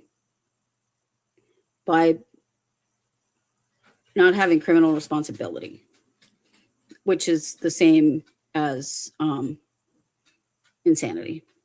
Basically, it's just the terminology that they use. Those are the options. Somebody in this chat earlier said that she was pretty, so she'll walk. We could get into a million reasons why that's not the case, but there's no option for Lindsay to walk in this situation. She's either going to a prison or a hospital. I think she needs to go to a hospital, personally, but we'll see. I have not seen anything from the prosecution that shows that Lindsay had a plan, that she wanted her children dead, that she intended to do it. And I do not think that the visit to CVS and the visit to a restaurant are pre-planning. She's desperately trying to hold her family together while also experiencing a very serious mental health condition. I don't think that was planned. I just don't. So anyway, that's where we're at. I should be able to zoom us through the rest of the lunch break now, and we'll get back to what's being presented. But thanks for joining me today. I really appreciate it. Be sure to like and subscribe and hit that bell. When you subscribe, that gives you a notification when we go live. Of course, we'll continue covering this trial for as long as it is happening. I'll also be live over on our main channel, True Crime Squad, at 3 p.m. Mountain this afternoon, where our main topic will be a comparison between the Andrea Yates case and the Lindsay Clancy case. I think it's really important for us to look at how did Andrea Yates get to the place that she did, and what's happened to her after the fact. There are a lot of similarities. These cases are not exactly the same by any means, but there are some similarities and some differences. We're going to talk about all of that over on True Crime Squad at 3 p.m. Mountain. This stream will also be kept live if we're still in court, but I suspect we won't be because he's been ending around 4 p.m. Eastern, which is 2 p.m. my time. So anyway, alrighty, I'm going to zoom us through, and thanks for being here with me. I'm Christy with True Crime Squad Trials.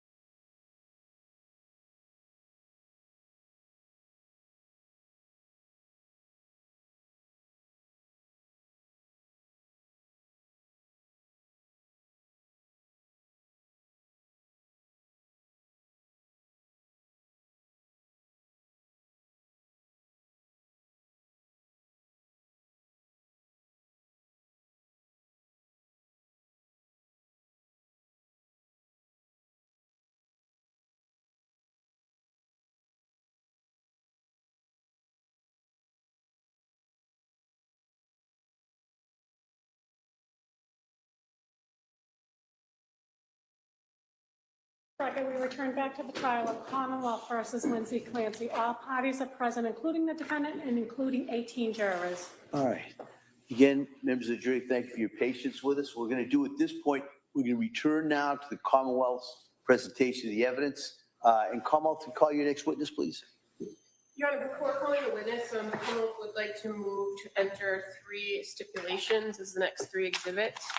The first regarding postmortem toxicology. Actually, before we get there, let me just give a little explanation about stipulation. So, members of the jury, what you're going to hear is what's called a stipulation. All right, and what a stipulation is an agreement between the parties, agreement as to facts. Now, keep in mind that the Commonwealth has the burden of proof for every fact and the elements in this case. All right, so, but the defendant has stipulated, and the Commonwealth has stipulated to these specific facts. All right, and the stipulation is basically may be accepted by you as facts and can be relied by you, along with other facts that you find during the course of the evidence. All right, and so with that, counsel. Thank you.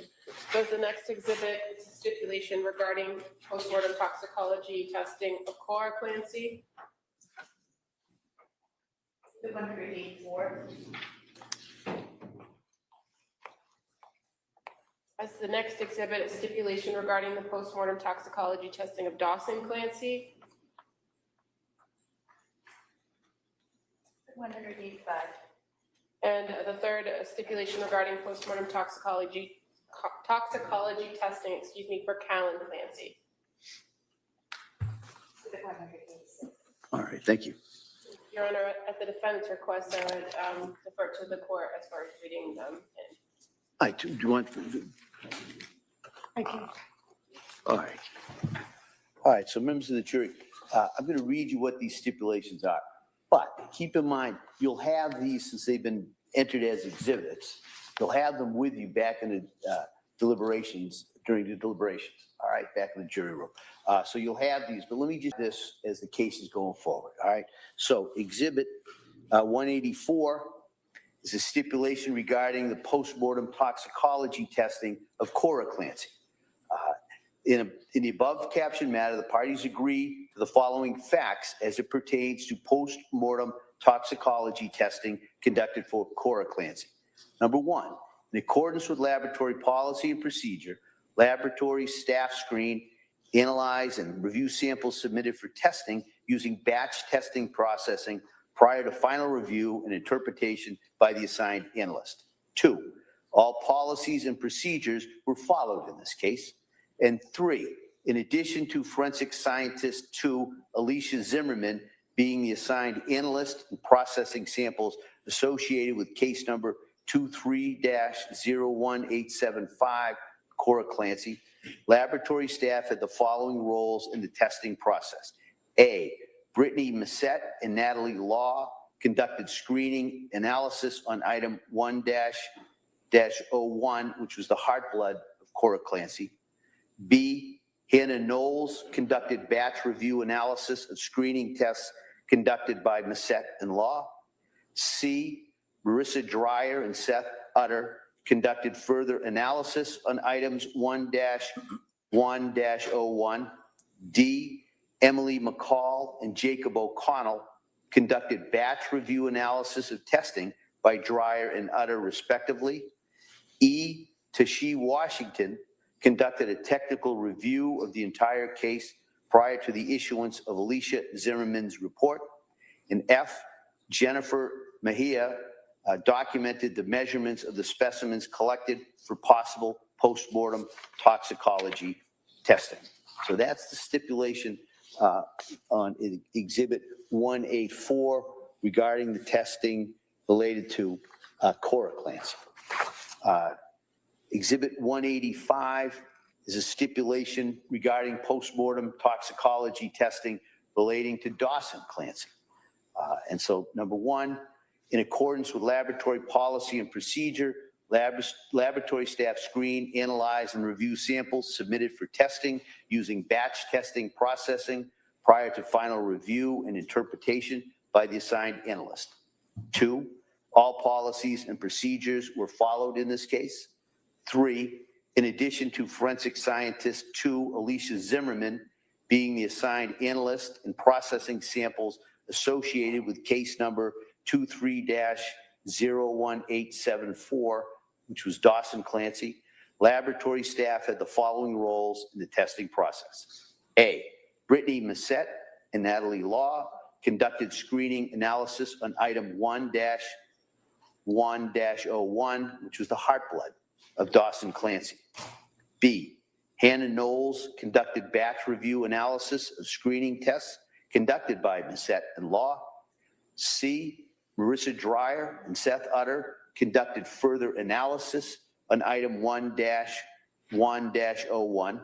D, Emily McCall and Jacob O'Connell conducted batch review analysis of testing by Dreyer and Utter respectively. E, Tashi Washington conducted a technical review of the entire case prior to the issuance of Alicia Zimmerman's report.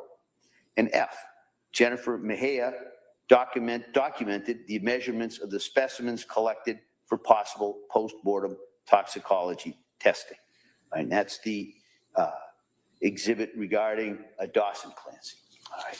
And then the last stipulation at this time is Exhibit 186.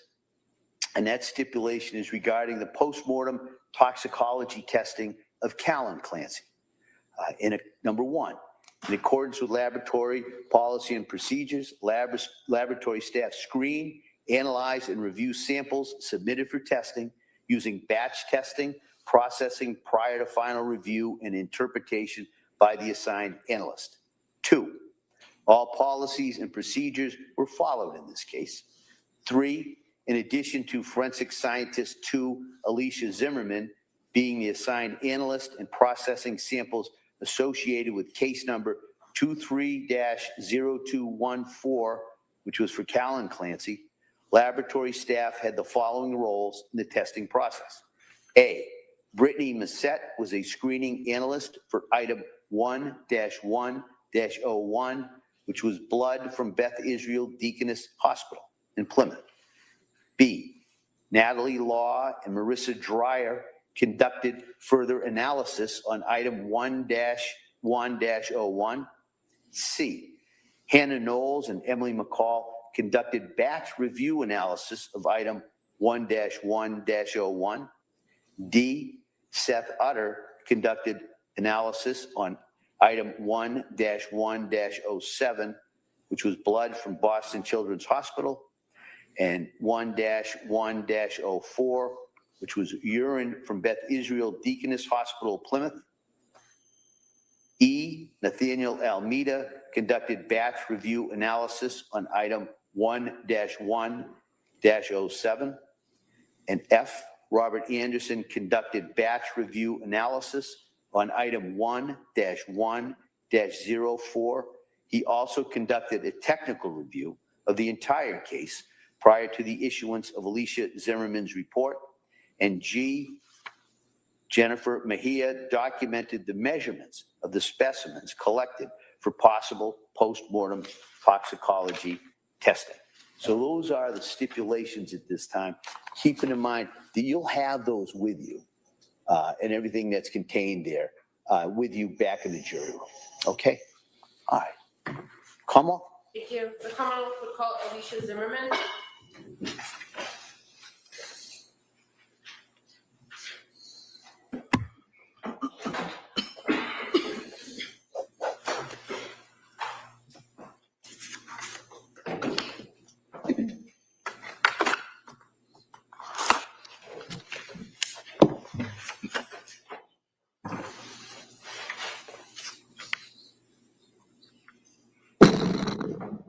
Get up and go back. Stop right here, raise your right. We solemnly swear that the testimony and the evidence you shall give to the court, and the jury, the matter now coming before the Commonwealth and the Thank you. You may have a seat, ma'am. Watch your step, please. All right. Well, good afternoon. Good afternoon. Hi. Come on. Thank you. Could you please tell the jurors your first and last name? Alicia Zimmerman, Would you mind spelling your last name for the record? Zimmermann. And where do you work? I work at the Massachusetts State Police Crime Lab. And where do you work at the crime lab? I'm in the toxicology unit. And what's your role there? I'm a forensic scientist too. How long have you been with the crime lab? Since August 2014. And in order to work in the toxicology unit, did you receive some specialized training and education? Yes, I have a Bachelor's of Science in Forensic Science from the Pennsylvania State University and a Master's of Science in Forensic Science from the Virginia Commonwealth University. I also completed the toxicology's unit training program, which included wet lab work, literature review, competency exams, and written exams. And in your role as a forensic scientist too at the Massachusetts State Police Crime Lab Toxicology Unit, you're familiar with the batch review testing? Yes. And as part of that process of working, the workflow being in batches, is it fair to say at various points, different members of the unit are assigned to different tasks within the toxicology unit? And at some point, you might be doing work on a case where you're actually asked to author a report at the end of the testing. Is that fair to say? Yes, if you're authorized. And are you authorized to issue reports? Yes. And what kind of toxicology testing are you authorized to issue reports for? I'm authorized for postmortem investigation. Now, as it pertains to postmortem investigation in the toxicology unit, where do samples come from? So the samples are submitted from the Office of the Chief Medical Examiner to the Evidence Control Unit in Sudbury. They then assign a unique LIMS number. It's a Laboratory Information Management System number and a corresponding barcode to the evidence.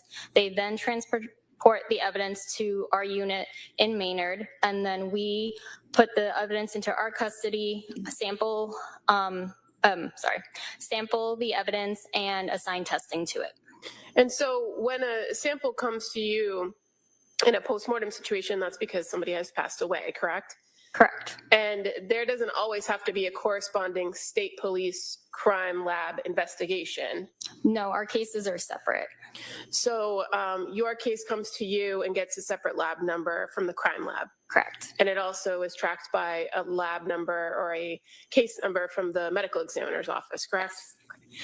And so when you receive in the postmortem toxicology samples, do you sometimes receive blood? Yes. At times, do you also receive urine samples? Yes. What types of screening tests does the postmortem toxicology testing, what are those screening tests used in those instances, or those cases, I should say? So every case that we receive gets 3 preliminary screening tests. The first one is a volatile analysis. The second one is an 8-panel of commonly abused drugs by enzyme-linked immunosorbent assay, also known as ELISA. And then the third thing we do is a general and known screen by gas chromatography mass spectrometry, and that looks for illicit and pharmaceutical drugs. Now, in a circumstance where the decedent or the person who died is a child, there are additional screens that can be done. Yes. And what's the additional screen in a child case? If the decedent is equal to or less than, less than or equal to 11 years old, we also perform an ELISA pediatric panel, a general and known screen for acidic and neutral drugs, and a vitreous chemistry analysis. Now, in cases where your unit receives these samples from the medical examiner and a screening test is done, if no substance is detected in either of those 3 screens, or if in a pediatric case, that 4th screen, what happens? No further testing is performed. And so if you are the reporting analyst in those cases, you would simply note none detected? Yes. Okay. I'm going to draw your attention to a case that was submitted by the medical examiner in January of 2023. I think your unit might have reviewed the evidence in February of 2023. Are you familiar with the case involving 3 different postmortem toxicology testing, but all related? They are 3 separate reports. Right, but you're aware that the children that were the subjects were related? Yes. Okay. So just referring to first, what's identified as the state police lab number 23-2141 involving the decedent Callan Clancy. You recall receiving several items in the postmortem toxicology unit to test? Yes. And it included toxicology blood that was taken from the Beth Israel Deaconess Hospital in Plymouth, right? Is that correct? Yes. As well as blood that was collected from the Children's Hospital in Boston. Yes. And urine also collected from the Beth Israel Deaconess Hospital in Plymouth. Yes. And were screens done on the samples, namely the blood from BID Plymouth, the urine from BID Plymouth, and the blood from Children's Hospital? Yes. Were any substances detected on those 3 screens and the pediatric screen that you've just described to the jury? No, they were not. And as far as the next case, which would be laboratory number 23-01875, the decedent being Cora Clancy, you received some heart blood from the medical examiner's office post-mortem, correct? Yes. And as far as that, were those screening tests conducted in this case for Cora? Yes. And were there any substances detected? No, we did not detect anything. And as far as laboratory number 23-01874, which is the decedent Dawson Clancy, your unit received an item 1-101 of heart blood from Dawson Clancy, correct? Yes. And that was also post-mortem? Yes. And were those screening tests, those same 3 tests plus the pediatric test run for Dawson? Correct. Were any substances detected? No, they were not. And so where in each one of these 3 separate cases there was no detection of any substances, did you do anything further other than issue a report saying none detected? No. I reviewed the data and then I issued the report with the none detected results. If there had been any positive findings, additional testing would have been conducted, correct? Yes, if we receive a positive screen, we will either perform confirmatory analysis or quantitative analysis, depending on the testing.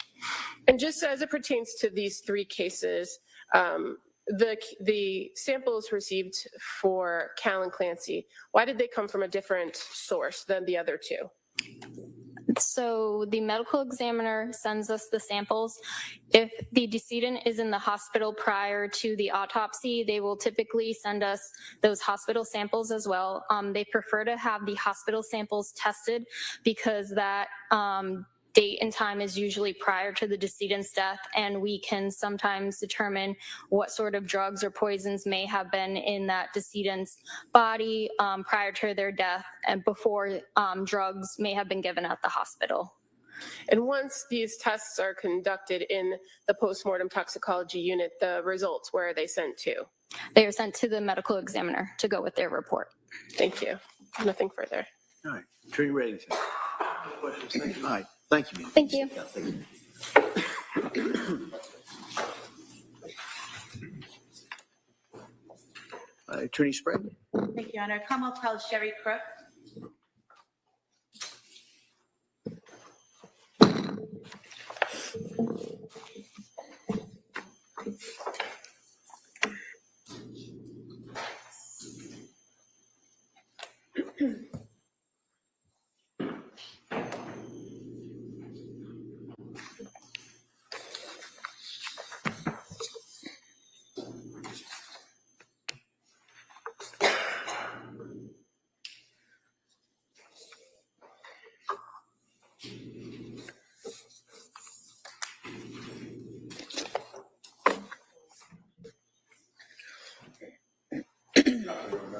Stop right here. Raise your right hand to the clerk, please. Good afternoon. You solemnly swear that the testimony you give in your shall give to the court and the jury and I will prove the testimony with unattached to the truth, the whole truth.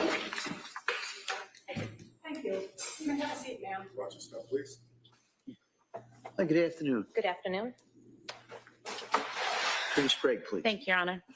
Good afternoon. Can you please state and spell your name for the record?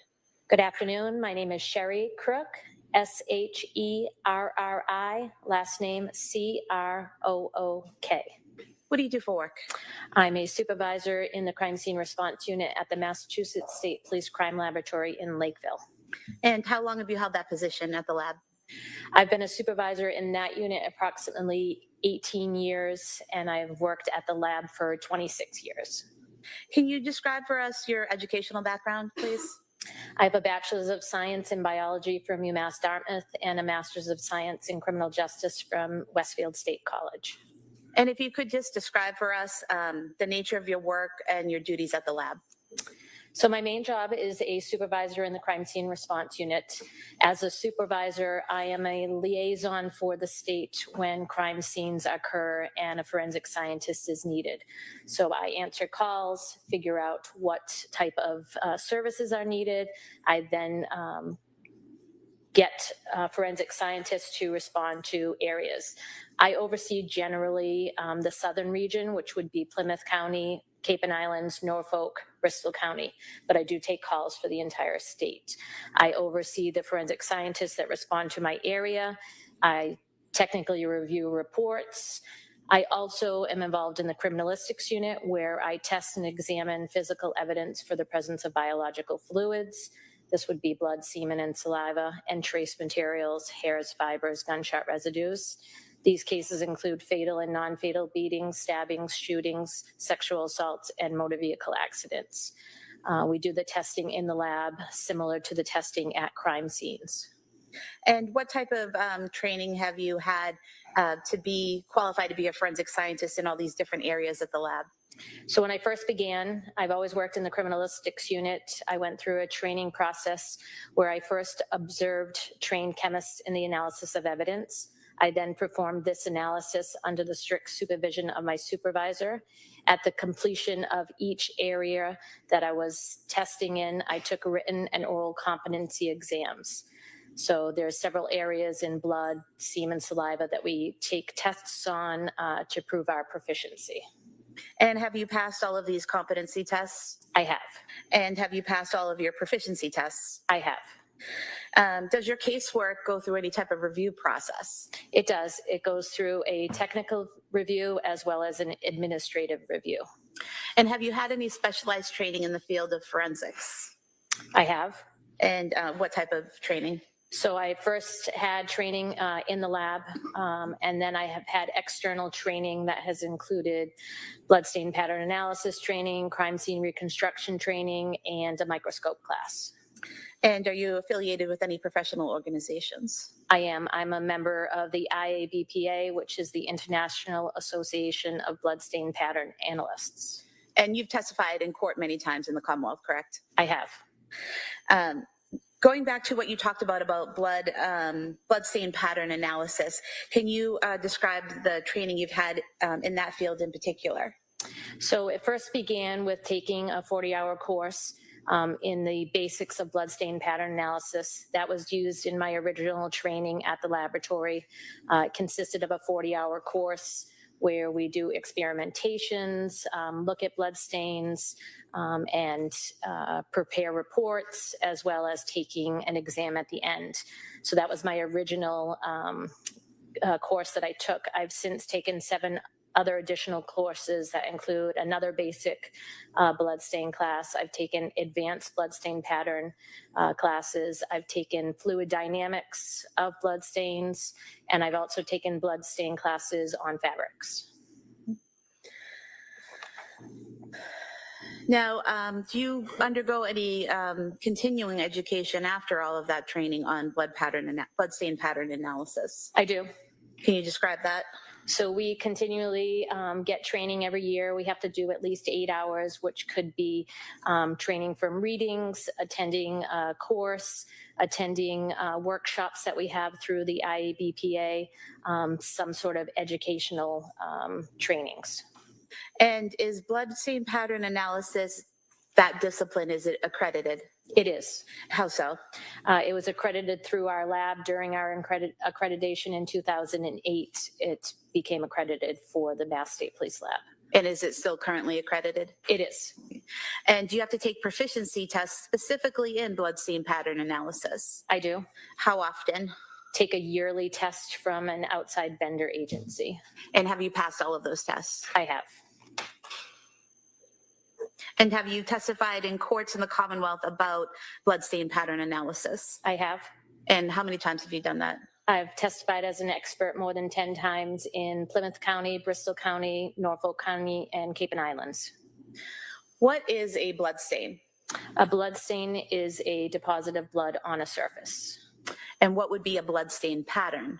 A blood stain pattern is stains on the surface by which we look at it and identify how it was created. So could you describe for us what blood stain pattern analysis is?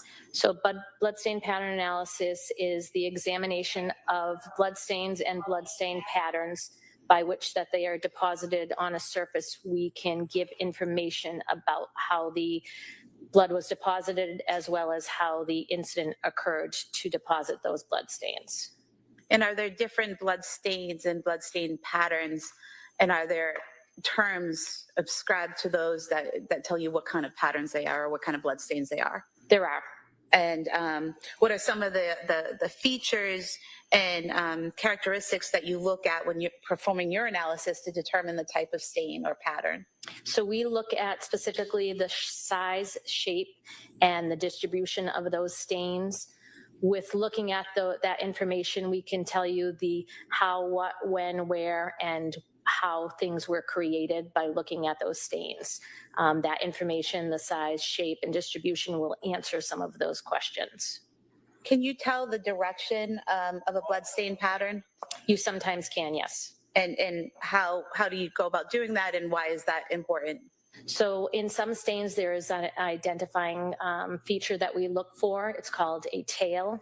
So when blood flies through the air and lands on a surface, it usually will land in an oval shape, an elliptical shape that may cause it to have a tail. The tail is an extension of that elliptical shape. We use that to identify the direction that the blood is traveling. So the tail will point in the direction that the blood was flying when it landed on a surface. So we can tell by that tail where that stain may have originated from. And are there different categories of stains? There are. And what would those be? We describe them as passive stains, transfer stains, and dynamic stains. And could you define what those are? Sure. So passive stains are stains where only the force of gravity is acting upon that stain. Some of the examples would be a drip stain, a flow, or a blood pool. We have transfer stains, which are stains that are created when a bloody object or body comes into contact with another surface, transferring that stain there. We have smears or wipes. And then for dynamic stains are where a outside force has been acted upon the blood, a forceful force that has projected the blood onto a surface, either by projecting it out or compression that projects the blood out. In that case, we have projected blood patterns, arterial spurts that term as dynamic stains. And in your analysis, you use the word target. Yes. And what does that mean in blood stain pattern analysis? So the target is the surface that the blood stain lands on. Could be a floor, a wall, anything that the blood stain lands on. So for example, if I have a cut on my arm and blood drops to the floor as I'm just standing here, would that be a passive act and the target is the floor?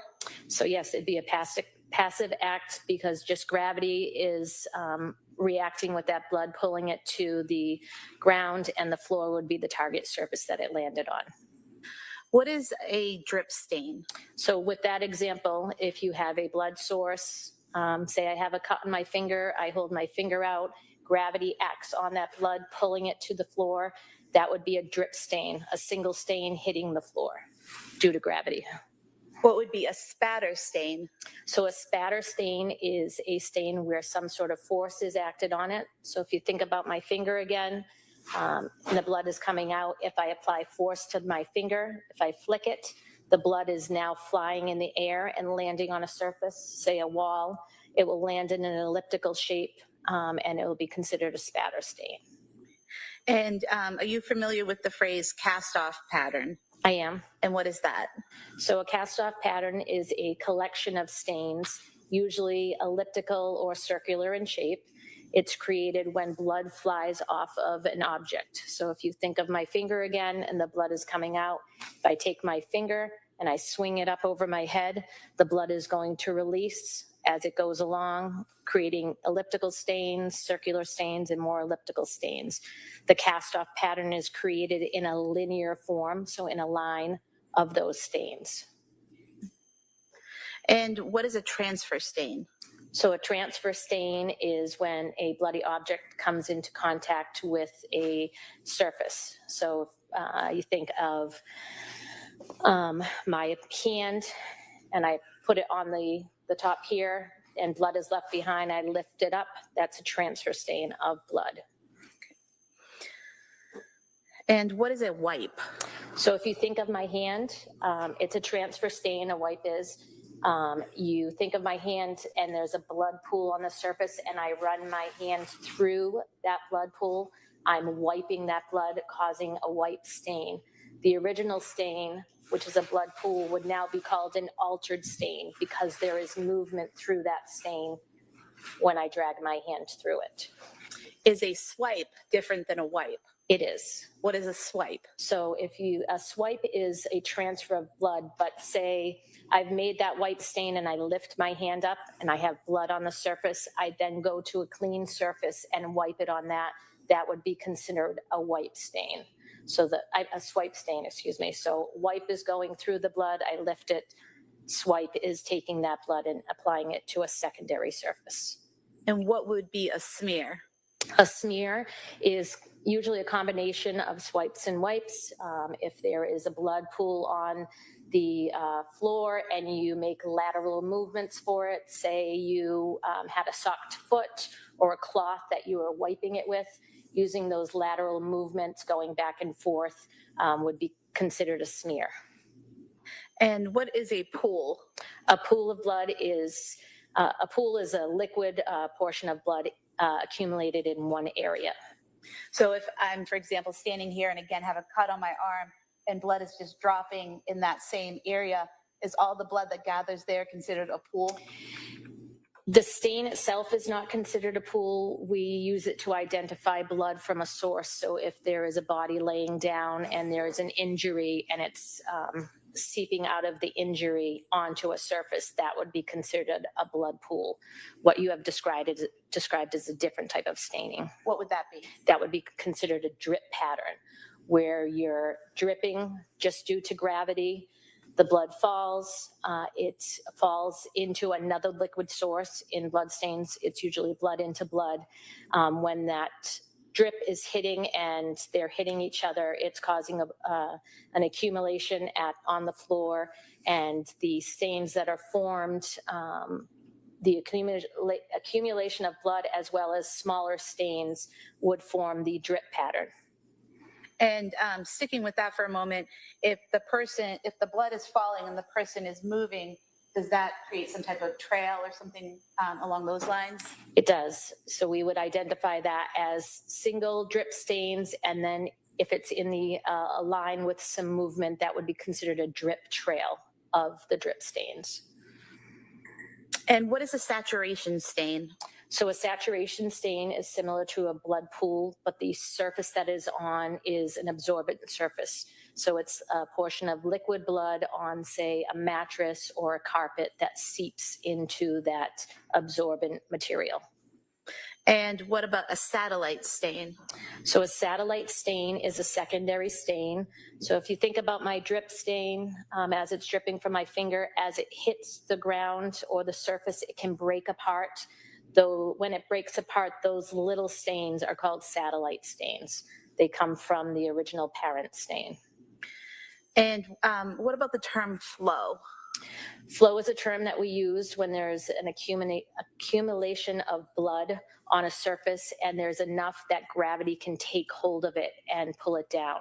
So if you think of water dripping down a surface, or if there's a large accumulation of blood, it'll create like a stream going down to where gravity is. And are there some blood stains where no determination can be made? Yes. And how so? So we have some blood stains that just don't give us enough information by their size, shape, or distribution. So sometimes we can just generally call them red-brown stains. When we do our examination, depending on what we're examining and how we're examining it, say it's a blurry photo, we may just call it a red-brown stain because we cannot identify anything from the features because the photo is bad. And how are blood stains typically documented at a crime scene? So there's a trained forensic scientist that is at every scene that we document as far as blood stain pattern analysis.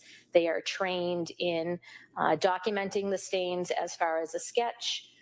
We also document them with ruler tape. We want to know how high up stains are from the floor, and we also use very small ruler tape with individual stains. That tape is used to show the size. It is then photoed by crime scene services. They'll do a far away shot so we can get the whole information in one shot. They will do a medium and then a close-up of stains so we can get the sizes of the stains. Those photos are used for documentation and reviewing when we do our exam. And do you do your interpretation and analysis at the scene or through photographs? So with those photographs, we do the examination back at the laboratory. I want to show you some things on the screen here. Are you familiar with this slide here? I am. And how are you familiar with it? So that is a slide that pictures of drip stains that I've used during my trainings to show how the stains were formed when it hits at a different angle. So depending on how it hits on an angle is how it will form. So the bottom stains, which are more circular, will fall at a 90-degree angle. And as you get to more of elliptical shape, they fall at different higher angles when they hit the target surface. With these that are shown drip stains, it's just how they fall at different angles. Correct. Mark this as this exhibit. Any objection? All right, that may be admitted. It's on record 87. I'm showing you this next slide. Are you familiar with this slide? I am. And how are you familiar with that? So this is pictures of spatter stains. So this is blood that is in flight. Some force acted on the blood to cause it to fly. and you can see the elliptical shapes that it has created.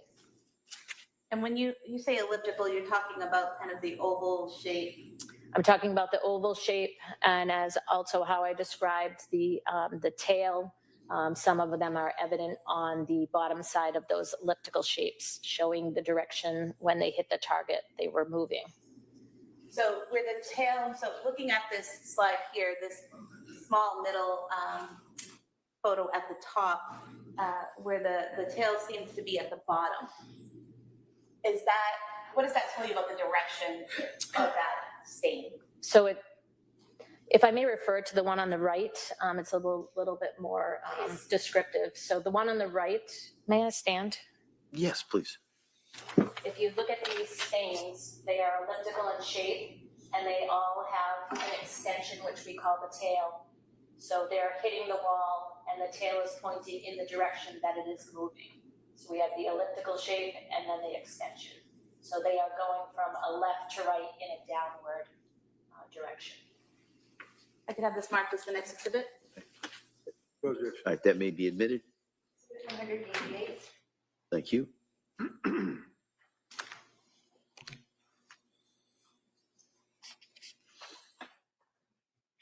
Then showing you this next slide. Are you familiar with this?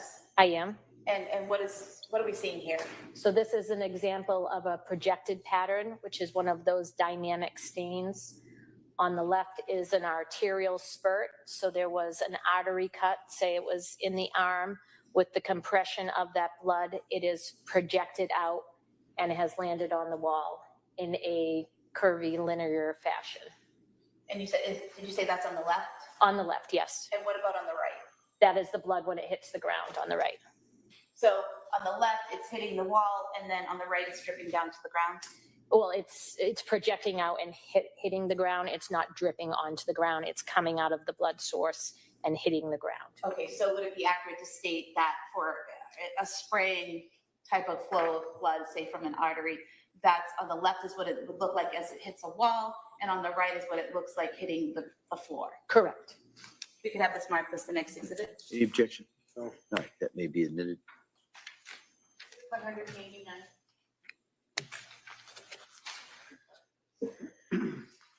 Now, were you asked to do blood stain pattern analysis on this case? I was. Okay.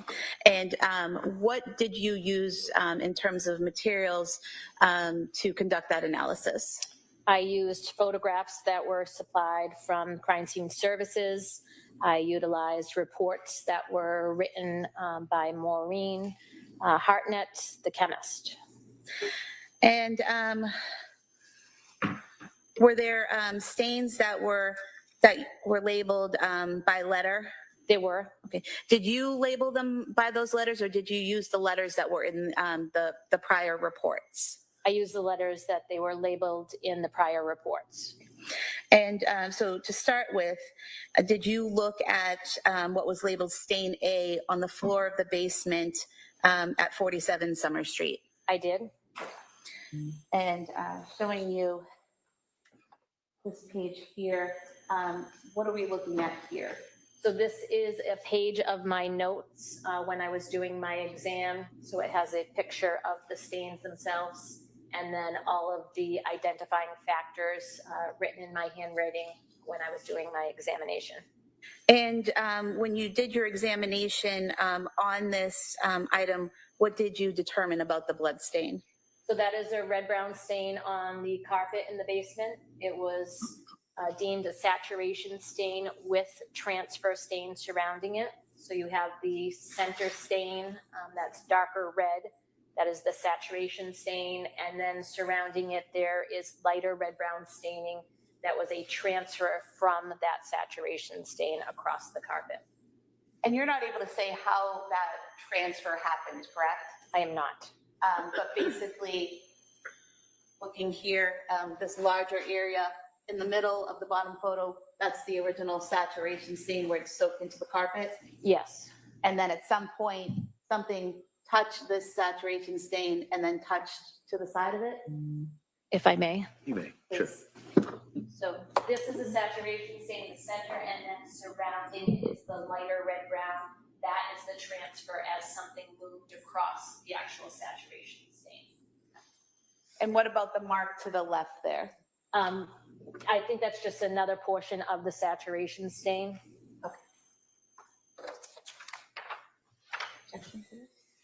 Move to submit this as the next All right, exhibit. that may be admitted. 190.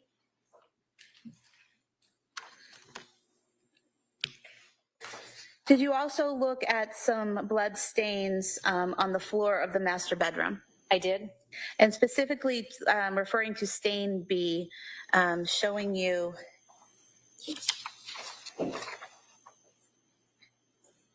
what's been marked SJC. SJC, are those your initials? They are. E12. These are also from your notes, is that correct? They are. And is this from the master bedroom floor between the mirror and the bed? It is. Okay. And what did you learn from your analysis of this item? So from my analysis in looking at the stains, there's a couple of different things going on here. So they're the round circular stains, which are on the outside, are drip stains. So that is blood coming from a bloodletting event and going to the ground just due to gravity. The stains that are overlapping are considered a drip pattern. So standing there for a period of time, the blood is dripping due to gravity into itself, causing the overlapping stains as well as the small stains that are all surrounding it. Over here on the right side, there is some movement through the some of the red round stains, causing them to have lateral determination, and so those would be smear stains. So they're originally drip stains that were smeared through. And showing you E13 from your notes, is this a close-up of that same area? It is. And if you could just point out again for us in this lower photo what we're looking at here. So this is just a close-up of it, showing some of the drip stains that are singular by themselves, and then the drip pattern itself. So that is blood dripping into blood. And then the top one that's not in view will have a close-up of the smear stains. So movement through those blood stains. We should have E12 as the next exhibit and E13 as the following. All right, that may be admitted.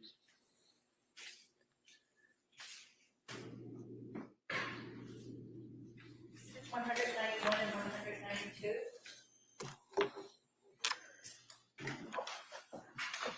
And just for clarification, showing you what's been previously marked as exhibit 159, that's that same area for E12 and E13? It is. The staining on the ground is right in front of the mirror, and the bottom portion is the bed, so between the mirror and the bed.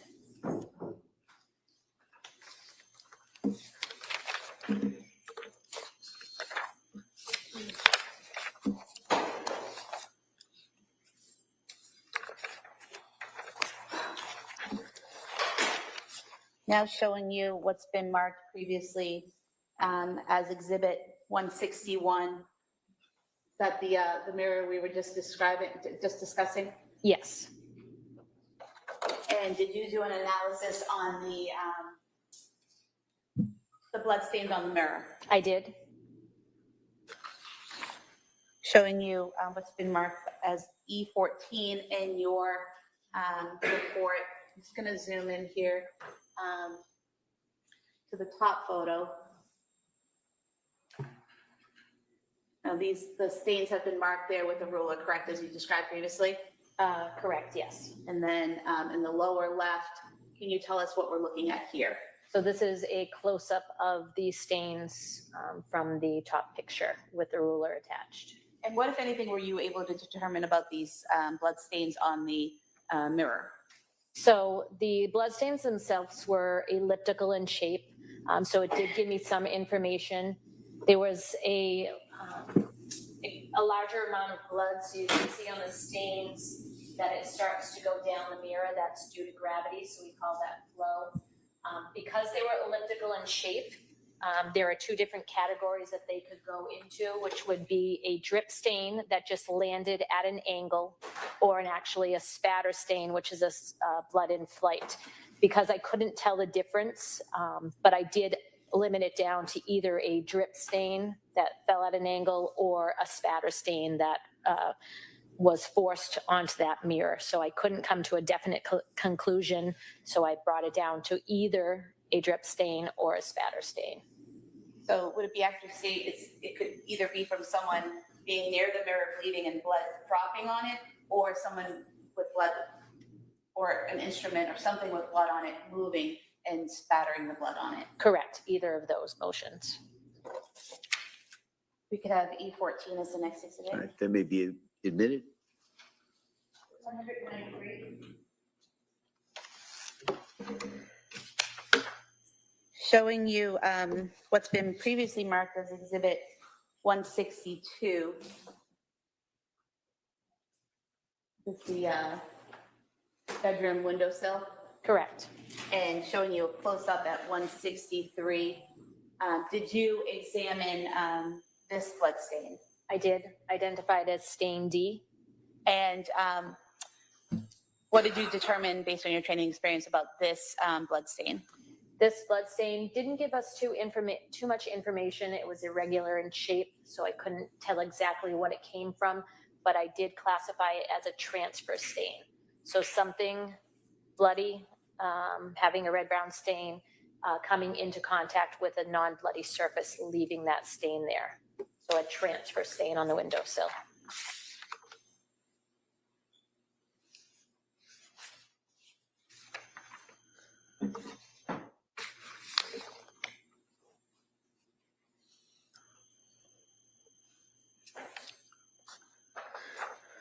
Did you also examine the nightstand in that same bedroom? I did. Showing you what's been marked exhibit 164. Is this the area that you examined? I examined the whole area, so a picture that shows the whole knife and then the area surrounding it.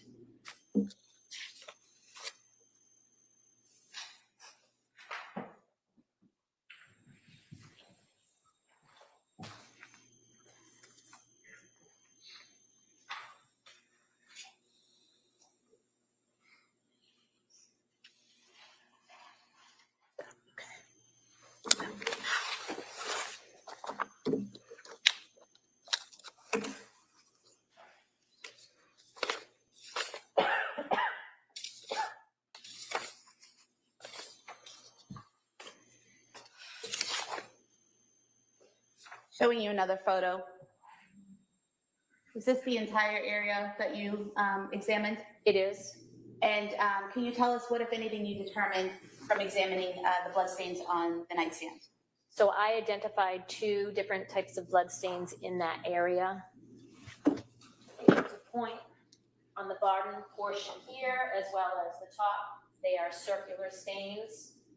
Those would be drip stains, so blood coming from a bloody area due to gravity falling onto the nightstand, causing the circular stains. So those would be drip stains.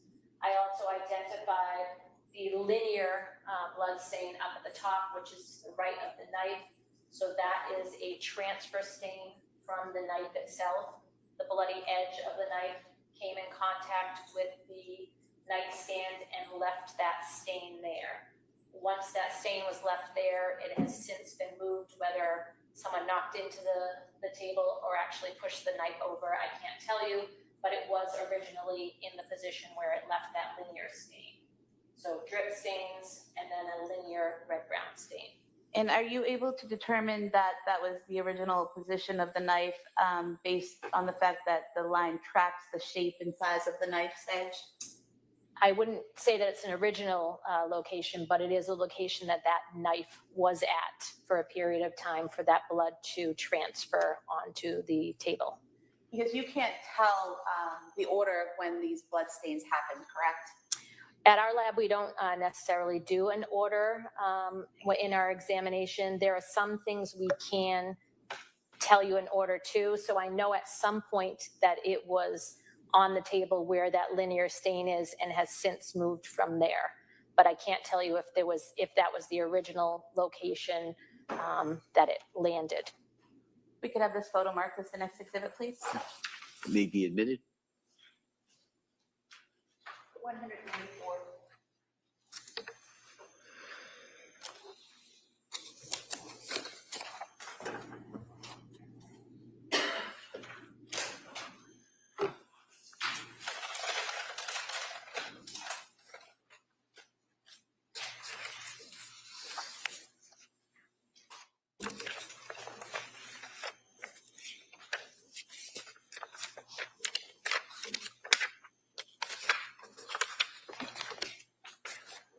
Showing you what's been marked, SGC E17 from your notes. Can you tell us what we're looking at here? So that was stain F, which is a red-brown stain in the snow below the windows of the bedroom. And what, if anything, were you able to, what are you able to tell us about this stain based on your training and experience? There's not much information that I can tell you from that stain. It's a diluted red-brown stain. It's irregular in shape, so I just classified it as a red-brown stain. So that's an example of what you had told us previously in your testimony, that sometimes you just don't know. Correct. The pictures were sufficient to see areas of the stain. There's just not a lot of information in the stain itself to determine what it is. We could have E17 marked as the next exhibit. Sure. That may be admitted.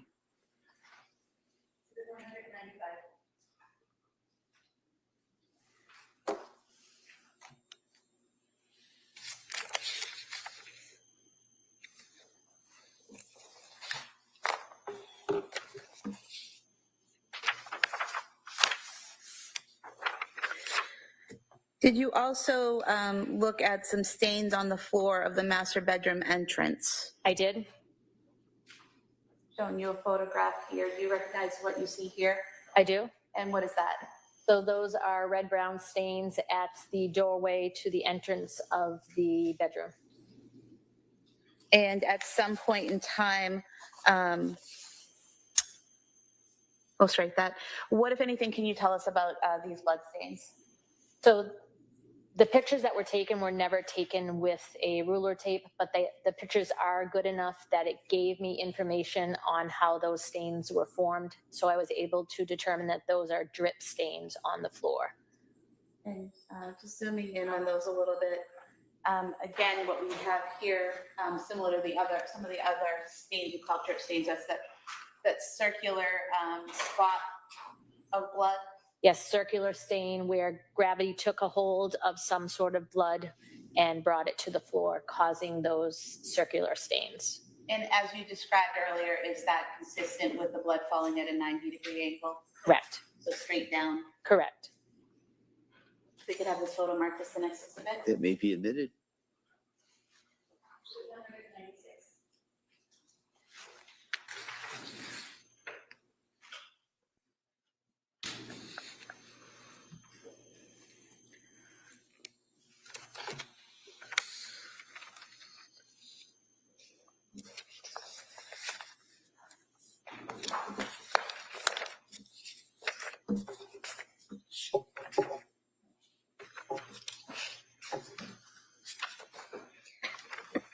Excuse me. Did you also look at what's depicted here in Exhibit 46?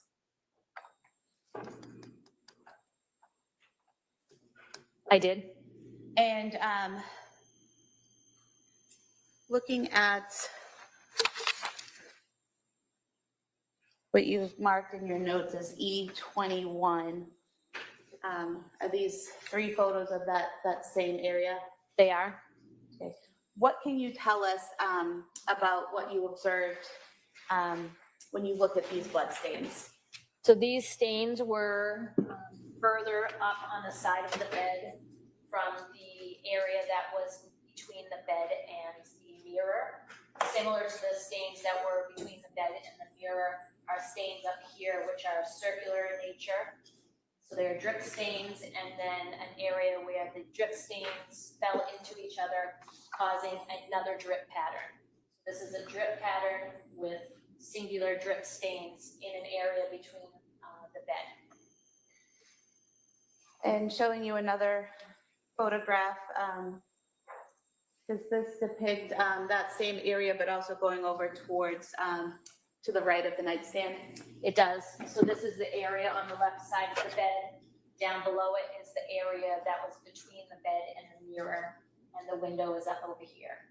So you can see the singular drip stains, you can see the drip pattern where blood is dripping into blood, and then all of the smaller stains are the satellite stains that occur when the blood is hitting and causing it to fly. Are you able to look at the stains here and the drip pattern and tell whether there was any movement or in what direction the movement was? We can't tell what type of movement there was because they're circular stains. The only thing we can say about this is for a drip pattern to be formed, there has to be a stationary blood source. So you have to say it was your finger. You would have to stand there for a while and allow the blood to drip out into each other, causing that drip pattern. So we know, or I've deemed that there was a period of time that the blood source was in a stationary position causing that drip pattern. And the amount of time that it would take for that amount of blood to pool, would that be dependent on the wound and how it was bleeding at the time? Correct. And you can't tell that from the photograph, correct? I cannot. We could have this photograph marked as the next exhibit. That may be admitted. 197.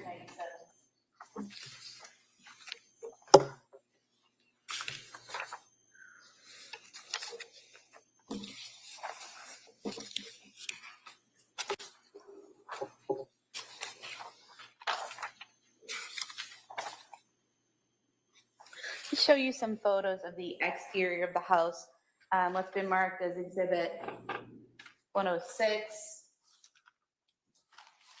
What's been marked as exhibit 105 and 108. Are these areas or photographs that you examined as part of your analysis? They are.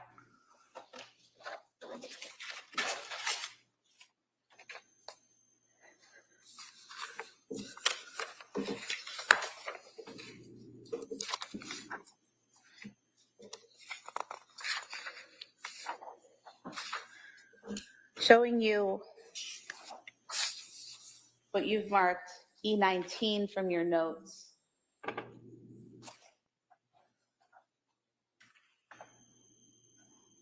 What can you tell us about the patterns we're seeing here on the shingles on the exterior of the home? So these are photos of the red-brown stains on the shingles between the second and first floor window. A far away view up in the top left, and then closer pictures blown up to show the red-brown stains. There were two areas, and then there was some excess of blood. You can actually see it dripping down. I'm going to object to the concept of blood because we all know that that was never tested. It actually was tested. All right. Can I see over here?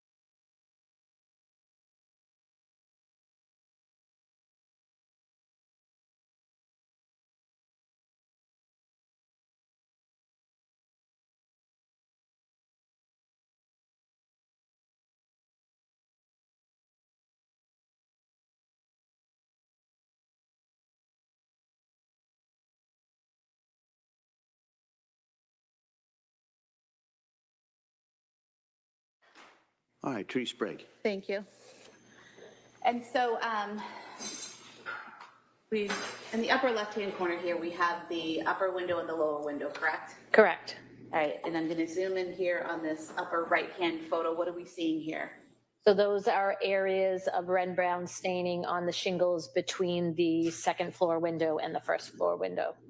And what, if anything, can you tell us about this red-brown staining on the shingles underneath that open window, based on your training experience? So those two areas, which were to the left and the right below the window, were identified as transfer stains. So a bloody object coming in contact with a surface, leaving the blood stain there.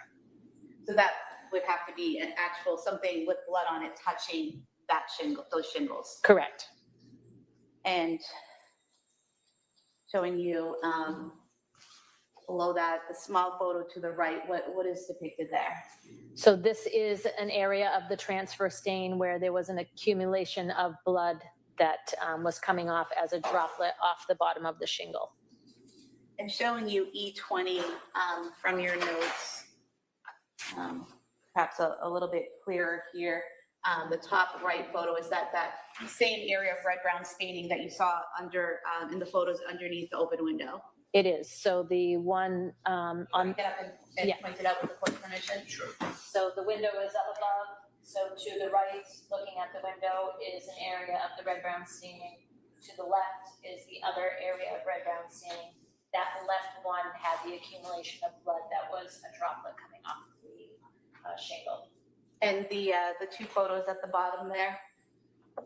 Those were a blow-up of the right-hand side red-brown stain. As you can see my arrows, they're pointing to the picture above, just showing a close-up of the stains. We could mark E19 as the next exhibit and then E20. All right. Any objection? No. All right, that may be admitted. Or they may be admitted.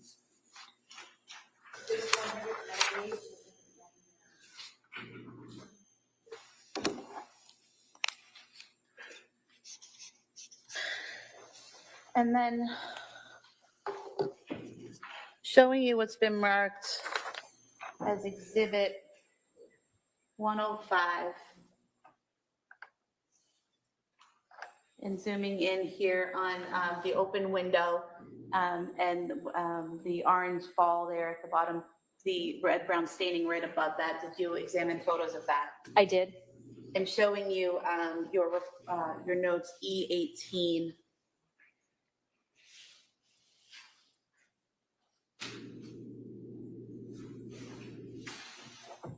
Is that a close-up of that red-brown staining on the open windowsill? It is. And what, if anything, can you tell us, based on your training experience, about this area?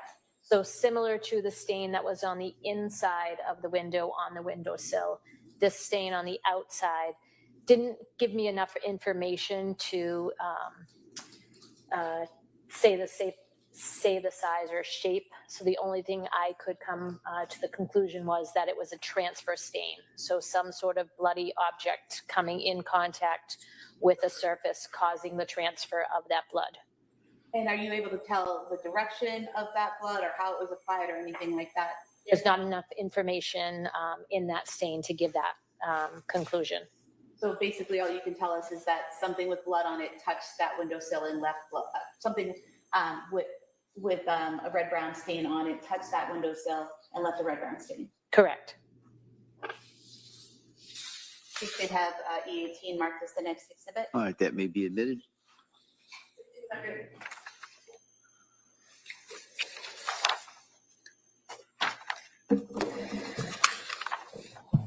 And then showing you what's previously been marked as exhibit 108.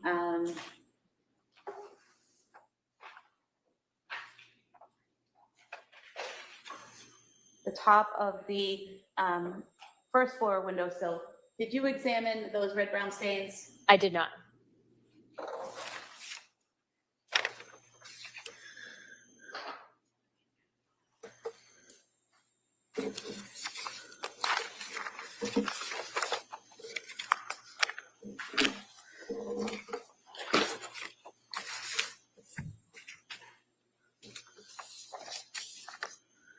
I have no further questions. All right.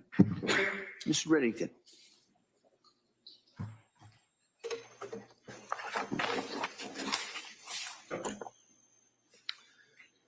Good afternoon. Good afternoon, sir. Just a couple of questions. You are, is it correct, you're a trained scientist? Is that what you're referred to, or? I'm classified as a forensic scientist at the supervisory level. Okay. And Maureen Hartnett would be classified as what? She's a forensic scientist as well. The step below me, forensic scientist 2. Okay. And is she the one that does testing on objects or items or substances to see if they're a particular, for example, blood? She does do that. She is also trained in documentation of blood stains. So generally, that's why we do a lot of our examination through photos. So a forensic scientist 2 could be at the scene, do all of the documentation, make sure the photos are taken, and then those are examined back at the laboratory by in our case in Massachusetts, it's all supervisors in the crime scene response unit that do bloodstain pattern analysis. We are also all trained in the identification of those biological fluids, doing a screening test as well as a confirmatory test for blood. I don't want to be referred to as grumpy, but I'm just going to ask if you can just kind of keep your answers down a little bit to like maybe a yes and a sentence after that. Okay. Okay.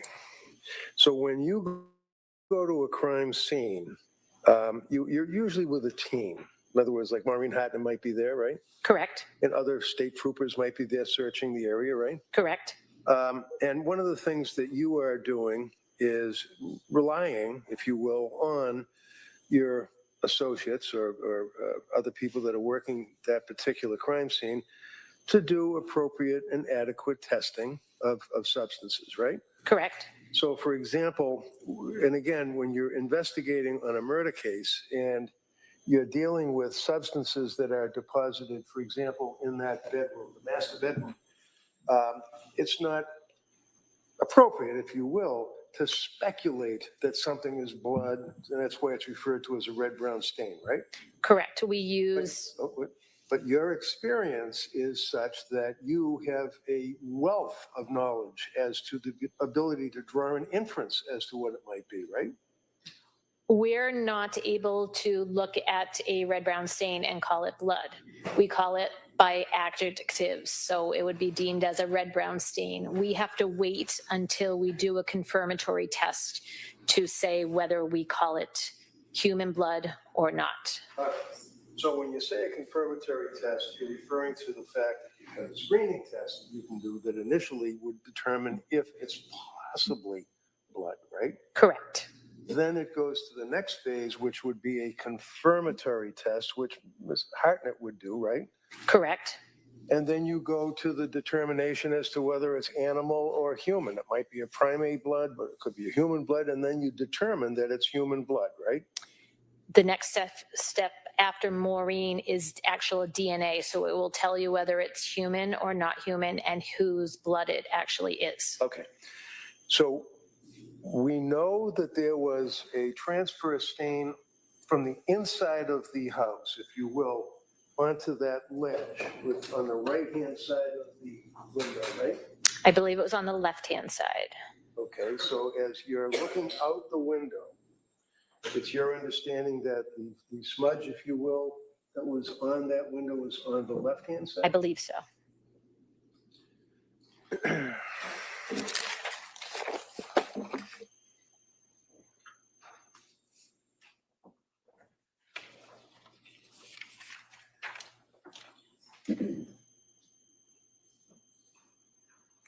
Looking at Exhibit 106, that shows this first floor window, right? Correct. And then farther up, it shows the second floor window, right? Correct. So if one was standing on the inside of the master bedroom and leaned on it with blood on their hand or red substance, it would be on the right-hand side of that ledge on the window, right? Correct. The one on the outside was on the right-hand side. The one on the inside, I believe, was on the left-hand side. Now, you know that that was not tested, right? I don't know if it was tested. Right, you don't know what it is, right? I called it a red-brown stain. But the bottom line is, in your experience, looking at that bedroom with all of what you determined in the investigation to be blood, the inference that you would draw is that that's blood from somebody's hand, right? Correct. And that is what is stated in my report. We infer that it is blood that we are examining. Okay. So it shows in Exhibit 105, the same window with a little hornet ball or that substance that was injected, like insulation is what I think you described it. That also has red-brown substance on it, correct? I don't know from that picture. I only looked at the stain that was on the windowsill. Right. Did you look at at all that object? I did not, just Okay. Would you agree that underneath that window would be the two equidistant, if you will, red-brown stains on the shingles, right? Correct. And that would be an object or something that has blood, or we don't know if it's blood, a red-brown stain on hands or something that was a transfer onto that side of the house, right? Correct.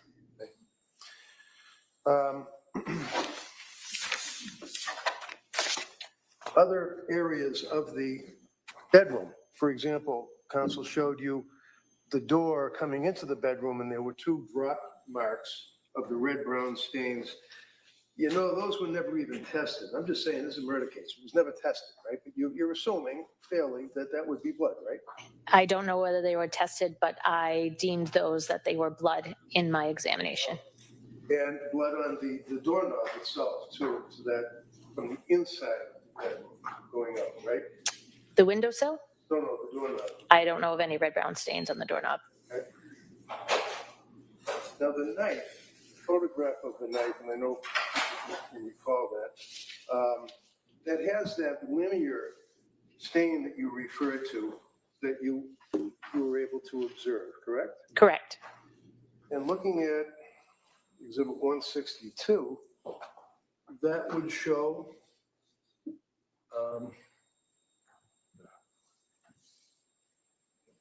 the left side that you were referring to as to the red marks or the blood, if you will, on the window, right? Correct. That was the left side interior of the window that I examined. I stand corrected when I said, I was talking about the other side, but it's in both. It's on the right hand and the other side. Correct.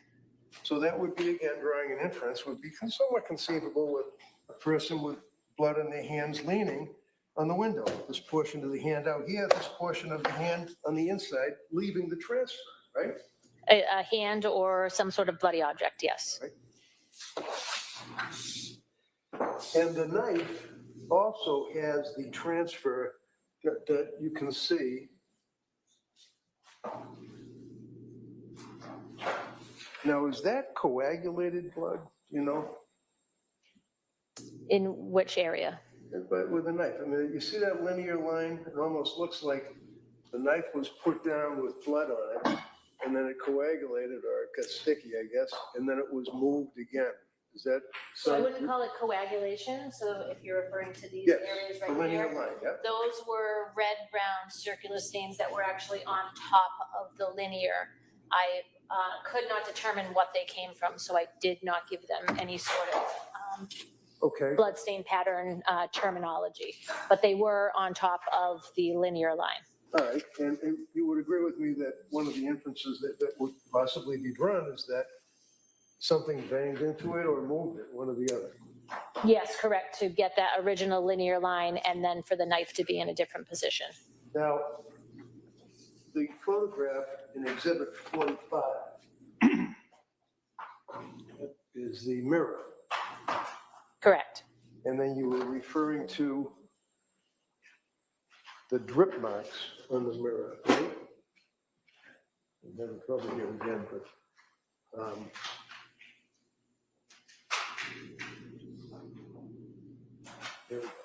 So I referred to them either as drip stains or spatter stains because I was not able.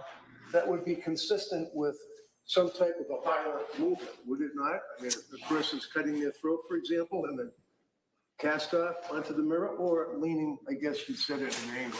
So it would be either due to gravity or due to blood in flight. So a force applied, sending that blood to land on there, or drip due to gravity.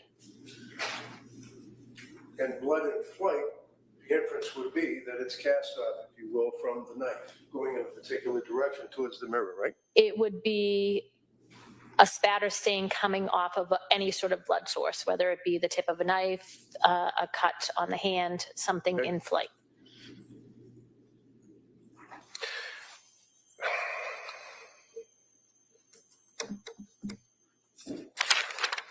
Go ahead, Your Honor, thank you.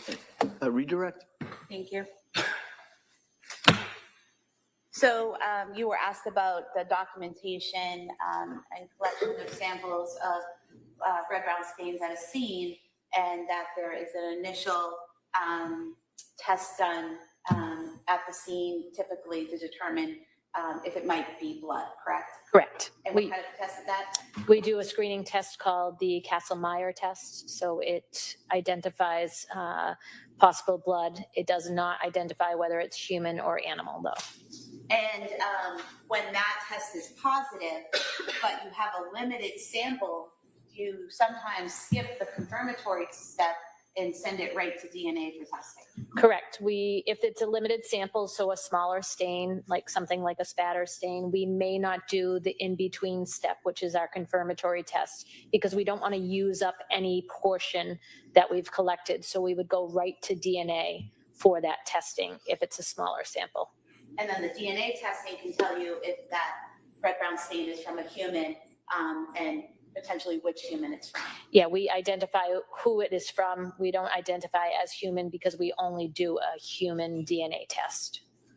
And defense counsel asked you about the red brown stains on the windowsill, the one on the exterior and the interior, and asked if it could be from someone leaning out the window, correct? Correct. Could it also be from someone hanging out the window holding on to in those spots? Correct. Nothing further? Wouldn't there be drops? If somebody was bleeding significantly from cuts on their wrist to the extent that one of the marks on the shingle you said had a drip on it, right? So depending on the amount of blood where that contact is coming into place is what is deposited. So if somebody was going to climb out the window and hang on the ledge and then do a Spider-Man and go down the side of the shingles, they would leave a smear going all the way down on the shingles, wouldn't they? If they came in contact the entire way down, yes, there would be a transfer all the way down. Anything further? No. All right, thank you, ma'am. May step down. Thank you. And counsel, could I just talk to you? Second, sidebar.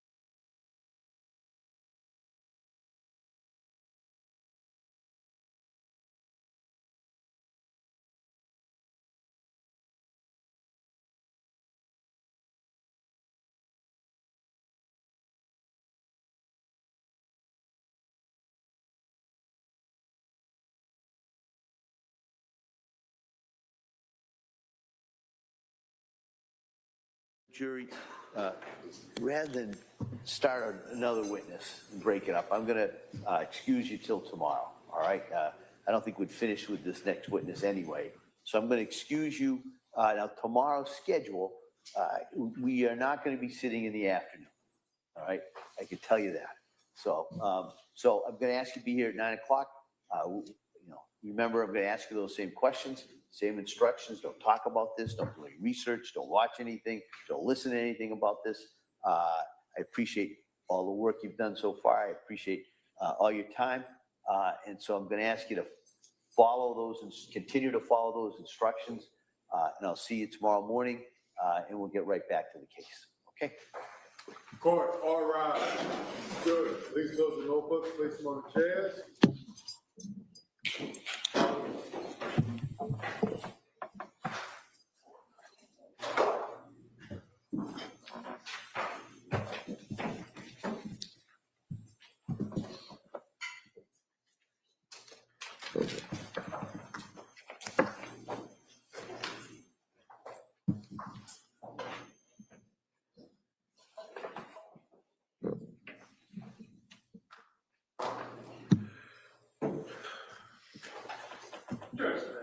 All right.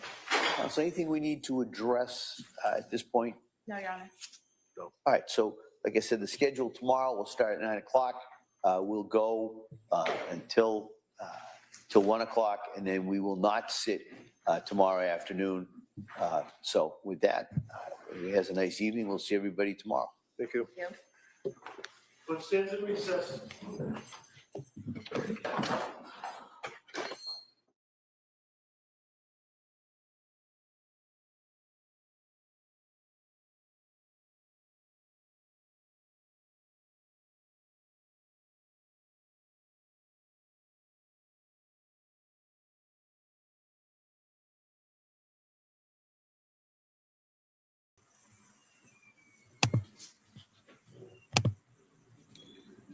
All righty, squad. Well, that's the end of day 6 of the Lindsay Clancy trial. I can't help but ask myself what was the point of any of that? The blood spatter evidence doesn't have any bearing on anything. So what, we're trying to say now that Lindsay didn't try to kill herself hard enough because she hung out the window maybe before she fell, but we will never know that because they didn't actually test the blood on the shingles to confirm that it was blood, so we can't even say that it was blood. But maybe she hung from the windowsill before she fell. She still shattered vertebrae and is now a paraplegic because of that fall. Like, you can't tell me what am I supposed to get from this? I do not understand this prosecution. I do not understand how they think that what they're presenting is proving their theory of the crime.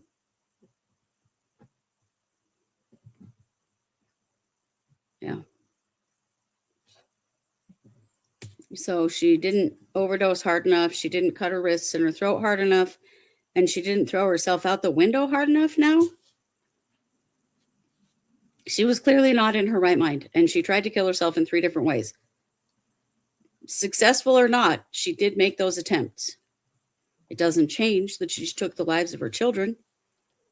But I think it does make you go,